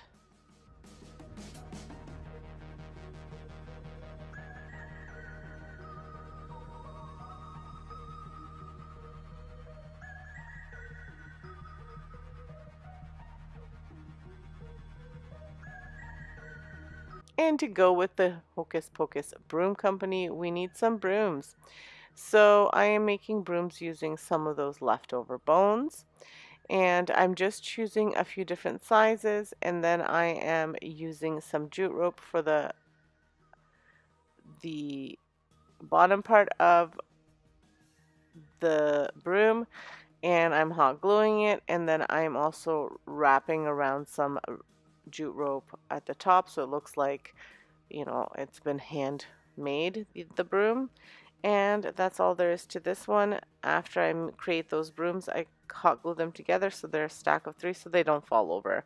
You don't have to hot glue them, but one is too little, I think, to have unless you have a mini tray. So I thought if I glue them together, it'll look a little bit more substantial.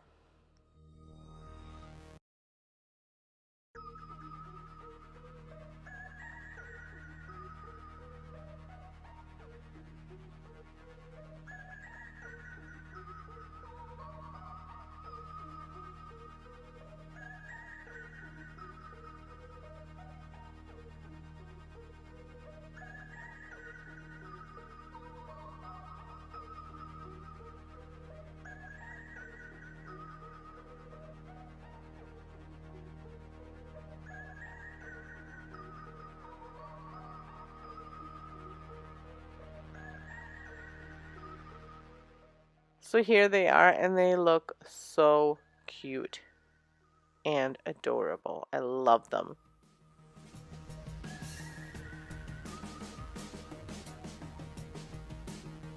This is another simple one. I saw this from the Schwoven's Nest. Sandra had made, but I forget what she made. It was, I think, something for Easter maybe.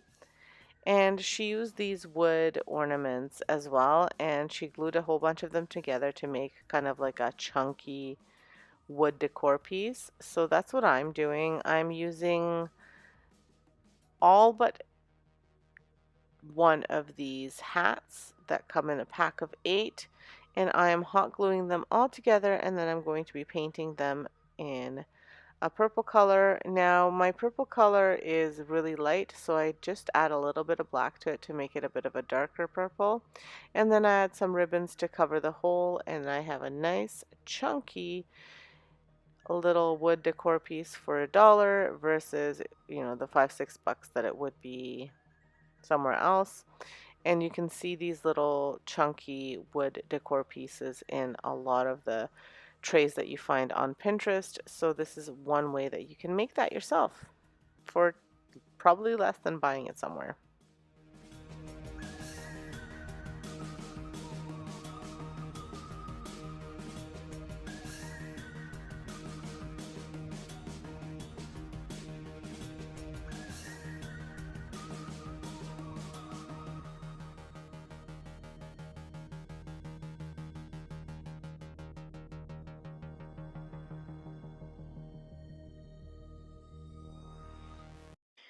So here it is, all completed again. Very, very cute.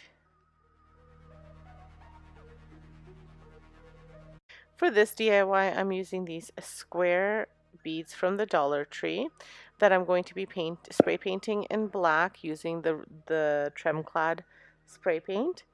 And I am also using one of the witch's hats that I saved from the package and some jute, not jute twines, yeah, just some twine. And I've painted the witch's hat in purple, and I've attached it to one end of the beads, and then I attached a tassel to the other. I didn't record myself doing the tassel because I had hit record and it didn't record. That's why. A very simple reason. I thought I hit record, but I didn't. I use my phone, so sometimes I'll push the button and then I think it's done it and I don't look. I mean, it's completely my fault for not paying attention, I guess. But anyway, I just wrapped it around a few times around my hand, and then I cut the bottom part. You guys have seen tassels made before. If you would like a tassel tutorial, I can do one for my next DIY. But anyway, I attached that to one end and then the witch's hat to the other, and it's just a cute little addition to the tray. And last but not least, this DIY includes all of the things that you see in the picture, except for the square beads. I used that for the DIY before. But I'm using these jack-o'-lanterns and the cats. They're all the wood cutouts from the Dollar Tree. And I had spray painted the cats black, the jack-o'-lanterns white. And then I'm attaching everything to some twine. And I'm doing white, white bead, black bead, white jack-o'-lantern. Then I start with black bead, white bead, black cat, and then I continue until I finish, and then I add some bows to them, and that's it. And the garland is done, and it's cute. Awesome for Halloween. I have it displayed on my fireplace, but like I said, you could use it anywhere. You could, actually, I didn't say that, did I? The reason I had made it is because I thought that you could use it either, like if you have your tray displayed on a round table, you could have it hanging off of there. You could have it kind of like around your tray if you wanted to, or you could have it on your fireplace. So it's not a like a tray decor, but it could be if you wanted it to kind of enhance your tray. That was my thinking for that. I may wind up doing that when I do my home tour, so you might see that if you pop over to my home channel, but if you don't, then I would love to see what you do. So maybe you can share with me over on Instagram. So I do have Instagram and I do have Pinterest. So if you're interested in any of these, all of these were inspired by things that I had found on Pinterest. I have three Halloween boards that you can check out over on Pinterest. Now this sadly concludes all of my Halloween DIYs. I am switching over to Christmas next weekend. As sad as it makes me to be done with Halloween because I love Halloween, I also love Christmas, so I'm really excited to start Christmas. And the Hallmark movies are starting on the 22nd, so I got to start my DIYs as well. I'm sure you know this, but in case you don't, when you are putting the twine through the holes in the beads, some of the holes are smaller than the others, and your rope might fray. So what you want to do is you want to either attach a needle or even like a toothpick or something that you can kind of tie to the edge of the rope, and so you can pull it through. Like I said, I'm sure you know what this is. Even if you just took some tape and you just taped it at the end and then pulled it through, that would work as well. It's just to make it a little bit more firm so you can pull it through. That's all. And I want to thank Sonia for hosting this collab. If you guys don't know, Sonia's my sister, and I think she's pretty amazing. So I love all of her DIYs, not just because she's my sister, but I also think she's pretty talented. So make sure you check out her over at Domestic Diva DIY. She's got a lot of channels. She's got a home channel, cooking channel, DIY channel. She's got a vlogging channel. So check her out. She's really talented and pretty amazing, so make sure to check her out. Check out the playlist. There's going to be lots of inspiration on there. It's all Pinterest inspired DIYs, so it'll be great. And let's get back to this DIY. So here I am just adding some ribbon there from the Dollar Tree that I've just cut into little slits and then tied together and attached to the twine, and here it is all finished. It looks pretty darn cute.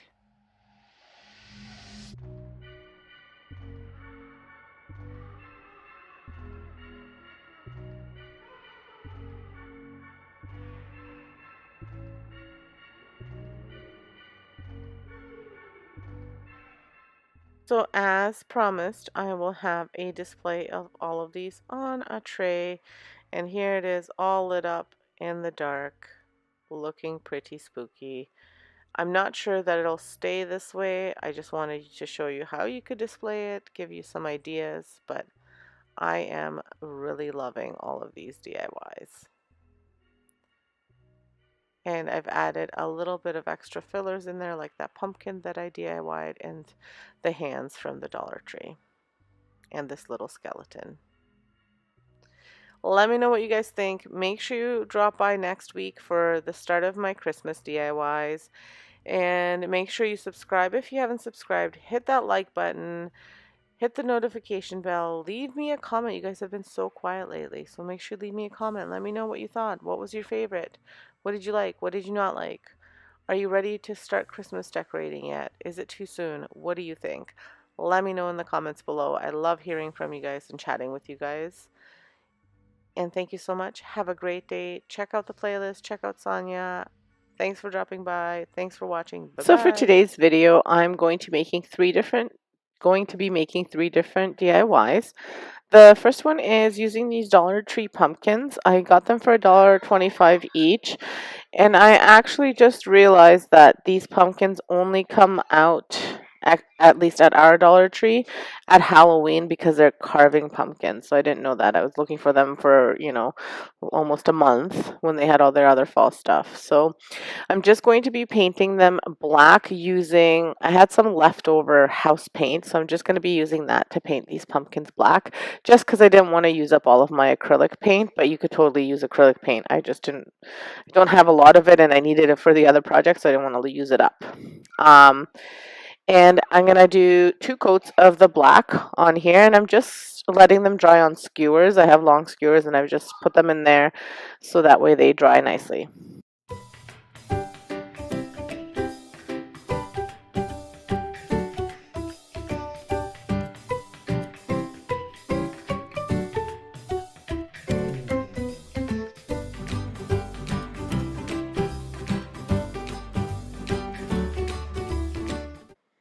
So after the 2 coats, you can see that I've taken the tops off.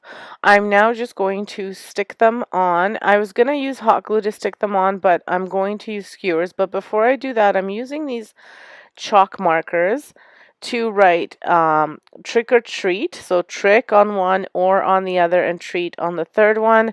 Now I just measured, the pumpkins have like a crease down the middle, so I measured from each side how much I needed for my letters, and that's how I made sure that they would be kind of positioned or like the same width and same size. Positioning is easy because I decided to put them on skewers, so you can just turn them whichever way you need to make them even. And then I, on the other side, I wrote boo, so that depending on I'm not sure where I'm going to display them, so if I display them somewhere where you can see the back, then you can see boo and trick or treat, or depending on my mood or what I want to, sometimes I like to surprise my kids, so in the morning they'll wake up one day, it'll be trick or treat, the next day boo, and they'll find it amazing. And once everything was dry, including the chalk writing, I put them on one on top of the other, and I saved one of the stems that I had taken off at the beginning of the video, and I painted it just white using that Rust-Oleum chalked linen white that you can see in the frame, and put everything together, and that was my pumpkin topiary. So really easy DIY and very cheap, cost me $3.75. So my next DIY is a super fun DIY as well. I have these pieces of wood that were left over from a different DIY project. It's actually from the doors that I made, well, that we made, my husband and I, on our built-in shelves. So I will be painting these doors, or sorry, these little pieces of wood out different colors, and I'm going to be making a little boo sign. Originally, I was going to do Happy Halloween, but because the sign was too big, I couldn't use that, so I just used these wooden letters from the Dollar Tree that just say boo. And I'm painting 2 of the boards white because I'm going to have a mummy, a Frankenstein, and a ghost. So for the mummy and the ghost, I'm painting them white using the Rust-Oleum chalked linen white. I must say this paint has gone a long way for me. I've had it for several projects, and I still have some. I painted 2 fireplaces, built-in shelves, a cabinet, a whole bunch of DIYs. This has gone a really long way. For the green, I'm just using just a green acrylic paint that I got at the Dollar Tree. I was using it for a different project, so it was perfect that I had it left over. And I'm painting this guy green and leaving those 2 guys white. Now I'm only drawing faces on these, so I'm not going to use my Cricut to cut them out. I'm just going to freehand draw them in a pencil and then go over them with a Sharpie. And I also go over them with a chalk marker for some of the white because I needed white and I didn't want to use full-on paint.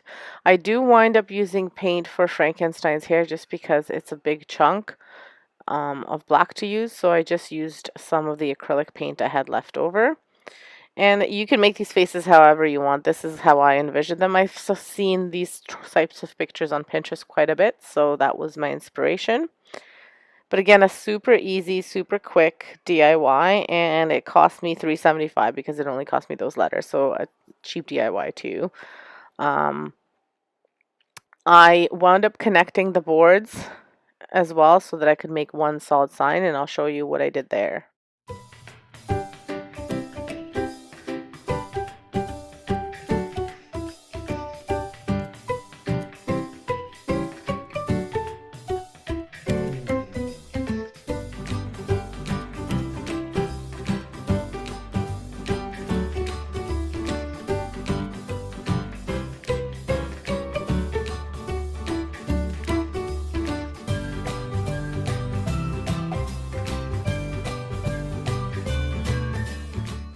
For the mummy, I wind up wrapping it in toilet paper.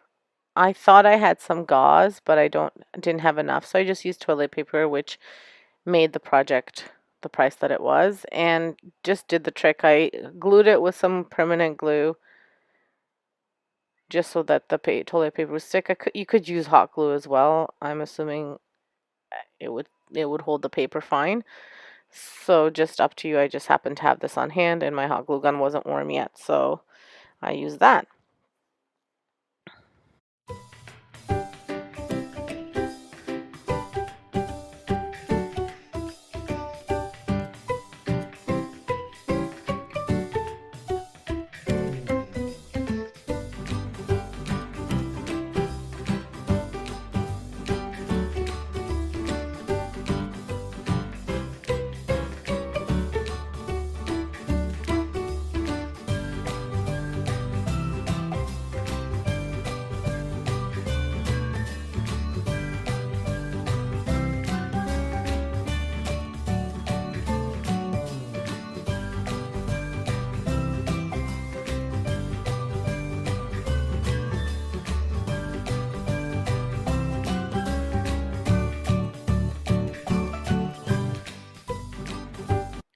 Once my sign part was done, then I go ahead and I paint the boo letters in the leftover acrylic back paint that I used for the design. And I do everything, I don't do both sides, I just do the inside and the outside and let that dry. Then I will connect the board. So then once all the details were done, what I wound up doing was putting a little board at the bottom, well, kind of near the bottom of the sign, and screwing it in after I glued all the pieces together using hot glue and permanent glue. And they were glued together, and then because I used the hot glue, I was able to do the other side right away. I screwed in the other piece, and then I hot glued and permanent glued the boo at the bottom, and the boo at the bottom acts as a little bit of a stand because it's a bit thicker, so it provides a bit of stability for the sign to stand on its own.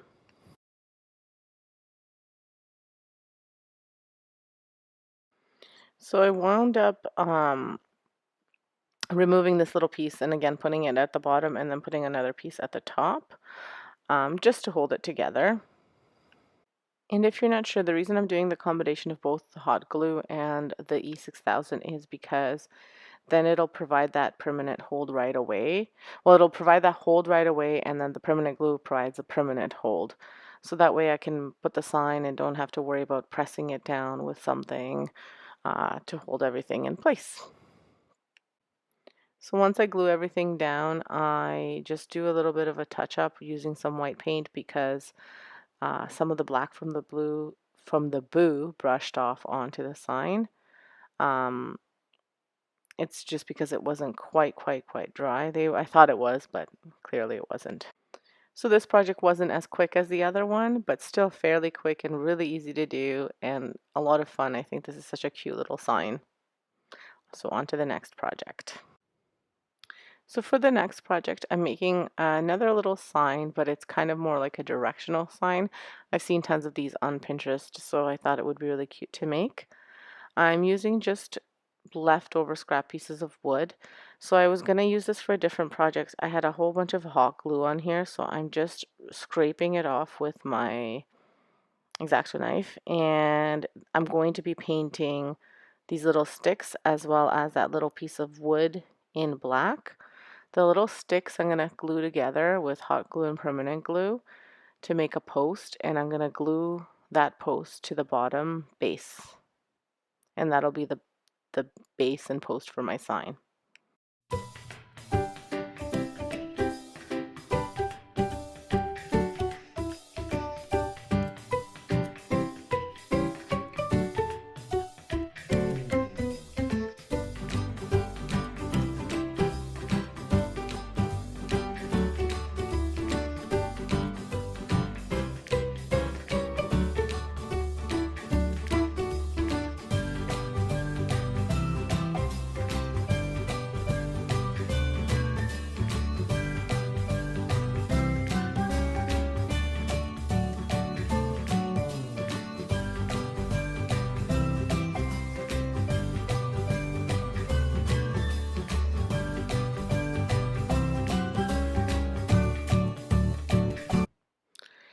For the parts that show which way to go and the directions, I'm going to be using these garden sticks from the Dollar Tree.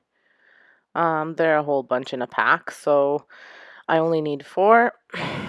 And I'm going to be painting them out. Now I was using just a mixture of colors. I used blue and green and black together, orange and black together, and green and black together. And then for that last piece, I added some white as well. Once they dried and I adjusted the colors to the way I wanted them, I just put the names of a bunch of different horror movies, so like names from a bunch of different horror movies on here, using some white chalk paint as well as like a chalk marker, my goodness, I can't talk, as well as red marker, red Sharpie, just to get different effects. And then from 2 of the sticks, I cut off the pointy parts to have just a little bit of a different sign.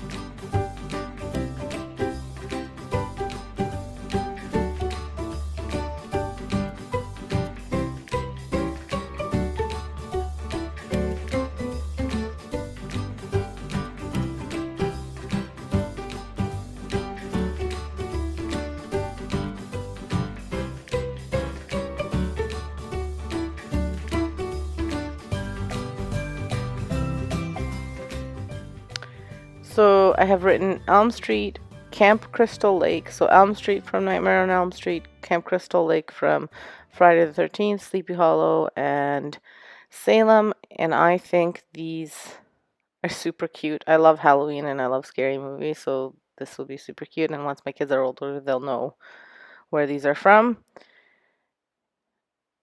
And once everything is glued and dried, I'll show you what it looks like.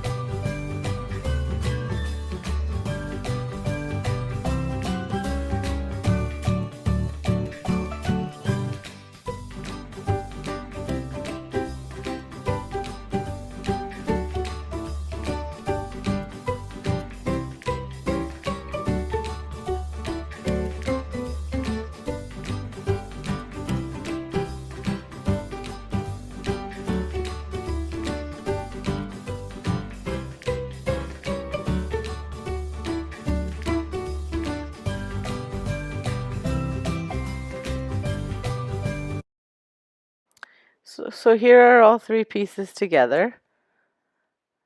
There's the boo sign, the trick or treat, and the horror sign. And love them so much. They're super cute. I don't have too much indoor Halloween decor. I usually focus more on outside, so I'm having a lot of fun making all of these.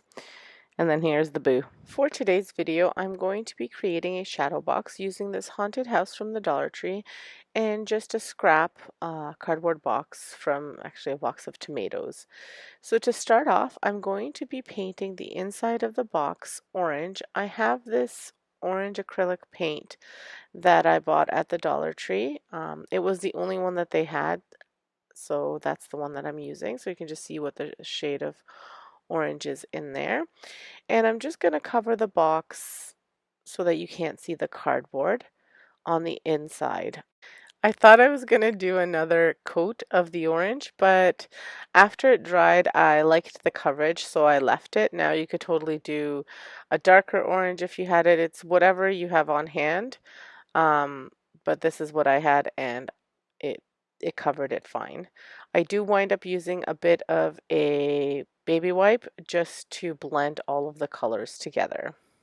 Not a bit of a baby wipe. I use a baby wipe to blend the orange to the cardboard, as you can see that I'm doing here. After this dries, I go ahead and I deal with the outside of the box, and I use black paint for the outside of the box. But before I go ahead to paint that, I want to paint my haunted house, which I'm also painting black, and I'm just using a Dollar Tree acrylic black paint to do this, and I'm using the just a Dollar Tree brush to paint on the black paint. I only need to do one coat. It's easy coverage. It's a dark color and a light color, so super easy to do. Then for the sides of the box, I'm not doing the back of the box, but for the sides of the box, I'm using just leftover black house paint that we had on hand. That little sample there that you can see, it's a bare black paint, but it could be anything you wanted. I just didn't want to use up all of my acrylic paint because I'm running low.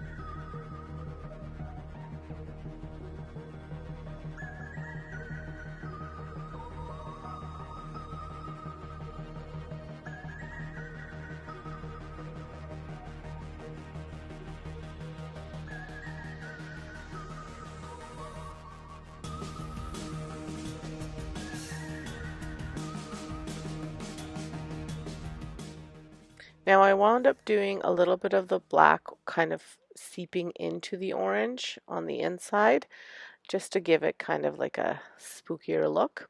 And once everything dried, I cut out this tree just from black cardstock and I just drew it out with my like freehand.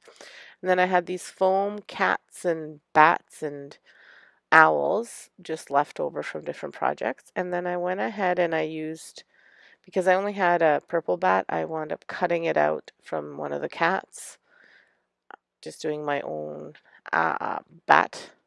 And I wind up hot gluing these onto the box. So I'll show you what I do.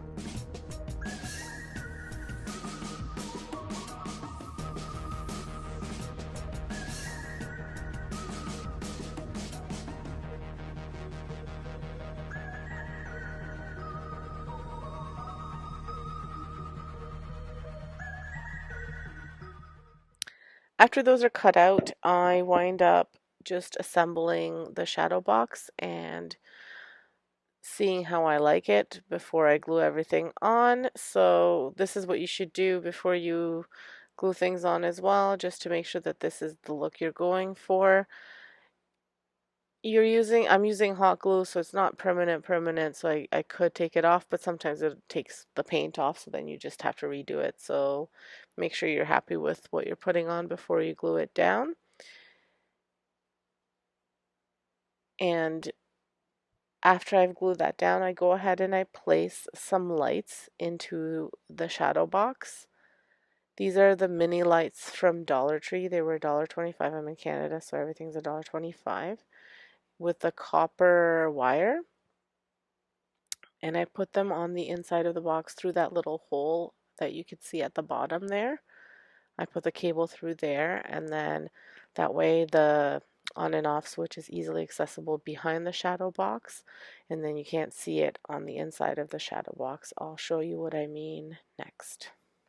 So here's what I mean by putting it through the hole, so that way it doesn't, you can't see the on and off switch, but it's still easily accessible. I did wind up moving the owl. Now the owl was a self-stick one, so it was easy to remove off of the branch. And I love the way this looks. My kids said it was spooky, so it's a win-win. If you like the way this looked, make sure you give me a big thumbs up. If you want to see more, consider subscribing if you haven't subscribed yet. For today's video, I'm doing a project based on this photo that I found on Pinterest, and I thought it was super duper cute, so I'm going to recreate my own piece from all Dollar Tree items because I absolutely love the Dollar Tree and it's so affordable for everyone. So I'm going to start off with a witch's cauldron from the Dollar Tree.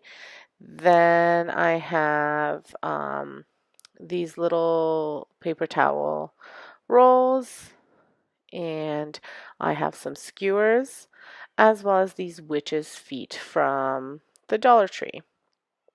And then I will also use some floral foam and some moss. And that is it. It is going to be a super duper easy project to do. So I'm just cutting down the floral foam so I can fit it into the cauldron so I can fit it nicely, and so I can put the skewers in there. So originally I thought I was just going to do it like that, and then I cut little pieces and I put them in between. You'll see me doing that a bit later. Then I have to cut off the top over here because I think the feet were just kind of hangers, like door hangers or something like that. So I'm going to cut this off, and of course I'm going to save it for later because I might use it for a different project. And I'm cutting as close as I can to the top so I can cut the little ring off. And then I thought maybe there would be holes in there, but there aren't, so I had to cut out holes as well. So I just cut off this piece in there, this little tool as well. Then I went ahead and I put in the paper towel rolls into the feet, like into the legs, to make them have a shape that stands up. And I just put them in as far as it went and then rolled a little bit because the feet were a little bit longer than the roll itself, but I just wound up just putting it in so it has a nice finish. And then I put the skewer in, and I did the same thing for the other leg. And when I went to put it in the cauldron, I had a bit of a hard time with it not falling over. So that's why I wound up adding more of the moss in so it's nice and tight in there. You could add something heavier in there as well and just have them stick in that way. I just thought this was the easiest, and really the only two things that I bought were the witch's feet and the cauldron because I had the moss and the floral foam on hand. And then I also noticed that these feet were flapping over, and I really wanted them to be standing up straight, so I had just a little piece of wood. It's actually from a stir stick that I had painted and cut off for another project. So again, any scrap piece of wood or anything you have, you could add. And I just wound up adding it to the back there, hot gluing it, and that helped for the feet to stand up.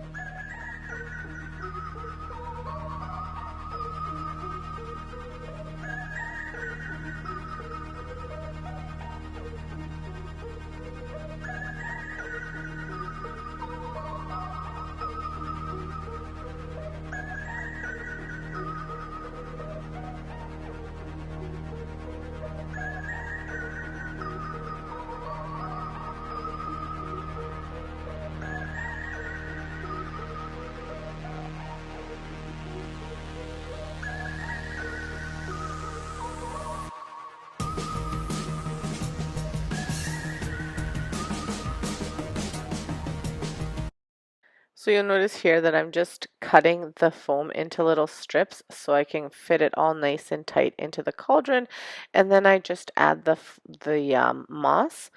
Now moss is messy, but the cauldron is a little bit higher than the moss, so it's not falling out. But if you wanted it to stick, I actually got a tip from one of my YouTube viewers, probably another YouTuber, I'm not sure, I can't remember, but she had said that sometimes hairspray works.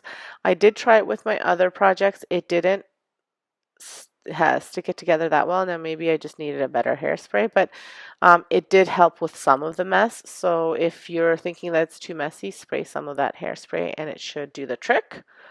So here are the feet flapping over. So here's where I also add that little piece of wood. And again, I'm just using hot glue to glue it on to the back of the feet. And I wind up painting it all black so that way, I think I said it earlier in the video that it was painted black, but it wasn't. So I'm just going to color it in with a Sharpie in black just so that it matches the feet in case I ever want to move the cauldron a different way, or if I want to put it in a spot where you can see it from both sides, then this way it won't look so bad well, you won't even be able to tell that there's a little piece of wood there. So my video is a part of a challenge. This challenge is hosted by Domestic Diva DIY. Sonia at Domestic Diva is amazing. She does amazing DIYs. great furniture flips, thrift flips, Dollar Tree DIYs, anything like that. She does it. She also has another two channels, Domestic Diva Home and Domestic Diva Cooking. So make sure you check everything out. I'll have her DIY channel linked in my description. And from there, you can find her other channels as well. And make sure you check out the playlist. What we had to do for this video is we had to find, like the title, Pinterest Inspired DIY. So we had to find an image on Pinterest that inspired us, and we had to either make a replica of this item or make our version of it. So this is what I'm doing. So make sure you check out the playlist because there's going to be some really cool DIYs in there. Everything will be linked in my description below.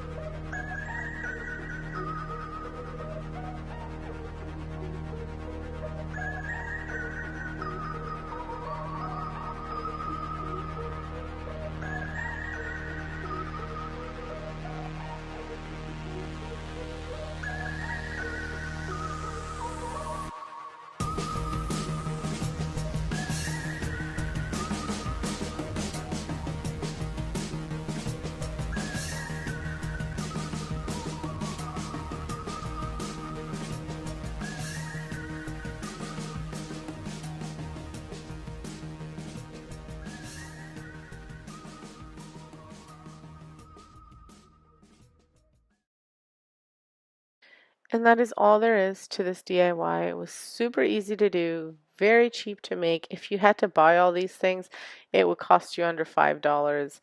And I've seen these a few times and they're quite expensive. So, but they're super cute. So here it is. Love it. I think it turned out great. Here's the inspiration again. Pretty similar to the inspiration. And here it is displayed in my front hall. For today's video, I am going to be recreating this boo sign from the Dollar Tree. This was $1.25 as I'm in Canada, so things are $1.25 here at the Dollar Tree. And what I'm going to do is I'm going to paint the sign in two different color, two different styles, and then the middle I'm going to wrap some jute rope on it. And I'll show you what I'm doing. So first I start off with painting the bee in this acrylic black. I'm not going to show you the entire, like all the steps of painting, but I'm going to paint it black, and then the bottom I'm going to paint a silver color, and then I'll show you how I finish them off. So the black, I'm just making sure it covers, and same with the silver. You won't see me painting the last O silver and the exclamation mark, but you'll see once I start to decorate them what I mean. So unfortunately, because I wasn't recording myself painting the silver, I also missed recording myself putting on the jute rope. So what I did is I used my glue gun and jute rope from the dollar store to wrap it around the O. So I just put one end down, put glue on, and then slowly wrapped all the way around until I got all of the pieces, all of the whole O covered. I then went ahead and I added some warm white, some champagne, as well as, no, sorry, cashmere, as well as some black, and I mixed those. Well, I didn't mix them, I put them all in the bowl, and then I just kind of went and dry brushed or lightly brushed the bee with those colors. I wanted it to look kind of like a Halloween, dark night, cloudy sky type of effect, and I think I achieved it. So you'll see the end result there. After I achieved the look of my bee, I moved on to the O, and for the O, I was trying to achieve a galvanized look, and so I used warm white, black, silver, a little bit of blue, and I just kind of kept on dabbing and dry brushing until I achieved the look I was going for. I can't tell you really what the steps are for me to achieve the color. I just kind of keep on going until I get what I was looking for. So I started off with the silver base, then I added black. I dabbed some black on it, then I dabbed a bit of the warm white. Then I didn't like the way it was looking, so I went back and I put some of the blue. And then I still didn't like it, so I went back, put the black, and I just kept on going until I achieved the look. And it really is up to you. I also wound up using a little bit of that cashmere too, because I wanted it to be kind of like galvanized, but kind of old galvanized steel, so if that makes any sense. If I found it to be too wet or too much of something, I also dabbed it off with a paper towel. And again, I just kept on doing it until I achieved the look I was looking for. Here you can see a mix. So what I did was I wound up mixing all those colors together. I had them separately in the bowl, and then I mixed them together and I put that on, and I dabbed that onto the O. And then like I said, I still wasn't happy, so I added a bit more black, and then I added a little bit more white. So this video is a part of a challenge. It's a monthly challenge hosted by Elena Jenkins DIY. And this month it's called the Fall Inspired DIY Challenge, and this month it was the Inspired Fall or Halloween DIY Challenge. And she is co-hosting with Linda from Faith Chick 77's DIY by Design. So if you haven't checked out their channels, make sure you check them out. They're very talented ladies, and I'll have their channels linked in my description below. As well, make sure you check out the playlist because there'll be some really fun DIYs. The inspired part comes from anywhere where you found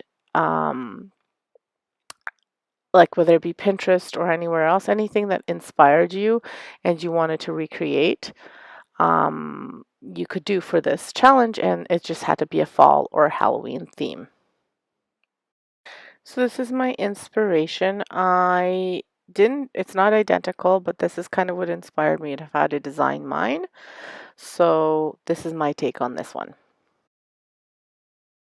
This was a sign sold by Kirkland's, I believe. So it wasn't, and maybe someone's recreated on YouTube, I'm not sure, but this one was for sale at Kirkland's.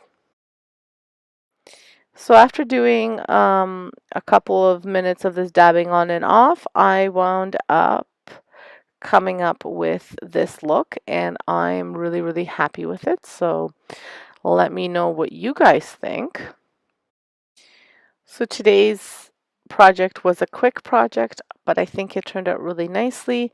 You could add a bow to the top if you wanted and hang it up as a wall hanging, add it to a wreath. I will likely be using this in my tiered tray, just standing up on its own.